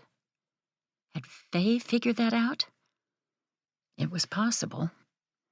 She needed to be careful with her questions. Claire needed Alex to feel they were on the same side. It was the only way he'd continue talking. Rumors can cause damage. I don't blame you for being worried, especially since you and Stephanie had several public arguments. Alex's leg bounced faster. I regret those. I was using at the time, and I wasn't always a nice guy to Stephanie. But I never hurt her. They said you got aggressive in the bakery. She was scared you'd hit her. I know. I came back days later and apologized for my behavior. She encouraged me to seek help. Alex blinked rapidly, as if holding back tears. Faye was special. One of the few people in town who treated me kindly even when I didn't deserve it. Claire couldn't tell if his emotions were genuine. Alex had lied to them once. There was nothing to prevent him from doing it again. What did you and Stephanie argue about? That day, I was upset because I'd heard a rumor she was dating someone else. We'd had an on-again, off-again relationship for years. I loved her, but Stephanie made it clear she wouldn't stay with someone on drugs. He twisted the soda can in his hands. She was right, of course, but I couldn't see it at the time. Who was she dating? I don't know. Stephanie wouldn't tell me, but the relationship was serious. That's why I flipped out. She said we were done for good and she was moving on. Happy. He bit his lip. When she left town, I assumed it was with the guy she'd been seeing. Then Faye came around, asking questions. She believed Stephanie was dead. Then Faye was killed. It scared me. I didn't want to be a suspect. But he was. Alex could have killed Stephanie in a jealous rage and then murdered Faye because she was getting close to the truth. Claire's stomach churned at the thought. It took every ounce of training to keep her expression neutral. Where were you on the night Stephanie disappeared? Home. Alone. Alex met her gaze again. I promise you, Sheriff, I had nothing to do with Faye's murder or Stephanie's. A knock interrupted his statement. Claire nearly growled at the interruption. She pushed a pad of paper toward Alex. Help me prove you had nothing to do with this. I want you to write everywhere you've been and everything you've done for the last 3 days. Confusion flickered across his face. 3 days? Yes. Whoever had killed Faye was also attempting to murder Claire. That was the one niggle working in the back of her mind. Alex might have a motive for killing Faye if he'd heard Stephanie, but why get rid of Claire? He had no sway over who the next sheriff would be. Then again, he could simply be hoping Claire's replacement would bungle the investigation by not bothering to look for Stephanie. Another knock came on the door. Claire handed Alex a pen. The last 3 days, everything. She turned and marched to the door, ready to give whoever was on the other side a piece of her mind for interrupting the interview. Claire swung open the door, and the angry words died on her lips. Gavin stood in the hall. His expression was grave. His dark eyes haunted. This was bad. Is it Jacob? Her heart battered against her ribcage. No, Claire. Jacob's fine. Gavin placed a hand on her arm, but the haunted look never left his eyes. I've received a call from the divers searching the lake. They found Stephanie's car. There's a body inside. Gavin poured a cup of coffee, exhaustion seeping into his bones. The long days and sleepless nights were catching up to him. Nearly drowning less than 24 hours ago. Had it only been last night? Exacerbated the situation. And today had been incredibly difficult. The body pulled from the passenger side of Stephanie's vehicle had been bound hand and foot. The case was classified as a homicide. Riker attended the autopsy and was heading back to update Gavin and Claire. The evening news filtered from the living room television. Claire's parents were nestled on the couch together. Gavin didn't want to intrude on their quiet moment. He leaned against the counter and sipped his coffee. Claire was getting Jacob ready for bed. She'd be down soon. Moments later, the patter of feet preceded Jacob into the kitchen. The little boy wore footed pajamas with a cartoon pattern. His hair, still damp from the bath, was combed away from his face. "Mr. Gavin, I have a surprise for you." Claire appeared in the doorway.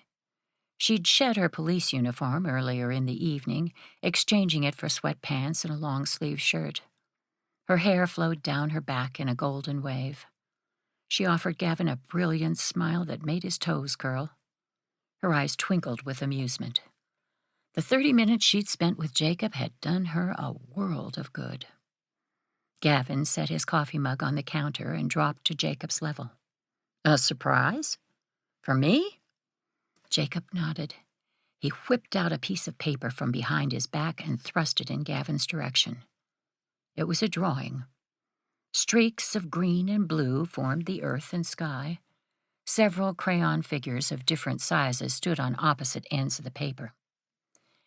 Jacob's chubby finger pointed to a tall person with wild black hair. "That's you. And this is your dog, Lucky." Gavin grinned.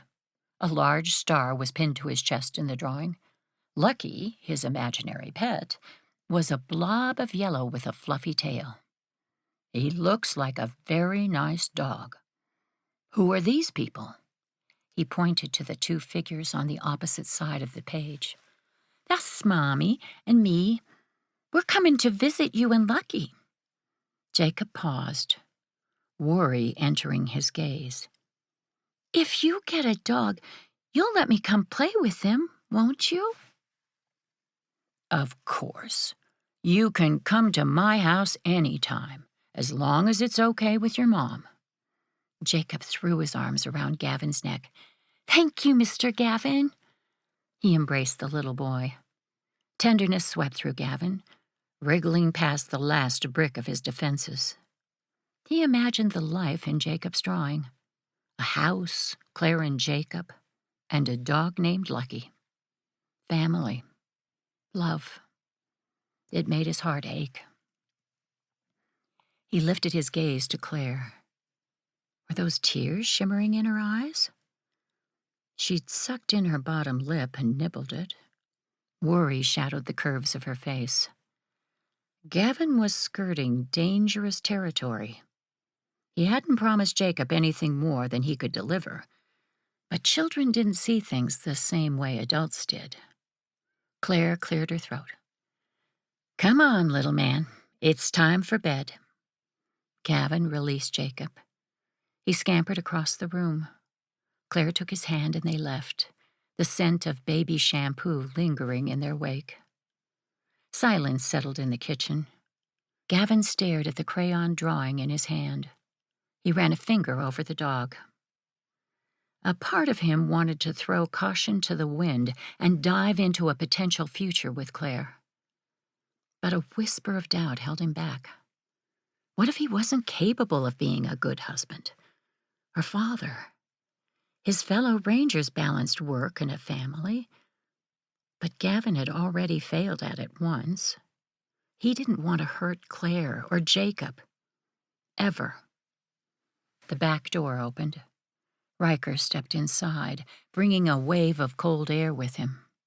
He shrugged off his jacket and hung it on a peg by the door before toeing off his boots. Gavin poured him a cup of coffee and set it on the table. Then he pulled a plate of food from the oven. "Claire's mom set this aside for you. Hungry? Starving." Riker took a long sip of his coffee before pulling out a chair. He bowed his head and said a quick grace. He forked a piece of brisket, shoveled it in, and moaned, "Do you think Claire's mom will keep cooking like this for me after the case is over?" Gavin laughed. "You can't move into their house permanently. They aren't looking to adopt a 6-foot Texas Ranger. Shame. The two men chatted while Riker ate. There was no sense talking about the case, since Claire would want to hear the update as well. She re-entered the kitchen a few minutes later, this time without Jacob, and joined the men at the table. Her shoulders were stiff, and the easy smile from earlier was gone. Riker pushed his empty plate away. He swiped at his mouth with a napkin. Using dental records, the coroner officially ID'd our victim from the lake. It's Stephanie Madden. Claire closed her eyes. The facts didn't support it, but I kept hoping this would have a different ending. We all did. Gavin turned to his friend. Cause of death? Stephanie was shot several times. We found 9mm casings in the vehicle and a Glock under the driver's seat of the vehicle. An icy chill settled in Gavin's bones. Faye had also been shot multiple times with a handgun. So had the private detective she hired. The similarity between Stephanie's murder and the others, Faye and the private detective, is enough to indicate we're dealing with a single killer. He didn't use the same gun in all 3 crimes, but he used the same method. Agreed. I believe Claire's theory about the case was right the entire time. Someone didn't want us locating Stephanie's body. I'm hoping the gun can lead us to the killer. I've sent it to the lab for analysis. Riker pulled out his phone and scrolled to a photograph of Stephanie's vehicle. He set it on the table. See the rope tied to the front grille? The killer shot Stephanie and then used a boat to pull her car into the lake using this nearby ramp. That boat could be the same one that lured you guys into a chase the other night. Claire sat back in her chair. Then we should eliminate Alex from the suspect list. He doesn't own a boat. No one in his family does. He could have stolen it, Gavin suggested, or borrowed it. Both times? Her nose wrinkled. Possible, but risky. With Stephanie's murder, the killer had to drive the boat to the ramp and leave it there for at least an hour. The boat could have been reported missing. She had a point. Still, Alex had a clear motive. He admitted he was jealous and believed Stephanie was dating someone else. I know, we can't remove him from the suspect list, but I have my doubts about him. Alex doesn't seem smart enough to have planned and executed a series of complicated murders. His alibi wasn't even well thought out. Claire frowned. Xavier, however, is a different story. He has a boat, he's still missing, and he's smart. Law enforcement suspects him of other crimes, but he's evaded arrest so far. If Stephanie discovered something illegal her stepfather was doing and threatened to turn him over to the police, he's capable of killing her. He also knows about bombs, Riker interjected. Grady did some digging into Xavier's background and discovered he spent time in the military. Explosives expert. He could have built the bomb that was on your boat, Claire. Gavin blew out a breath. We need to speak to Stephanie's mom again. She knows more than she's saying. Riker shook his head. She's refused to talk to us so far.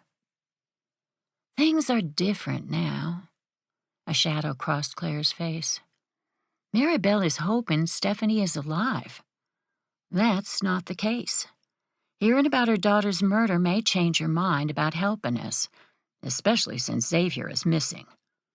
This may be the best chance we have of getting to the truth. 14. Morning sunshine filtered through the trees as Claire stepped onto Maribel Whitlock's front porch. The weathered wood creaked under her boots. She was dreading this conversation. A death notification was never easy, But Xavier's potential involvement in the murder made things even more complicated. Gavin stepped onto the porch beside Claire. His broad shoulders were encased in a heavy jacket, his holstered weapon visible underneath. Strength and competence oozed from him. The hardened man next to her was a far cry from the one who'd tenderly hugged her son yesterday. Both made her heart skip a beat. She shook off her wayward thoughts. There was a possibility Gavin would close this case, leave town, and never look back. She would be wise to guard her heart, along with her son's. They hadn't been enough for her ex-husband. There was no need to risk being hurt like that again. Claire formed a fist and knocked on the front door. Shuffling came from inside, moments before the curtain on a nearby window shifted. Half of Marybelle's face was visible. A watery blue eye widened at the sight of them on her porch, but she didn't move to open the door. "I need to speak to you, Mrs. Whitlock." Claire held up the postcard she'd taken from Stephanie's mother during their last conversation. "It's about your daughter. It's important." The curtain fluttered again as Marybelle disappeared from sight. Seconds later, the lock snicked, and the front door opened. Claire cast a quick glance at Gavin before focusing on the older woman in front of them. Marybelle wore a threadbare dress and fraying slippers. A shawl, the ratty one from before, was wrapped around her narrow shoulders. Her gaunt face was impossibly thin, the cheekbones threatening to poke through the skin. "May we come in, Mrs. Whitlock?" Claire asked. Gavin's hand was discreetly on his weapon. He caught the meaning in the glance she'd given him. They would work as a team. She would distract Marybelle while he made sure Xavier wasn't hiding in the house. The older woman waved her in. Claire crossed over the threshold. "Is someone here with you?" "No." Marybelle wrapped the shawl tighter around her shoulders. The interior of the home wasn't any warmer than outside. A wooden stove sat unused in the center of the living room. "Xavier hasn't been here for days." "Do you know where he is?" She shook her head. Her gaze followed Gavin as he crossed to the opposite side of the room before settling back on Claire. "Xavier doesn't keep me informed about his whereabouts." "You said there was news about Stephanie? What is it?" "Let's sit down." Claire steered Stephanie's mother toward a scratched kitchen table. Marybelle looked ready to collapse on her feet. A pot of tea was steaming on the stove. Claire gathered a cracked cup from the drying rack and poured some. She pushed it toward Marybelle with a gentle smile. "It's cold today." "It is." She wrapped her hands around the mug. Her voice was hoarse as if rarely used. "Please, Sheriff, I need to know about my daughter." Claire pulled out a chair and sat. There was no easy way to say this. "I'm so sorry, Mrs. Whitlock, but yesterday we discovered your daughter's body inside her vehicle. She was murdered." Marybelle blinked. Her chin trembled. "And the note?" Claire set the postcard on the table. "We had this analyzed. Stephanie didn't write it." Her hands tightened around the mug. Tears leaked from her eyes, but there was no shock or denial. Claire let out a breath. "You suspected she was dead?" Marybelle nodded. "My daughter wouldn't have cut off communication with me. She didn't get along with Xavier. That's no secret. But we were very close." She nibbled her lip. "I'm sorry, Sheriff. Faye's death is my fault. Last month she came to visit me in the hospital. I'm sick. Heart failure. I asked her to look for Stephanie. I wanted my baby found. Why didn't you come to me with your suspicions? I didn't think you would believe me. I figured if Faye tried to look for Stephanie and couldn't find her, she would ask you to reopen the case. Claire tamped down the anger threatening to flood her veins. Maribel wasn't responsible for Faye's death, but she could have aided the investigation. They'd been on her front porch a week ago, and she'd said nothing.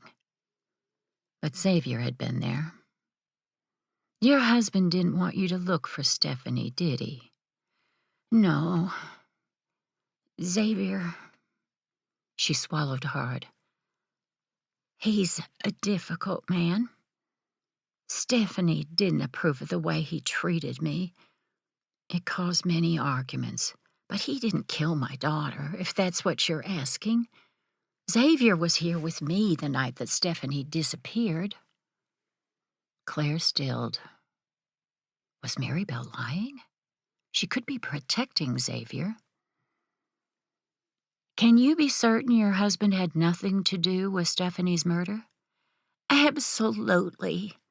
Xavier is capable of bad things, but he didn't kill Stephanie. Does he hurt you? Maribel didn't answer. Her gaze was locked on the tea in front of her. Claire felt, rather than heard, Gavin standing near the front door. He was keeping guard, but not intruding on the conversation. Claire placed a hand on Maribel's arm. The bones were delicate and thin, like a bird. If you want to leave, Xavier, I can protect you. He won't harm you ever again. Where would I go? I have no money. I'm ill. We can make arrangements. For starters, you can stay in a cabin on my family's property. She tilted her head to look Maribel in the eye. Let's get you someplace warm, and then we can figure out the next steps. Maribel hesitated. I won't answer questions about my husband, Sheriff, or about the Chosen. It's a risk to leave here with you. Betraying Xavier any further would put me in serious danger. You're protected under the law, Mrs. Whitlock. I can't compel you to testify against your husband or answer my questions about him. You would have to waive your right of spousal privilege. I understand why you wouldn't. The woman was terrified of her husband. Claire's immediate concern was getting Maribel someplace safe. But the older woman's statement confirmed Xavier was conducting illegal activity on his property. Did it also mean she was lying about where her husband was on the night of Stephanie's murder? It was possible. But Claire's gut said Maribel was telling the truth. The love she had for her daughter was obvious. It seemed unlikely she would protect Stephanie's murderer, even if it meant risking her own life. Maribel placed her hand over Claire's and squeezed. They said you were nice, that I could trust you. She was right. Those kind words sent a wave of unexpected grief crashing through Claire. Oh, Faye, what I wouldn't give to speak to you now. One last conversation, to say all the things she hadn't in life. It was a regret she'd carry with her forever. Claire had been in survival mode for so long, she'd forgotten how to express her feelings to those she loved. Was she making the same mistake with Gavin? She hadn't told him how she truly felt. She was so busy trying to protect her heart, she hadn't shared what was in it. Maribel released Claire's hand and sat back in her chair.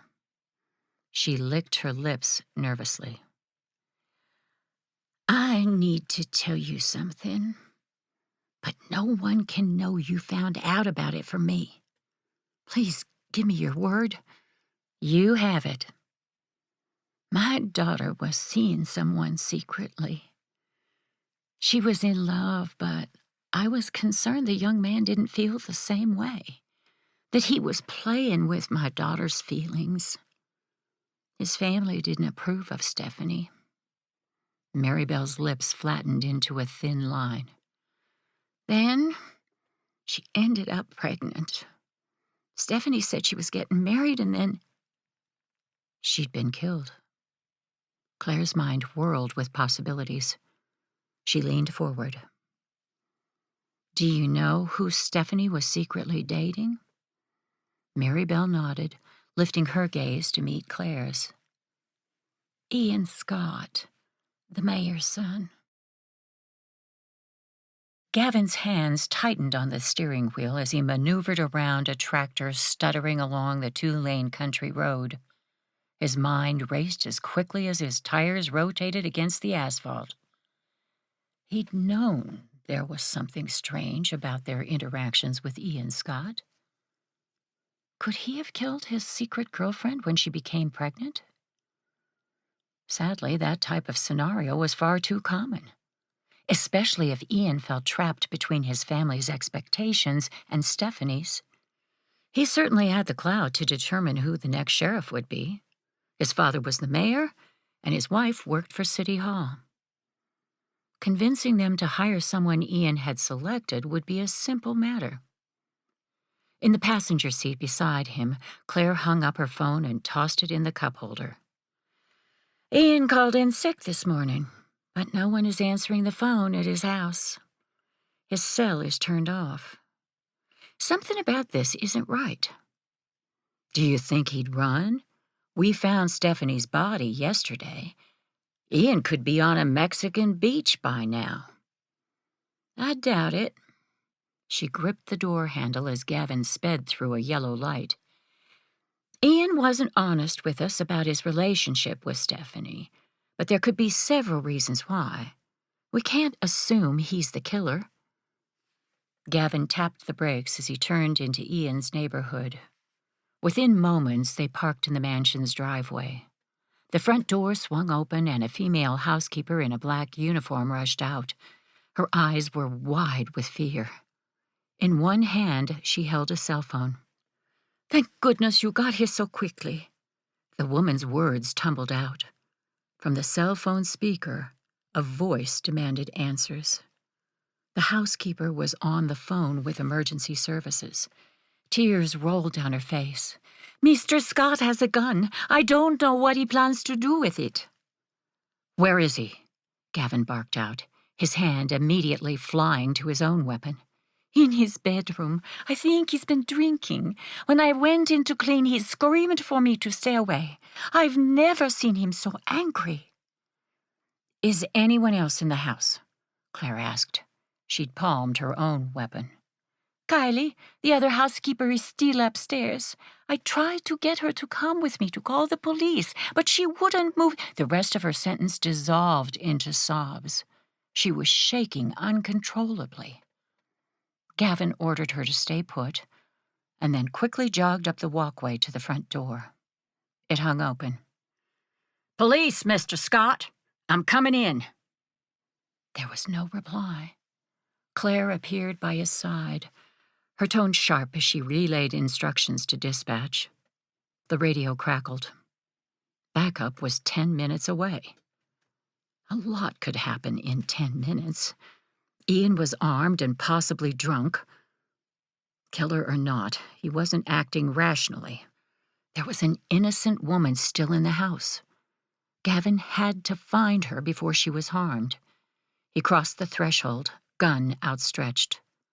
The tiled entryway was empty. A spiral staircase led to the upper floor. Gavin's boots didn't make a sound as he ascended. Claire stayed close, her own weapon raised. Near the landing, she whispered, The housekeeper said the bedroom is at the end of the hall. He was glad she'd had the presence of mind to ask because Gavin hadn't. He adjusted the grip on his weapon. Sweat beaded along his hairline. He listened for any sound, but the house was quiet. The ornate double doors leading to the bedroom were shut. Thick carpeting sank under his feet, and the hallway smelled of elderflower and whiskey. Gavin slid alongside the bedroom doors. "Ian Scott, this is the police. Put your weapon down and come out with your hands up." Silence. Gavin glanced at Claire as she reached for the door handle. Time seemed to stop as their gazes held. Adrenaline sharpened his senses, imprinting everything about Claire in his brain. The loose strand of hair curving around her neck, the smattering of freckles on her nose, the determination in her crystal blue eyes. Emotions Gavin couldn't name rolled through him like a hurricane. They threatened to unmoor him. He was falling in love with her. Right or wrong, good timing or not, the truth smacked him clear across the face. There was no going back. He would lay down his life for this woman, not because it was his job, but because his heart demanded it. "Lord, I don't know where you're leading me, but I'm trusting in you. Guide me. Keep us safe." "Ready?" Claire whispered. Gavin relaxed the iron grip on his weapon and then nodded sharply. She pushed on the handle. The door was unlocked. Sobs filtered into the hall from inside the bedroom. Claire shoved the door open fully, and Gavin swung inside, gun raised. It was a sitting area. Silk couches were arranged near a fireplace. Thick drapes, drawn tight, cast the entire room in shadows. The scent of whiskey grew stronger. Several empty bottles were scattered around the room. A woman was crouched in the corner. The shoulders of her housekeeper's uniform shook with the force of her sobs. Cleaning supplies spilled across the carpet. Claire hurried over, crouching next to the housekeeper. Her voice was a whisper as she grasped the woman's arm and tugged her into a standing position. Gavin kept moving, searching for Ian. Another set of double doors led to an interior room. A 4-poster bed came into view. The covers were twisted, dangling off the mattress to skim the floor. A familiar noise reached Gavin's ears, but for a moment he couldn't place what it was. Then it struck him. It was the sound of a barrel spinning. Was Ian playing Russian roulette? Taking a deep breath to counteract the burst of fresh adrenaline, Gavin entered the bedroom. It was empty. Another door led to an office with wood paneling. Ian was seated at the desk. Clothes wrinkled and stained, he sported a full beard. His hair was wild, standing on end, as if he'd been running his hands through it. The stark light from the lamp cast menacing shadows on his face. A half-drunk bottle of whiskey sat at his elbow. He held a pistol in one hand, pointed to his own temple. Gavin lifted his own weapon. As long as Ian held a gun, he presented a danger to himself and others. It wasn't a risk to take lightly. "Mr. Scott, it's Texas Ranger Gavin Sterling. Slowly put the gun down on the desk and raise your hands." Ian's gaze lifted. His eyes were bloodshot. "No, I don't deserve to live. Stephanie's dead because of me." Gavin's heart stuttered. He wanted to ask questions, but the priority was saving Ian's life. "Whatever happened, we can sort it out. I can help you." "Help me? You can't help me. I can't prove my father killed her. You won't be able to either. He's too smart for the both of us." Shock reverberated through Gavin. His mind struggled to fit what he'd gathered about the case with Ian's accusation. "Put the gun down. Let's talk about it. We'll figure out a way to get justice for Stephanie. Dad was incensed when he found out I was dating her." Ian took a swig of whiskey, never lowering the gun from his temple. A tear leaked from one bloodshot eye, trailing a track down his cheek. "I love Stephanie, We started seeing each other in secret, and suddenly, my entire world fell into place. She wasn't interested in my money or my last name. It was the first time in my life anyone cared about my dreams. I was going to marry her. We were going to have a family. His face flushed as his tone turned hard. But she didn't fit into the vision Dad had for me. The great Patrick Scott needs a family who can play the political game. A son to follow in his footsteps, with the perfect wife and the experience to be a U.S. Senator. Movement behind Ian caught Gavin's attention. Claire was visible through another open door leading into a hallway. Her gaze was locked on the mayor's son. She edged forward. What was she doing? Ian laughed, but there was no mirth in it. I hate politics. It's the last thing I want to do. Gavin fixed his gaze on the man in front of him. I need you to put the gun down now. Ian ignored him, taking another swig of whiskey. My dad confessed he'd offered Stephanie $100,000 to leave town and never speak to me again. He said she took the money. He rose from the chair, tension coiling his body. His face was mottled with rage. That was a lie. All this time I thought Stephanie betrayed me, betrayed us. But she didn't. My father never gave her the money. He murdered her and buried her in the lake so no one would find out. Claire took another step forward into the room. She was 3 paces from Ian. Gavin's chest tightened as he realized her intentions. She was attempting to disarm the man. It was reckless and extremely dangerous. Gavin tried to meet her gaze, but Claire's sole focus was on Ian. Put the gun down. Desperation bled into Gavin's voice. There's no need to do this. You aren't responsible for Stephanie's death. She wouldn't want you to hurt yourself. Ian swayed, seemingly to struggle with his emotions. I didn't kill her, but I'm the reason Stephanie's dead. My sweet, sweet love. Tears rolled down his cheeks. I'm so sorry. His finger slid to the trigger. Gavin took a step forward, but the desk blocked his path. No, Ian! Claire leapt, flying through the air and tackling Ian. They collided with the desk. Items toppled over and the lamp shattered as it hit the edge. Gavin made a grab for Ian and missed. The mayor's son and Claire slid to the floor, a tangle of arms and legs. The gun fired. 15. Claire pressed an ice pack to her bruised forearm. She rammed it against the unyielding desk in her scuffle with Ian. The hospital's emergency room reception area was buzzing with activity. Ambulances came and went in a steady stream, paramedics rushing patients past the giant doors leading to the exam rooms. Half an hour ago, Ian was hurried through those same doors, bleeding from a gunshot graze to the scalp. But he was alive. Claire was grateful.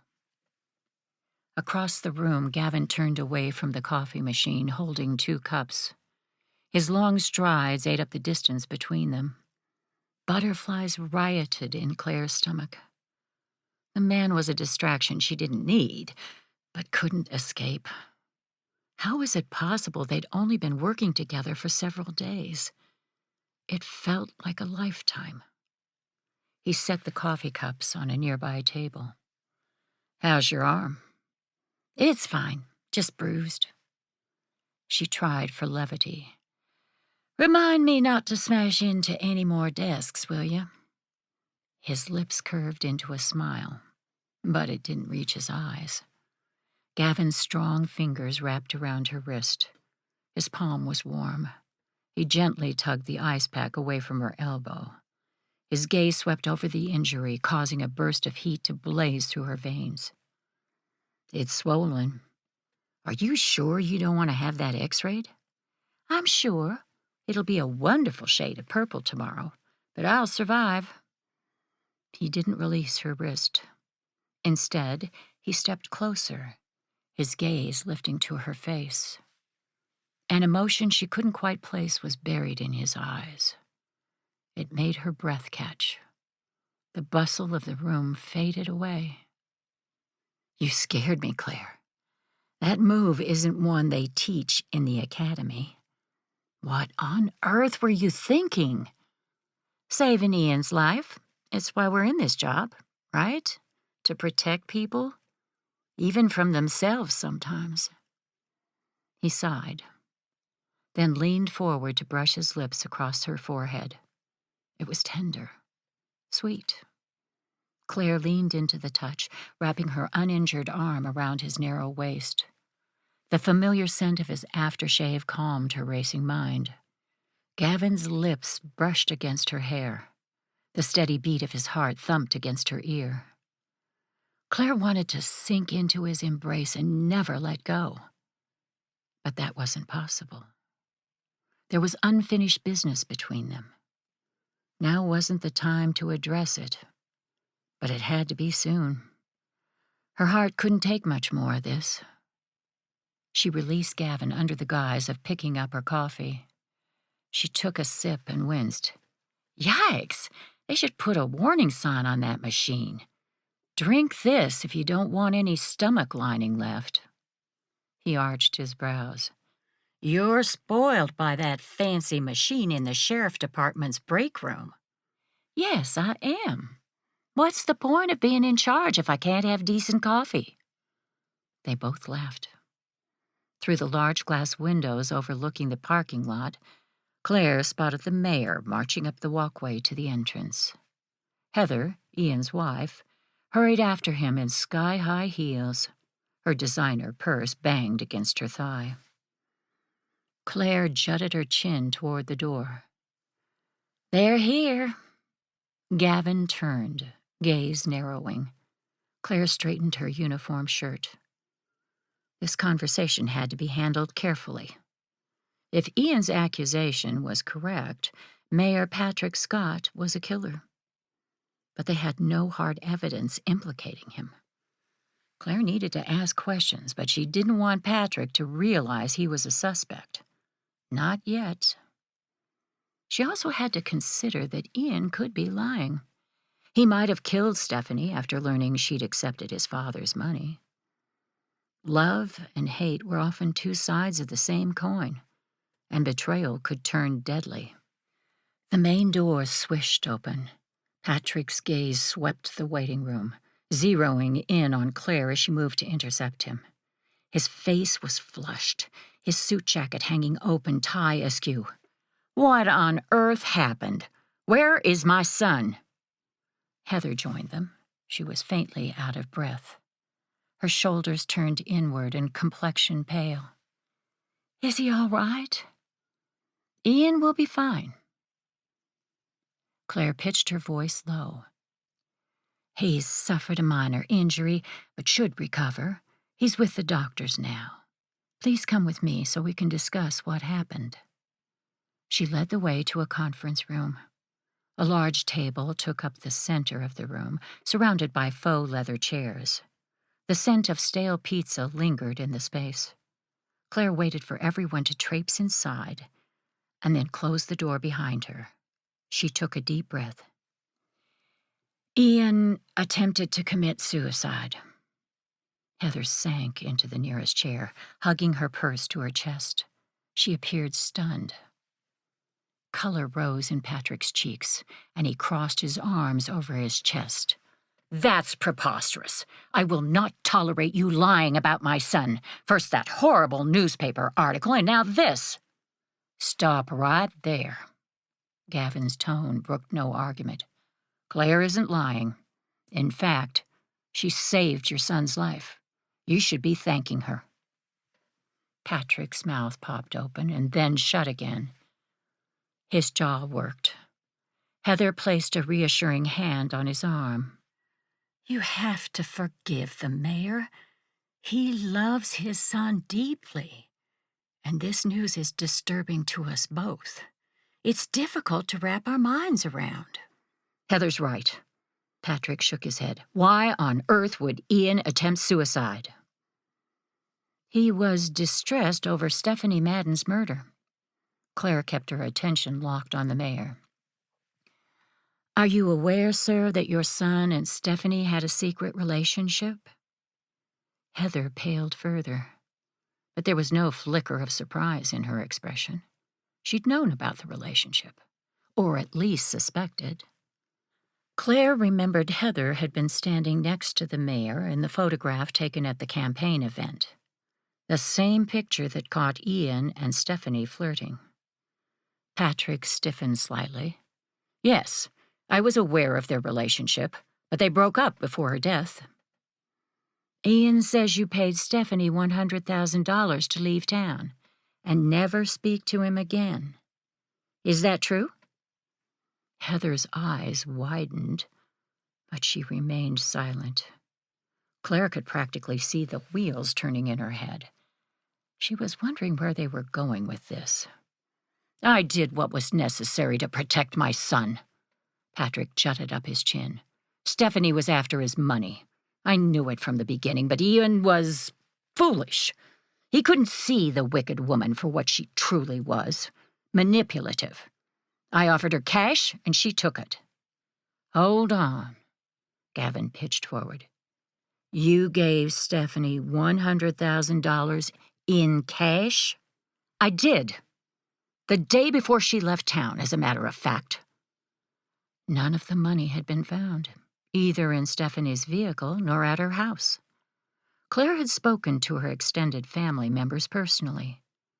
Stephanie hadn't owned much.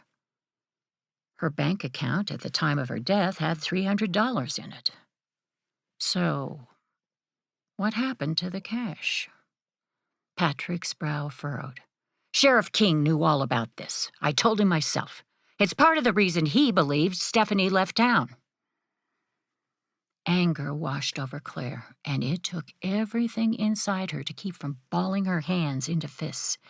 Randy King purposefully left out pertinent information in his case file, and when they spoke to him on his farm, to protect the Scott family. Claire wasn't surprised.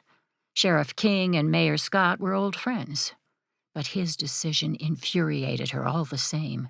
He'd put people's lives at risk. Gavin's, her son's. She would deal with Randy King. But at the moment, Claire had bigger issues. She took a deep breath to temper her anger so it wouldn't bleed into her voice. "When did you tell Ian about giving Stephanie the money?" "After she left town." His gaze skipped between Claire and Gavin. "I fail to see why these questions are relevant." "They're trying to prove Ian murdered Stephanie." Heather's tone was hard. Her ruby lips flattened into a thin line, and hatred seemed to seep from her pores as she stared Claire down. A cold finger of doubt crept down Claire's spine as a memory bubbled to the surface. Ian wasn't the only one who lied about his relationship with Stephanie. Heather had, too. Patrick straightened. "I told you, my son had nothing to do with Stephanie's murder." There was a ring of sincerity in his words. Patrick could be telling the truth, or he could be protecting his son at any cost. It was time to hit the mayor with some evidence and see where that got her. 2 years ago, about a week before Stephanie's murder, you filed a police report notifying authorities that a handgun had been stolen from your home. We found the weapon. Can you explain how it ended up buried with Stephanie in her car at the bottom of the lake?" Patrick's expression hardened, and he adjusted his suit jacket as if he was going to battle. Clearly, there were details missing from the police report. That handgun was stored next to my bedside in an unlocked drawer. I noticed it missing after I had a campaign event in my home. Half of Fulton County attended. Anyone could have stolen it." Gavin's brows arched. "A guest in your home went upstairs, into your bedroom, and stole a handgun? That's very specific. Was anything else taken?" "Some of my late wife's jewelry. I don't suppose you recovered any of that in Stephanie's car." His tone was sarcastic, and it grated on Claire's patience. This wasn't a joke or a game. The missing jewelry wasn't listed among the stolen items. He shrugged. The deputy must have forgotten to include it. "I've had enough of this." Heather's posture straightened as heat colored her cheeks. "Ian didn't murder anyone, and I can prove it. Sheriff, you believe the same person killed Stephanie and Faye? Well, we were all having dinner together. Ian, the mayor, and I, at my home on the night Faye died. My chef made salmon." Patrick placed a hand on Heather's shoulder. "She's right. Ian and I were speaking about our family's grocery business for hours afterward. I was with him until well after midnight. Talk to the head housekeeper. She'll tell you the same." He arched a brow as if challenging them to argue. "In the meantime, if you have any other questions, contact my attorney. We need to check on Ian." Heather rose. She gripped her bag with one hand. "Sheriff, Ranger Sterling." Patrick escorted his daughter-in-law to the door. He waited until she crossed over the threshold before turning back to face Claire. "Thank you for saving my son, Sheriff. You've done a good deed for my family today, so I'm going to give you a piece of advice. You're skating a thin line. Don't make an enemy of me. It won't bode well for you." Beside her, Gavin stiffened. Claire held the mayor's gaze, despite the tangle of dread curling in her stomach. "I told you when this case started, I will see it through to the end. No one, including you, will stop me from doing my job." Patrick's glare could melt glaciers. He spun around and left the room, slamming the door behind him. 16. Gavin hung up his phone, frustration nipping at him. "I hate to say it, but Mayor Scott was right." Riker interviewed the head housekeeper. According to her, the family had dinner together on the night Faye was murdered. Heather had a headache and went to bed early. Mayor Scott and Ian discussed business in the study until 11:30. The housekeeper was in and out of the room frequently, bringing drinks and additional food. The mayor left around 11:30. Neither man could have killed Faye. Claire was silent for a long moment. She stood in front of the whiteboard, studying the timeline and crime scene photos. The noise from the deputies beyond the glass walls of her office filtered in. Keith, Claire's chief deputy, rose from his desk and disappeared into the break room. Probably for coffee. Gavin was tempted to grab a cup for himself. It had been an emotionally draining day, and his energy was waning. "This doesn't make sense," Claire said, drawing Gavin's attention back to her. She'd changed into a fresh uniform after the hospital. The crisp creases and polished badge matched the determination in her voice. "Every one of our suspects has an alibi for at least one of the murders. Either someone is lying or—" Claire inhaled sharply and her eyes widened. "There's more than one person involved. We could be looking at two killers working together." All thoughts of caffeine fled as a jolt of adrenaline shot through Gavin's veins. "That's an interesting thought. It's something I've been pondering for a while. Stephanie's car was pulled into the lake using a boat. It's technically possible that one person could accomplish it, but it makes a lot more sense if two people are involved. One person ambushed Stephanie at her house, took her to the lake by force, and shot her. The other drove the boat to the meeting place and helped drag the vehicle into the water. Gavin pictured the scenario in his mind. You're right. It makes sense with two people involved, but we don't have any evidence to support the theory. It's just supposition. I know. Let's run with the idea anyway and see where it gets us. I'm game. Claire tapped her fingers against her lips. Gavin enjoyed watching her think. Most of their time together had been spent working the case.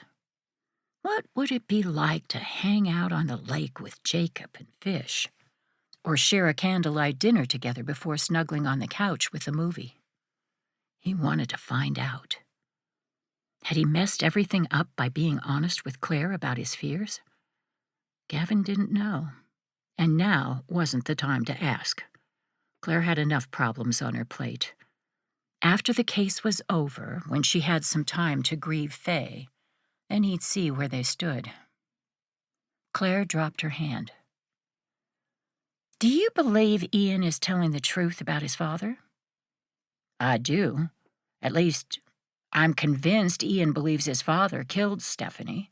He was extremely drunk when he gave us that information. It could have been a ploy to cast suspicion on someone else, but there are much easier ways to accomplish that. And I don't doubt Ian was going to pull the trigger today. He'd be dead if you hadn't tackled him. Gavin pointed to a photograph of the Glock taken from Stephanie's car. Then there's the murder weapon to consider. Patrick's story about the gun being stolen from his home is possible, but it's also unlikely. Agreed. Okay, let's put together what we know. Patrick discovered his son was having a secret relationship with Stephanie. He didn't approve. He offered Stephanie money to leave Ian alone. What if she refused it? That would infuriate Patrick. Gavin leaned against the conference table. But there's one problem. In the days before Stephanie's murder, Patrick removed $100,000 from his bank account. We have records proving it. Claire lifted her gaze to meet his. That's where the accomplice comes in. He inhaled sharply. It was a payoff. Yep. According to her mother, Stephanie was pregnant. She and Ian were planning to elope. The mayor didn't have time to waste. He had to get rid of Stephanie quickly. He makes a plan to kill her. Patrick files a police report listing his gun as stolen, and then pulls money out of his bank account. Her gaze swept across the board. He hires someone to help kill Stephanie. The question is, who was he working with? It has to be someone he trusts. What if it's Heather? Gavin's mouth dropped open. Claire could have said Santa Claus was the mayor's accomplice, and he would have been less shocked. What? She lied to us about her relationship with Stephanie.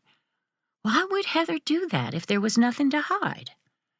Then it occurred to me, she had as much to lose as Patrick did. Remember the photograph of Ian and Stephanie at the park? Heather was there, in the picture, standing next to the mayor, and she was as angry as he was. Heather may have already been in love with Ian even back then. But to commit murder over it? That's a stretch. Now, when you think about what Ian told us at the country club, his father pushed him to marry Heather. Claire ran a hand over her ponytail. They could have made an agreement. Both of them wanted Stephanie gone. People have killed for a lot less. Gavin had to admit Claire made a good argument, but they were low on evidence. Even if that's true, we don't have a way to prove it. Not yet. A knock at the office door cut off Claire's response. When she called out for the person to enter, Keith poked his head inside the door. Randy King is here to see you, ma'am. He says it's urgent. I bet he did, she muttered. Claire flipped the whiteboard to the blank side, hiding their notes about the murders. Show him in. Keith disappeared. Gavin arched his brows. What does Sheriff King want? To lecture me. I'm sure he was the first call Mayor Scott made when he left the hospital this afternoon. She straightened her shoulders and marched behind her desk. I'm glad Sheriff King showed up. I have a few things of my own to say. Gavin positioned himself near the credenza. He was close enough to make his presence known, but far enough away to allow Claire to lead the conversation. This was her battle. One, as much as Gavin hated to acknowledge, she had to fight on her own. Otherwise, Sheriff King and her subordinates wouldn't respect the boundary line she drew. Randy appeared in the doorway. The former sheriff was dressed like a ranch hand in a fringed leather jacket and scuffed boots. Dark circles hung low under his eyes. He carried a notebook in one hand. Without asking, he entered and shut the door behind him. We need to talk. We certainly do. Claire's tone was polite, but there was a hidden edge of anger lining it. She crossed her arms over her chest. For starters, I'd like to know why you've been keeping relevant information about Stephanie Madden's case secret. You're a private citizen now, Sheriff King, but you served this community for decades. I'd hoped that meant something. It clearly doesn't. His shoulders rolled inward as if her words were poisonous darts. It does mean something. I owe you an apology, Claire. I believed Stephanie had left town on her own accord. She didn't. He sank into a visitor's chair. My wife and I took a trip to Fort Worth. I accidentally left my cell behind at the house. I only found out you'd discovered Stephanie's body when I returned late last night. I immediately started looking for this. He lifted the notebook in his hand. It's my personal diary. I often wrote notes and observations about cases I was working on. You should read it. It'll help with your investigation. It was awful, but Gavin questioned Randy's change of heart. The man seemed sincere, but could he be trusted? Claire must have had the same thoughts because her gaze narrowed and she asked, Mayor Scott hasn't called you? He did. I share his concern that you're headed down the wrong path with this investigation. Ian didn't kill Stephanie. Randy set the notebook down on her desk. You need to take a closer look at Alex Sheffield. Why? Because he's not the person he claims to be. Alex belongs to the Chosen. He has a tattoo on the inside of his arm. Gavin stiffened.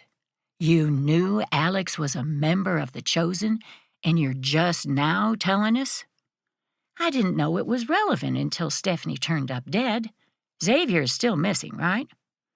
Randy waited for Gavin to nod before continuing. He may not be alive anymore.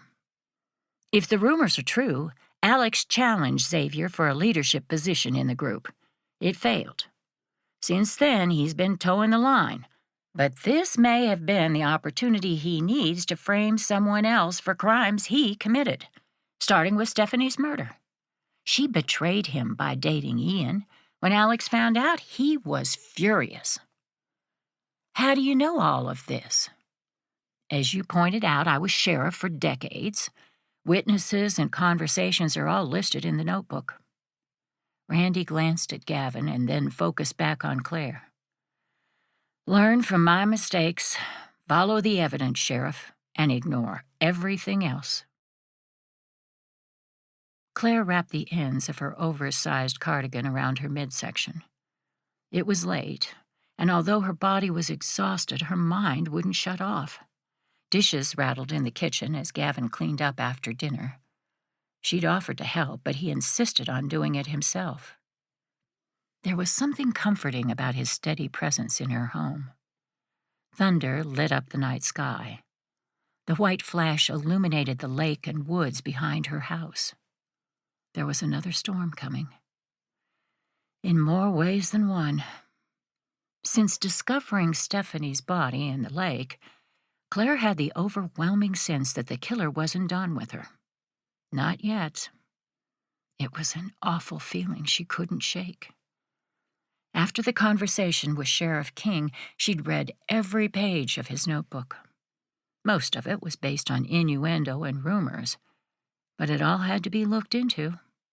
The Texas Rangers sprang into action, dividing up the witnesses and attempting to track down more evidence that would lead them to the killer, or killers. There was nothing more to do. Not tonight. She reached for the leather-bound Bible on the end table beside the couch and flipped to the homemade bookmark tucked within the pages. Faye had gifted it to Claire. The intricately cross-stitched birds were accompanied by a verse. Be strong and courageous. Do not be afraid. Do not be discouraged, for the Lord your God will be with you wherever you go. A sense of peace swept over Claire. It was the reminder she needed, especially tonight. Gavin came around the corner. A water stain spread across his shirt, and the fabric clung to his chest muscles. He carried a steaming mug in one hand. I made you a cup of tea. If you're lucky, it's drinkable. That fancy kettle has more buttons than Mission Control. She chuckled. He was right. The kettle had 6 different temperature settings for perfect brewing, along with a stay warm function. It had been a gift from her parents when she moved in. Claire set her Bible down before accepting the mug Gavin offered. Their fingers brushed, sending a jolt of electricity up her arm. I'm sure the tea is wonderful. Thank you. You're welcome. His gaze dropped to the Bible. He picked up the bookmark, running his fingers over the delicately stitched verse. Did you make this? They did. Jacob was only 6 weeks old, and my divorce had just been finalized when a gift showed up in the mail. Baby clothes and other things, along with this bookmark. The verse was her favorite. It was one Claire didn't always live by. She hadn't with Gavin. The fear of being hurt had held her back from saying what was in her heart. But she couldn't remain silent anymore. It was time to be courageous. Please, God, give me the right words. She set her tea down on the coffee table and turned to face the man seated on the couch next to her. She took his hand. Gavin, there's something I need to say. I've been thinking a lot about our conversation in the hospital. Claire. He ran a thumb across her knuckle, sending a sweet wave of warmth coursing through her. I don't mind having this conversation tonight, but there's no need. We can talk another time. No! We've been shot at, chased, and nearly blown up. Before some other catastrophe happens, I need to say this. She took a deep breath. You aren't the only one who fears not being good enough. I was married once. It ended in disaster. My husband cheated on me, left me while I was pregnant, and moved to the other side of the world without a backward glance. Starting a new relationship is the last thing I ever thought about doing. And then you walked into my life. Tenderness softened the hard planes of his face. Gavin's hand cupped her cheek, his fingers threading through the strands of her hair. His touch was irresistible, and oh, that look in his eyes. She wanted to melt in it. Claire gave in to her desire and laid her head on his broad chest. You make me want to try, Gavin. With you, things could be different. But I can't do this alone. I learned that the hard way in my marriage. I can't convince you. You have to believe in us, in the love we could have, on your own. You're right, I do. He tightened his arms around her and brushed a kiss across her temple. I've been thinking a lot, too. I'm not the same man I was when my ex and I broke up. God wasn't a part of my life then, but he is now, and my faith, it changes things. The first day we were working on this case, I said God had brought me here for a reason. I thought it was to protect you. Now I realize he had bigger plans for me. For us." Claire's pulse jumped. Was he saying what she thought he was saying? Maybe the key is to love each other, keep communication open, and to hand our fears over to the Lord. Gavin gently grasped her chin and tilted it upward until she was looking him in the face. "I'm falling in love with you, Claire. You and Jacob. I'm not going anywhere as long as you'll both have me." Her breath caught. His speech was the most romantic thing anyone had ever said to her. Tears pricked Claire's eyes as her heart burst wide open. Gavin searched her face, a faint hint of worry lurking in his chestnut eyes.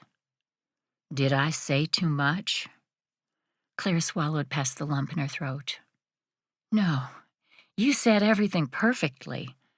She leaned in closer, her lips brushing against his in a gentle kiss. "I'm falling in love with you, too."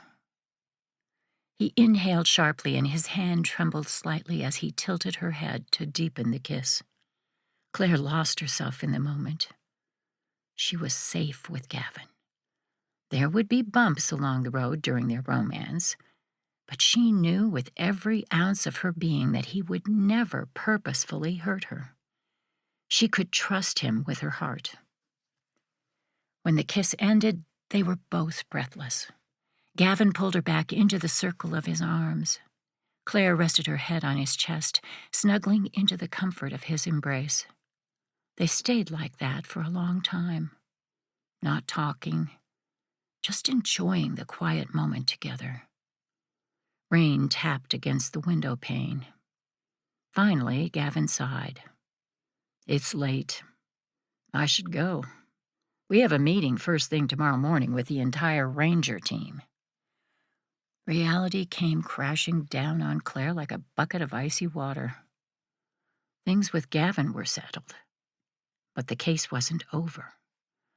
They were no closer to finding the killer, or killers, than they had been this morning. "Can we talk the crimes through again, one more time?" Claire backed away from Gavin to look him in the face. "I feel like we're missing something. Something obvious. It's right there at the edge of my mind, but I can't grasp it." "Sure." Claire's cell phone cut him off. She ran to the kitchen to grab it from the charger. The number wasn't one she recognized. "Sheriff Wilson." "Someone's here." Mary Bell's voice was hushed and laden with fear. "It's Xavier. He broke into my cabin." A sob choked off her words. Claire flew into motion, pulling on her shoes. Gavin appeared by her side, and she put the call on speaker. "I'm coming right now. Keep talking to me, Mary Bell. Can you get out of the cabin?" "No, I'm hiding in the closet, but I can hear him searching.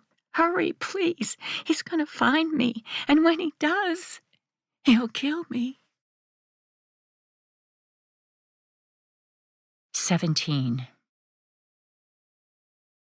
Gavin raced through the trees separating Claire's cabin from Marybelle's. Rain pelted his head, the water running in rivulets down the back of his collar, chilling his skin. Branches tugged at his clothes. His breath came in puffs, the frigid air shocking his lungs. Beside him, Claire kept pace. Her weapon was drawn and ready.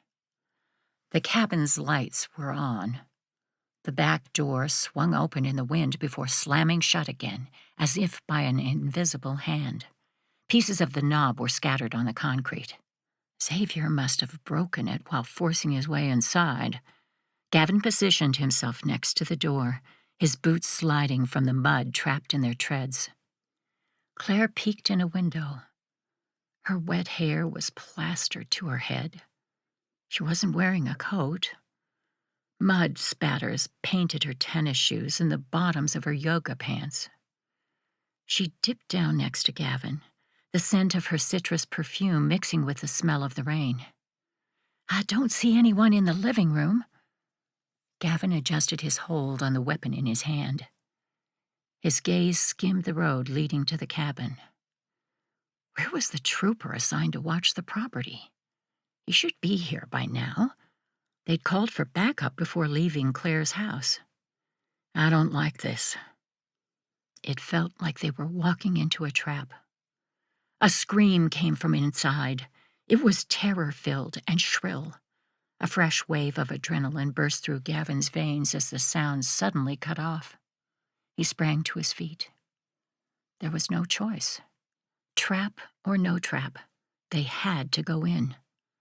He grabbed the broken back door and burst into the house, gun raised. "Police! Put your weapons down and your hands in the air!" Sounds came from the rear of the cabin. A man's voice was yelling, but Gavin couldn't make out the words. He raced across the tiny living room toward the hallway. Through the open door of the bedroom, he saw Xavier standing over Maribel, beating her with the butt of a gun. "Police!" Gavin shouted, aiming his weapon at the criminal. "Freeze!" Xavier whirled, his own weapon raised. Gavin shoved Claire to the side just as a bullet flew into the molding near his head. Several more bullets followed. A fiery blaze streaked into Gavin's shoulder, and he cried out as his hand went numb. His weapon clattered to the floor. Warmth ran down his arm as blood bloomed on his shirt. He'd been shot. Claire grabbed him and pulled him farther out of range. Gavin shook off her aid. There wasn't time. He scooped up his weapon and held it with his left hand. He wasn't proficient at shooting with his weaker hand by any measure, but being unarmed wasn't an option. Claire positioned herself near the hallway. "Xavier, put your gun down and your hands in the air. Now!" Where was their backup? Something must have happened to the trooper. That thought terrified Gavin. Riker was on his way with more law enforcement officers, but they were likely still several minutes away. Maribel moaned. The sound of flesh hitting flesh echoed. Claire's face flushed, but the hand holding her weapon was steady. Gavin peeked around the corner to see Xavier holding his wife up as a shield.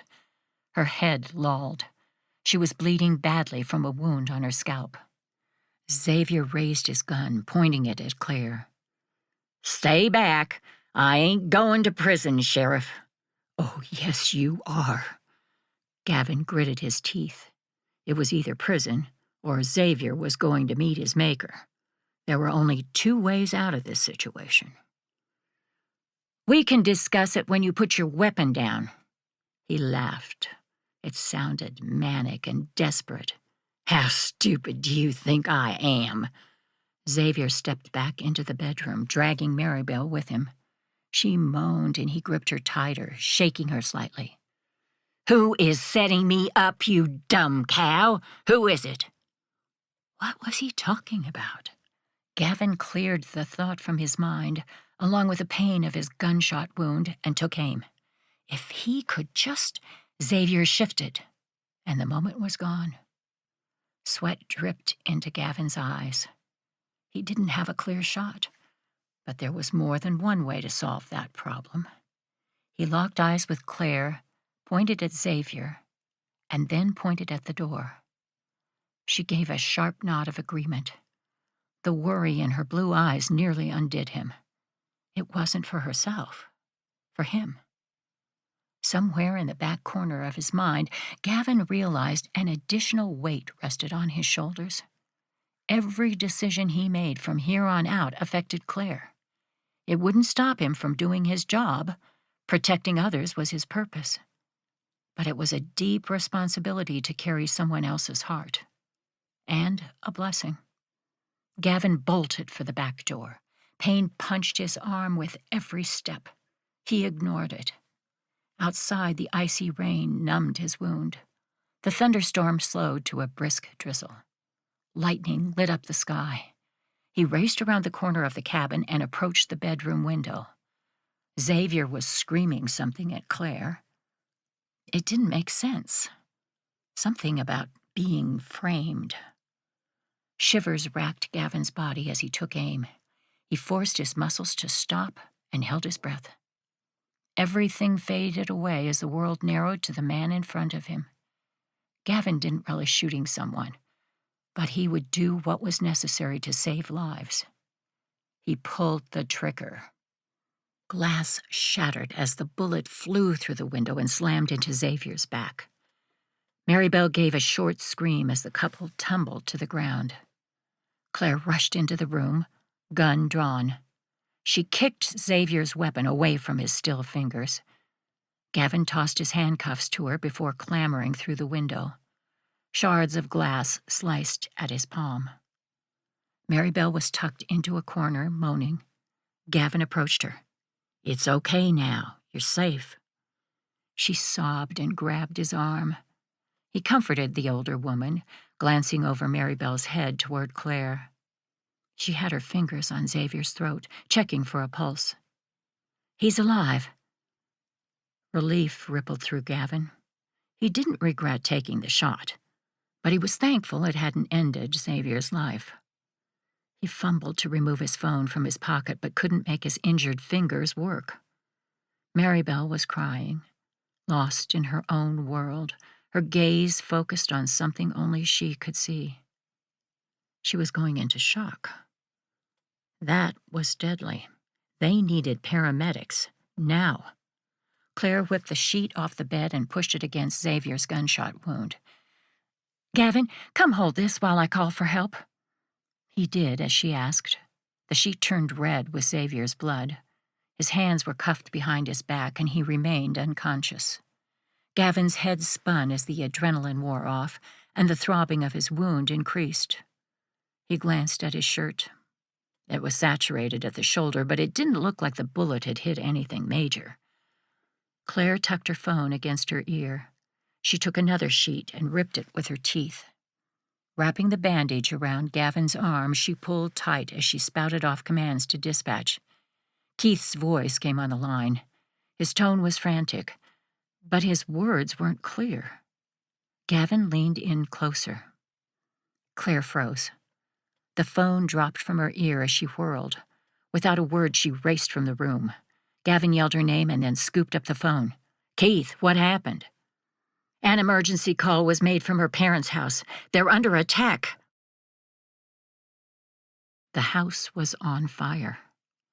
Claire's heart thundered in her chest as she raced toward the flames. The entire living room was ablaze, smoke belching from the broken windows. Arson. Probably a Molotov cocktail, maybe two.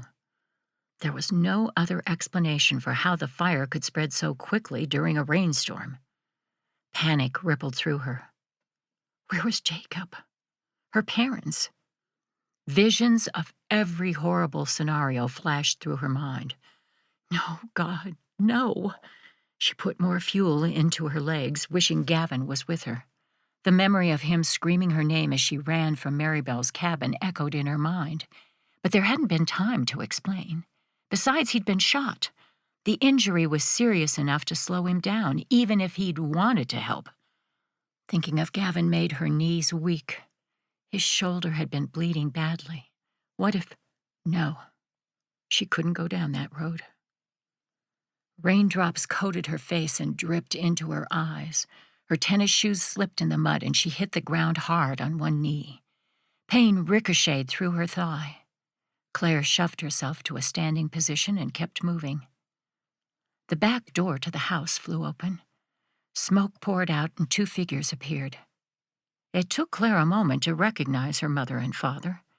A bruise and dried blood painted Lindsay's temple. Daniel had one arm thrown over his wife's shoulders. His other hand clutched his side. Blood stained his shirt. He took another step and collapsed on the patio, nearly taking Lindsay down with him. "Dad!"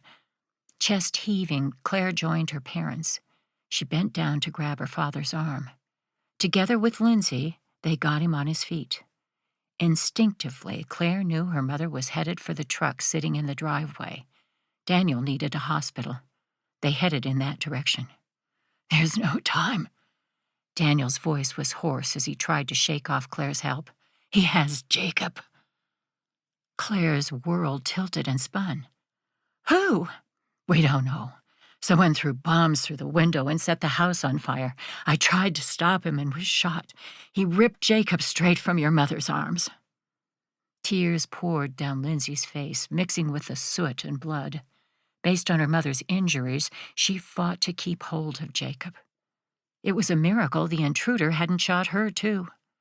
Claire didn't stop moving. She opened the passenger side of the truck and shoved her dad inside. "Which direction did the attacker go in?" "Toward the dock." She didn't think. Slamming the truck door, Claire spun toward the lake. It was a dark shadow. The long dock extending into the water wasn't visible, the moon obscured by the thunderstorm's cloud cover. She took off. "Jacob, hold on, baby, I'm coming." Her heart said prayers even as her mind focused on rescuing her child. Her eyes adjusted to the darkness. The dock came into view. A boat bobbed on the water, secured by a rope to a mooring pole. Claire ducked into the tree line. She couldn't save Jacob by acting recklessly. Now was the time to rely on her training. Moving closer, using the trees as cover, her gaze swept the area. A small form lying in the middle of the dock caught her attention. Jacob! He was motionless. Dead? Her heart threatened to splinter in two. No, it couldn't be. She forced the devastating thought aside and focused on the task at hand, getting to her son. There was no way to reach him without exposing herself. Claire knew it was a trap. A sniper with a night vision scope would have no trouble killing her. There could be one on the boat. She should wait for backup. It had to be moments away. But what if Jacob was injured, bleeding out? It was a risk Claire wasn't willing to take. She burst from the tree line, keeping her head up, searching for any potential danger. Her feet pounded against the wooden dock. The injury from her earlier fall throbbed. She counted the distance in heartbeats, anticipating the crack of a gun followed by the fire of a bullet blazing through her. Jacob came into sharper focus. His eyes were closed. Claire dropped to her knees beside him. Her fingers were numb from the cold. She couldn't tell if Jacob was breathing. The memory of finding Faye on the side of the road flashed in her mind. No, please, no. With a shaking hand, she touched the smooth column of Jacob's throat. A steady beat thumped against her fingers. Alive. He was alive. Tears coursed down her cheeks. Thank you, God. There was no way to carry Jacob while holding her gun. Claire shoved it into the back of her pants and slipped her hands under her son. Lifting him into her arms, she leaned on her knees in preparation to stand, ignoring the screaming pain from her swelling knee. They needed to get off this dock. A noise scraped against the dock 1 second before the barrel of a gun pushed against the back of Claire's head. She froze. "Hello, Sheriff. I've been waiting for you." 18. The trooper had been shot and left for dead. Gavin used gauze from a first aid kit in the patrol car to staunch the wound. Smoke and flames poured from Claire's childhood home. Her parents were gone. It had taken 8 minutes for 2 deputies to arrive at Marybelle's cabin. Every second had been torture. Gavin couldn't leave until they arrived. He had a duty to keep Xavier in custody and to provide first aid to Marybelle. And now, he had no idea where Claire or her family were. The trooper groaned at the pressure applied to his injury. His eyes fluttered but didn't open. It wouldn't be possible for him to tell Gavin anything. Footsteps came from the other side of the patrol car. Gavin whirled, raising his weapon. He found himself face to face with the barrel of a gun. Relief flooded through him when he recognized the man holding the weapon, Riker. The ranger rushed to Gavin's side. "What happened?" "I don't know." Gavin lowered his weapon as Keith circled the vehicle. "Keith, take over providing first aid. I need to find Claire and her family." The chief deputy knelt and grabbed more gauze from the first aid kit. Claire's mother called. She's racing to the hospital. Daniel was shot and Jacob kidnapped. Claire went in pursuit. Last thing she knows, Claire was headed for the dock. Gavin bolted to his feet. The gunshot wound sent white-hot agony racing down his nerve endings. Gritting his teeth against the pain, Gavin broke into a run, heading for the lake. He barely heard Keith shout, "More deputies are coming! 5 minutes out!" Riker fell into place beside him without a word, gun in hand.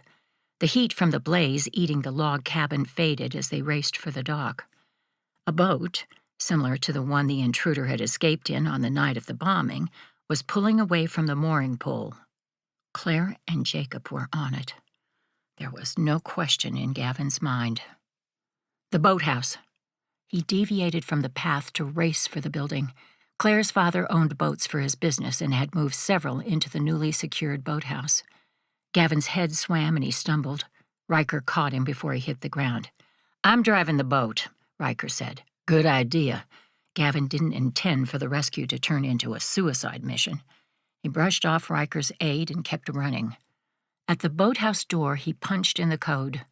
The two men boarded one of the vessels quickly and fired up the engine. Every movement took time. Precious seconds that Claire and Jacob were in danger, but there was no way to move faster. Be strong and courageous. Do not be afraid. Do not be discouraged, for the Lord your God will be with you wherever you go. The biblical verse popped into Gavin's mind. It was a reminder that Claire and Jacob were not alone. Neither was he. They had God, and he would be with them every step of the way. Please, Lord. This couldn't be how their story ended. Gavin and Claire were falling in love, and Jacob, it was unthinkable to lose him. Gavin shoved the bleak thoughts from his mind and focused on his prayer. Help me find them in time, Lord. You sent them to me. You opened my heart. Please don't take them from me now. Riker pushed the throttle and increased their speed. Icy wind tore through the thin layer of Gavin's clothing. The lake was choppy from the thunderstorm and rain pelted the roof. He clung to the dash as they bounced over the surface. Every jolt sent agony through his shoulder. "Where are they?" Riker yelled the words to be heard over the rain and wind. "Do you see the boat?" Gavin scanned the lake, panic clawing at his last thread of control. They were too late. The boat carrying Claire and Jacob was gone. Claire twisted her hands, attempting to free her wrists from their bonds. The zip ties dug into her skin. Warmth trickled down her fingertips. Beside her, on a bench inside the boat, Jacob slept. He hadn't woken during the entire incident with their captor, which wasn't normal. His breathing was also shallow. It terrified her. Her gaze swung to the man driving the vessel, Alex Sheffield. His clothes were soaked from the rain, and yet some animal hair still clung to the fabric. Anger flooded Claire's veins. "What did you drug my son with?" He smirked. "Don't worry, Sheriff. He'll be fine." Jacob didn't look fine. His complexion was pale, his freckles standing out in sharp relief. Claire twisted her hands more, attempting once again to break the zip ties, but it was no use. They were industrial strength. Her gaze swept the cabin. She needed something sharp to cut the bonds with. Beyond the windshield, the lakeshore whizzed past. Claire's stomach bounced with each bump along the choppy waters. "Whatever you're planning, it won't work. Every law enforcement officer in the state will be looking for us." Gavin would send help. Tears pricked Claire's eyes as she thought of her brave Texas Ranger. By now, he would have discovered she was missing, along with Jacob. She couldn't imagine the depths of his worry and fear. It threatened to overwhelm the last bit of emotional control she was clinging to. Don't think about it. There wasn't time. Her focus needed to be on saving Jacob. As long as there was breath in her body, there was hope they could get out of this alive. Alec's smirk widened. I certainly hope everyone will look for you. How else can I frame Xavier for the murders? Claire's mind whirled as she struggled to put the pieces together. In Marybelle's cabin, Xavier had been insisting that someone was after him, making it look like he'd done things he hadn't. He'd disappeared to find out who. It was a member of his own group. Alex had attempted to take control of the Chosen once before. This was his opportunity to get rid of Xavier once and for all. She swallowed hard. You killed Stephanie? And Faye? Faye was collateral damage. She shouldn't have involved herself in matters that weren't her concern. His expression hardened. As for Stephanie, she betrayed me. I loved her. I would have given her the world, but she decided our relationship was over. She was going to marry Ian. I couldn't let that happen. They were trapped with a cold-blooded killer. Dread slithered through Claire like sludge. Alex wouldn't hesitate to hurt, even murder, Jacob. He had no conscience. Her gaze swept the sparse cabin again, searching desperately for anything to use as a weapon. She wouldn't let him hurt her son. Where did you get the boat, Alex? It didn't belong to him. His family didn't own one. Alex passed her a quick glance. I have friends in high places, Sheriff. I didn't start this without knowing I'd be protected if things went south. So, he wasn't working alone. That explained why he'd come after her. Alex didn't have the ability to pick a new sheriff, but whoever his partner was did. Sweat beaded down Claire's back. She had to figure out a way to overpower her kidnapper.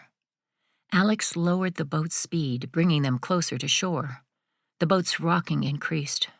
Claire tumbled off the bench. She landed on the floor in a heap, crying out as Jacob's small form landed on her swollen knee. Her little boy didn't stir. She wrangled herself into a sitting position.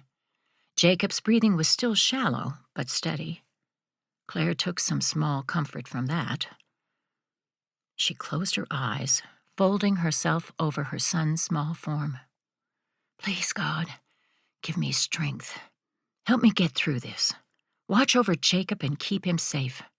He's just a little boy. The prayer centered her. She opened her eyes. A piece of twisted metal glinted on the floor nearby. Drawers used for storage were built into the bench she'd fallen from. A handle had recently been replaced. It was newer than the rest. The old one must have broken because a sliver was left behind. Was it strong enough to cut the zip tie with? Maybe. Claire glanced at Alex, but his focus was on driving the boat. She twisted her body, wincing against the pain, and snagged the jagged piece of metal from the carpet. Twisting it in her fingers, she used the jagged end to slice at the zip ties. It was slow going. We're here. Alex killed the engine. He hauled Jacob back onto the bench with rough movements. Don't hurt him. Fury blinded her as she struggled to gain leverage into a standing position, even with her hands tied behind her back.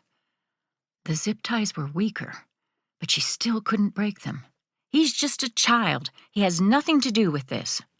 Alex ignored her, grasping Claire's arm with a bruising grip. He roughly pulled her into a standing position.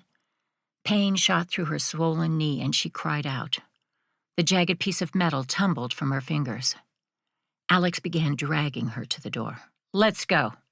Suddenly, she realized he intended to separate her from Jacob. She tried to break his hold. I'm not going anywhere without Jacob.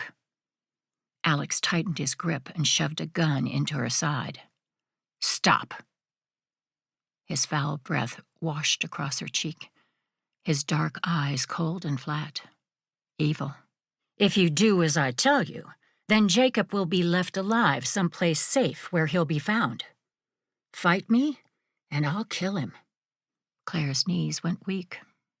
Alex meant every word. Her only option was to buy time, either until help arrived or until there was an opening to fight back. Within moments, they were on shore. The frigid air cooled Claire's overheated skin. The rain had finally stopped, the cloud cover dissipating enough to allow beams of moonlight through. It streamed over the trees. This section of the lake was familiar. Xavier's land. A man stood at the end of the dock. Mayor Patrick Scott. He wore a designer raincoat, his mouth twisted into a hard-edged sneer. Claire wasn't shocked by his presence. She'd been wrong about his accomplice. He'd paid Alex the $100,000 to kill Stephanie, but right about everything else. He'd had Stephanie murdered to prevent her from marrying his son. Faye's search for the missing woman threatened to expose their secret, and the mayor had killed her. Everything else that followed was part of a cleanup to keep their secrets buried, including the threats against Claire. Now the two men were making a desperate attempt to frame Xavier for everything. They didn't know the man was already in police custody. Patrick's glare swept over Claire before landing on Alex. "You're late. There were some delays." Alex shoved Claire and her feet stumbled over each other. Her body crashed to the ground with enough force to knock the air from her lungs. The zip ties around her wrist broke. Before she had time to react, the sharp point of Patrick's boot landed in her stomach. Pain exploded through her body. Claire doubled over. Patrick leaned down. "You've caused me a lot of trouble, Sheriff. I warned you to stay out of my way." She sucked in a shallow breath. Spots danced in front of her vision. Patrick grabbed a fistful of her hair and yanked until she was looking him in the face. Fire raced along her scalp, and the pain exacerbated her body's need for air. He sneered. Menace dilated his pupils. "Shooting you is going to make me very happy." Patrick released her, and Claire tumbled back to the ground. Her hands were free, but her muscles wouldn't coordinate. The pain was overwhelming. Every breath sent burning through her chest. She felt as weak as a newborn kitten as Alex hauled her once again to her feet. He handed Patrick 2 handguns. "The Glock is hers. Make sure you dispose of it." "I don't need you to tell me what to do," Patrick snapped. "Don't forget who's in charge. Let's get this over with." Alex half-dragged, half-carried Claire behind the mayor toward the tree line. He deposited her next to a fallen pine. Leaves and pine needles cushioned her fall this time. Her mind whirled. She was an experienced law enforcement officer, but no amount of training had prepared her to take on 2 armed men with nothing but her bare hands. She couldn't run. Jacob was still on the boat. He needed medical attention, and the only way to get to him was through her attackers. She had to fight. But how? Darkness pressed in around her. The boat bobbed on the black surface of the lake. There were no signs of anyone else nearby. Gavin and the rest of the law enforcement officers had to be looking for her by now, but Xavier's property wasn't the first place they'd go. A jagged stick from the fallen log was in front of her. Claire wrapped her fingers around it. The bark cut into the tender flesh of her palm. The crude weapon wasn't much, but it was something. She sucked in a deeper breath, forcing herself to ignore the ache in her chest. Patrick's phone beeped with an incoming message. He glanced at his smartwatch. The glow cast dark shadows on his face. His muscles tightened. "What is it?" "An update from the Fulton County Sheriff's Department. Xavier's been arrested. He was taken into custody 20 minutes ago." Patrick raised a gun, pointing it at Claire. "That changes things." He whirled and fired. Alex stumbled back as blood bloomed on his shirt. He collapsed into a heap, like a puppet whose strings had been cut. Horror and disgust churned Claire's stomach. She gripped the stick tighter in her hand. Patrick tossed her a smile. "You see, Claire, you never stood a chance against me. I'm smarter than anyone knows, and I plan for every contingency." He lifted the gun in his hand. It was her service weapon.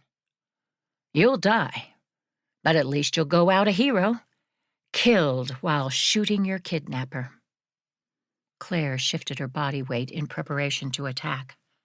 She needed to edge closer. "It was your idea to kill Stephanie, wasn't it? You convinced Alex to do it." "He didn't need much convincing. He was angry with Stephanie. I just provided a way for him to solve the problem." He smirked. "The money helped, of course." "You didn't plan on Faye looking for Stephanie 2 years after she disappeared." "I knew to keep my eye on her." He tucked her service weapon into his pocket and removed the second gun.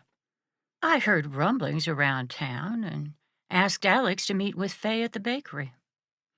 Like most people in town, she believed Alex had turned over a new leaf and put aside his criminal ways. She thought he cared about Stephanie as much as she did. They had trusted Alex. That one mistake led to her death. Claire's mind filled in the blanks from what she knew about the case. "Faye believed Ian was involved in Stephanie's disappearance." Patrick nodded. "I couldn't have that.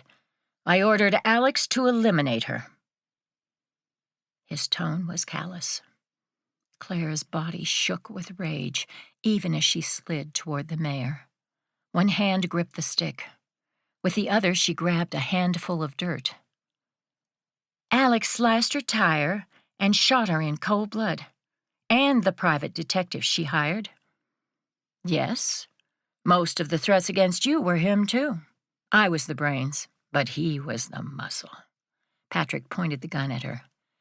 "He messed up quite a few times, but it worked out in the end. You've caused me a great deal of grief.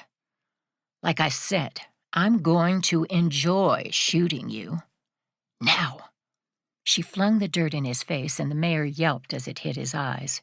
He stumbled back, and Claire swiped out with one leg to knock him off his feet. He hit the ground with a thud, but held on to his weapon. She beat him with the stick. He rolled to get away from her. She kept up the assault, the pain in her chest making it hard to breathe, the throbbing in her legs slowing her down. Claire attempted to restrain his hand with the weapon. She jabbed her elbow into his neck. He punched. Stars exploded in her head as his fist collided with her cheek. She fell back. Patrick followed the hit with another. Her body went limp. He rose from the ground like a horrific goblin from a scary movie. Blood dripped from his busted lip. Dirt and pine needles coated his clothes. Breathing heavily, Patrick lifted his weapon. Inside her head, Claire was screaming for her muscles to move, but they refused. A shadow shifted behind the mayor. "Drop it." Gavin's voice was an answer to a heartfelt prayer. The clouds parted, and a beam of moonlight reflected off the gun held to the back of the mayor's head. She followed the arm holding it, lifted her gaze to the ranger's fierce expression. Claire's heart soared. She didn't know how Gavin had found her in time, but he had. Riker came into view, his weapon also drawn. "It's over. Drop the gun." Claire held her breath. There was a chance Patrick would still decide to pull the trigger. She could see the war waging inside him. Finally, resignation seeped into his eyes. Patrick released his fingers, and the weapon dropped to the ground. Claire kicked it away with her foot. Riker moved in, grabbed the mayor by the back of the neck, and forced him to the ground. Gavin didn't shift his weapon away until the killer was handcuffed. Then he raced to Claire's side. Blood coated his shirt, and his complexion was pale, but he was alive. "Where are you hurt?" Gavin's hands ran over her face, smoothing away the strands of hair from her temple. The fear and concern in his eyes twisted her insides. She wanted to dive into his embrace and never let go. But now wasn't the time. Claire grabbed his arm. "Forget about me. Jacob's on the boat. Alex drugged him, but I don't know with what." Gavin raced for the vessel. He disappeared inside the cabin and came out moments later, cradling Jacob in his strong arms. Claire's heart tore at the look of anguish on Gavin's face.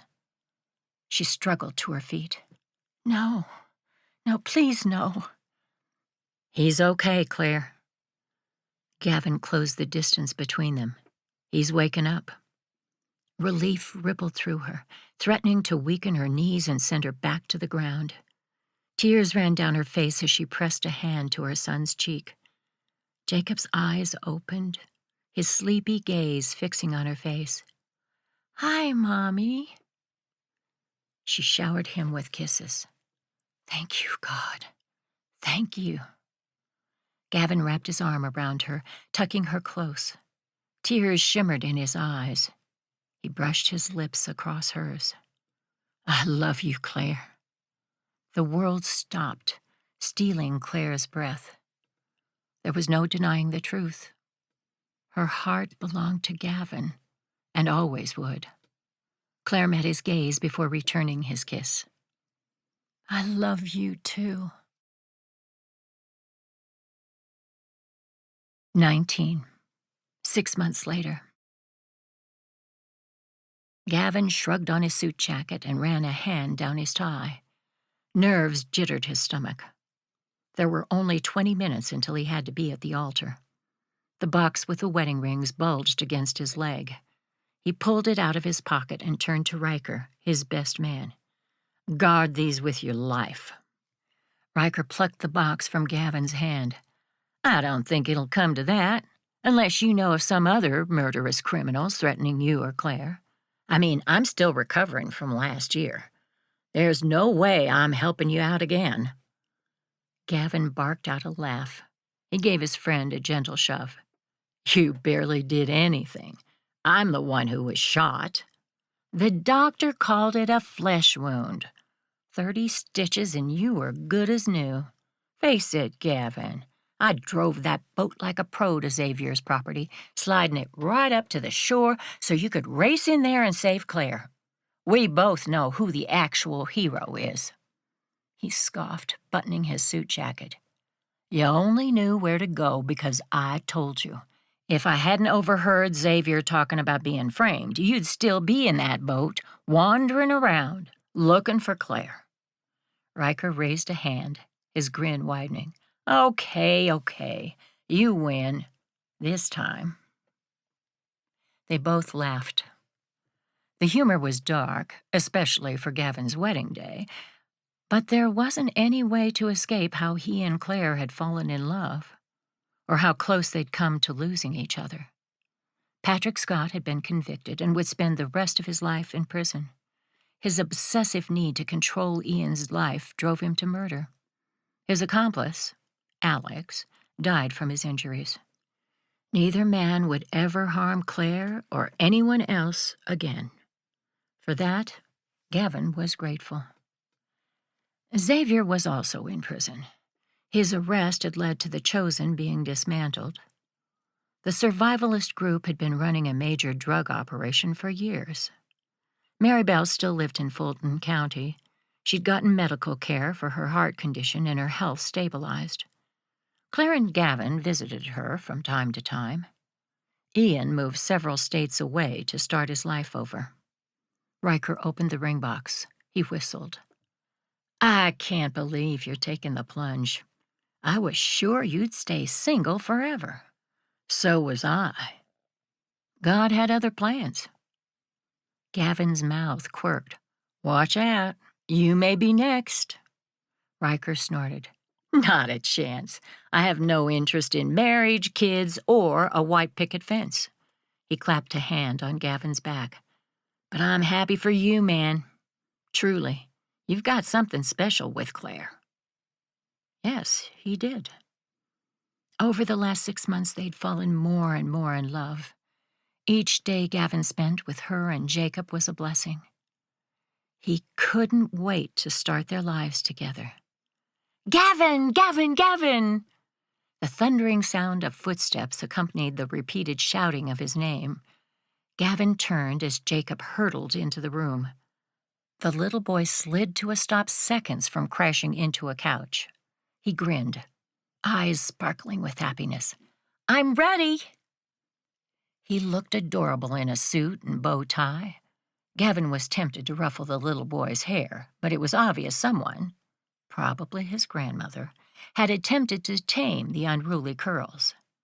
Instead, he offered his hand for a high five. "You look great, buddy." Jacob smacked his palm. Then his face grew serious. "There's something I need to ask you." "Sure thing." Gavin dropped to one knee so they were at eye level. "What is it?" "Today, you're marrying my mom, right? And that means we're going to be a family." "Yep, that's right." Jacob's gaze dropped to his patent leather shoes. His mouth screwed up with concern. "So, would it be okay if I called you Dad?" Gavin's chest squeezed tight. He and Claire had already discussed this possibility months ago. Gavin knew she was okay with it, and he'd hoped one day Jacob would see him as a father figure. But he hadn't expected it to happen now. A lump formed in the back of Gavin's throat, and it took genuine effort to swallow it down. "I would love that, Jacob." Pure joy erupted on the little boy's face. He tossed his arms around Gavin's neck and hugged him. The move was exuberant enough to nearly knock them off balance. Jacob giggled. Gavin tickled him, causing more peals of laughter. Then he straightened Jacob's suit jacket. "Okay, let's not mess up our clothes before the service." He winked. "There's plenty of time to do that at the reception." "We're going to have cake. Mommy says it's chocolate. That's my favorite." "I know.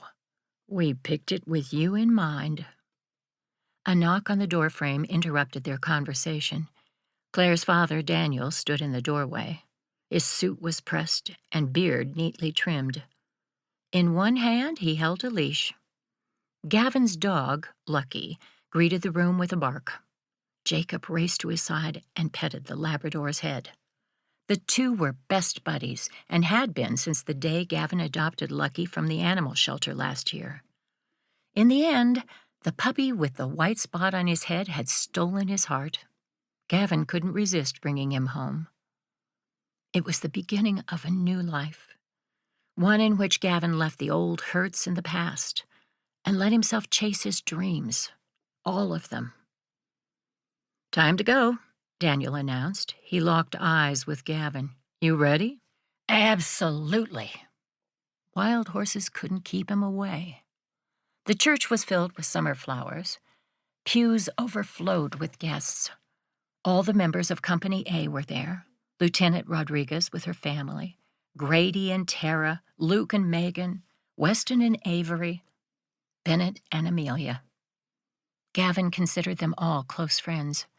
The couples had been supportive of his relationship with Claire from the word go, and their loving relationships were inspiring.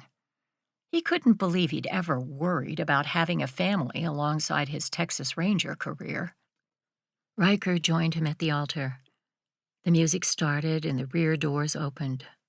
Jacob marched down the aisle, one hand gripping Lucky's leash, a broad smile on his face. The guests laughed at the cuteness overload.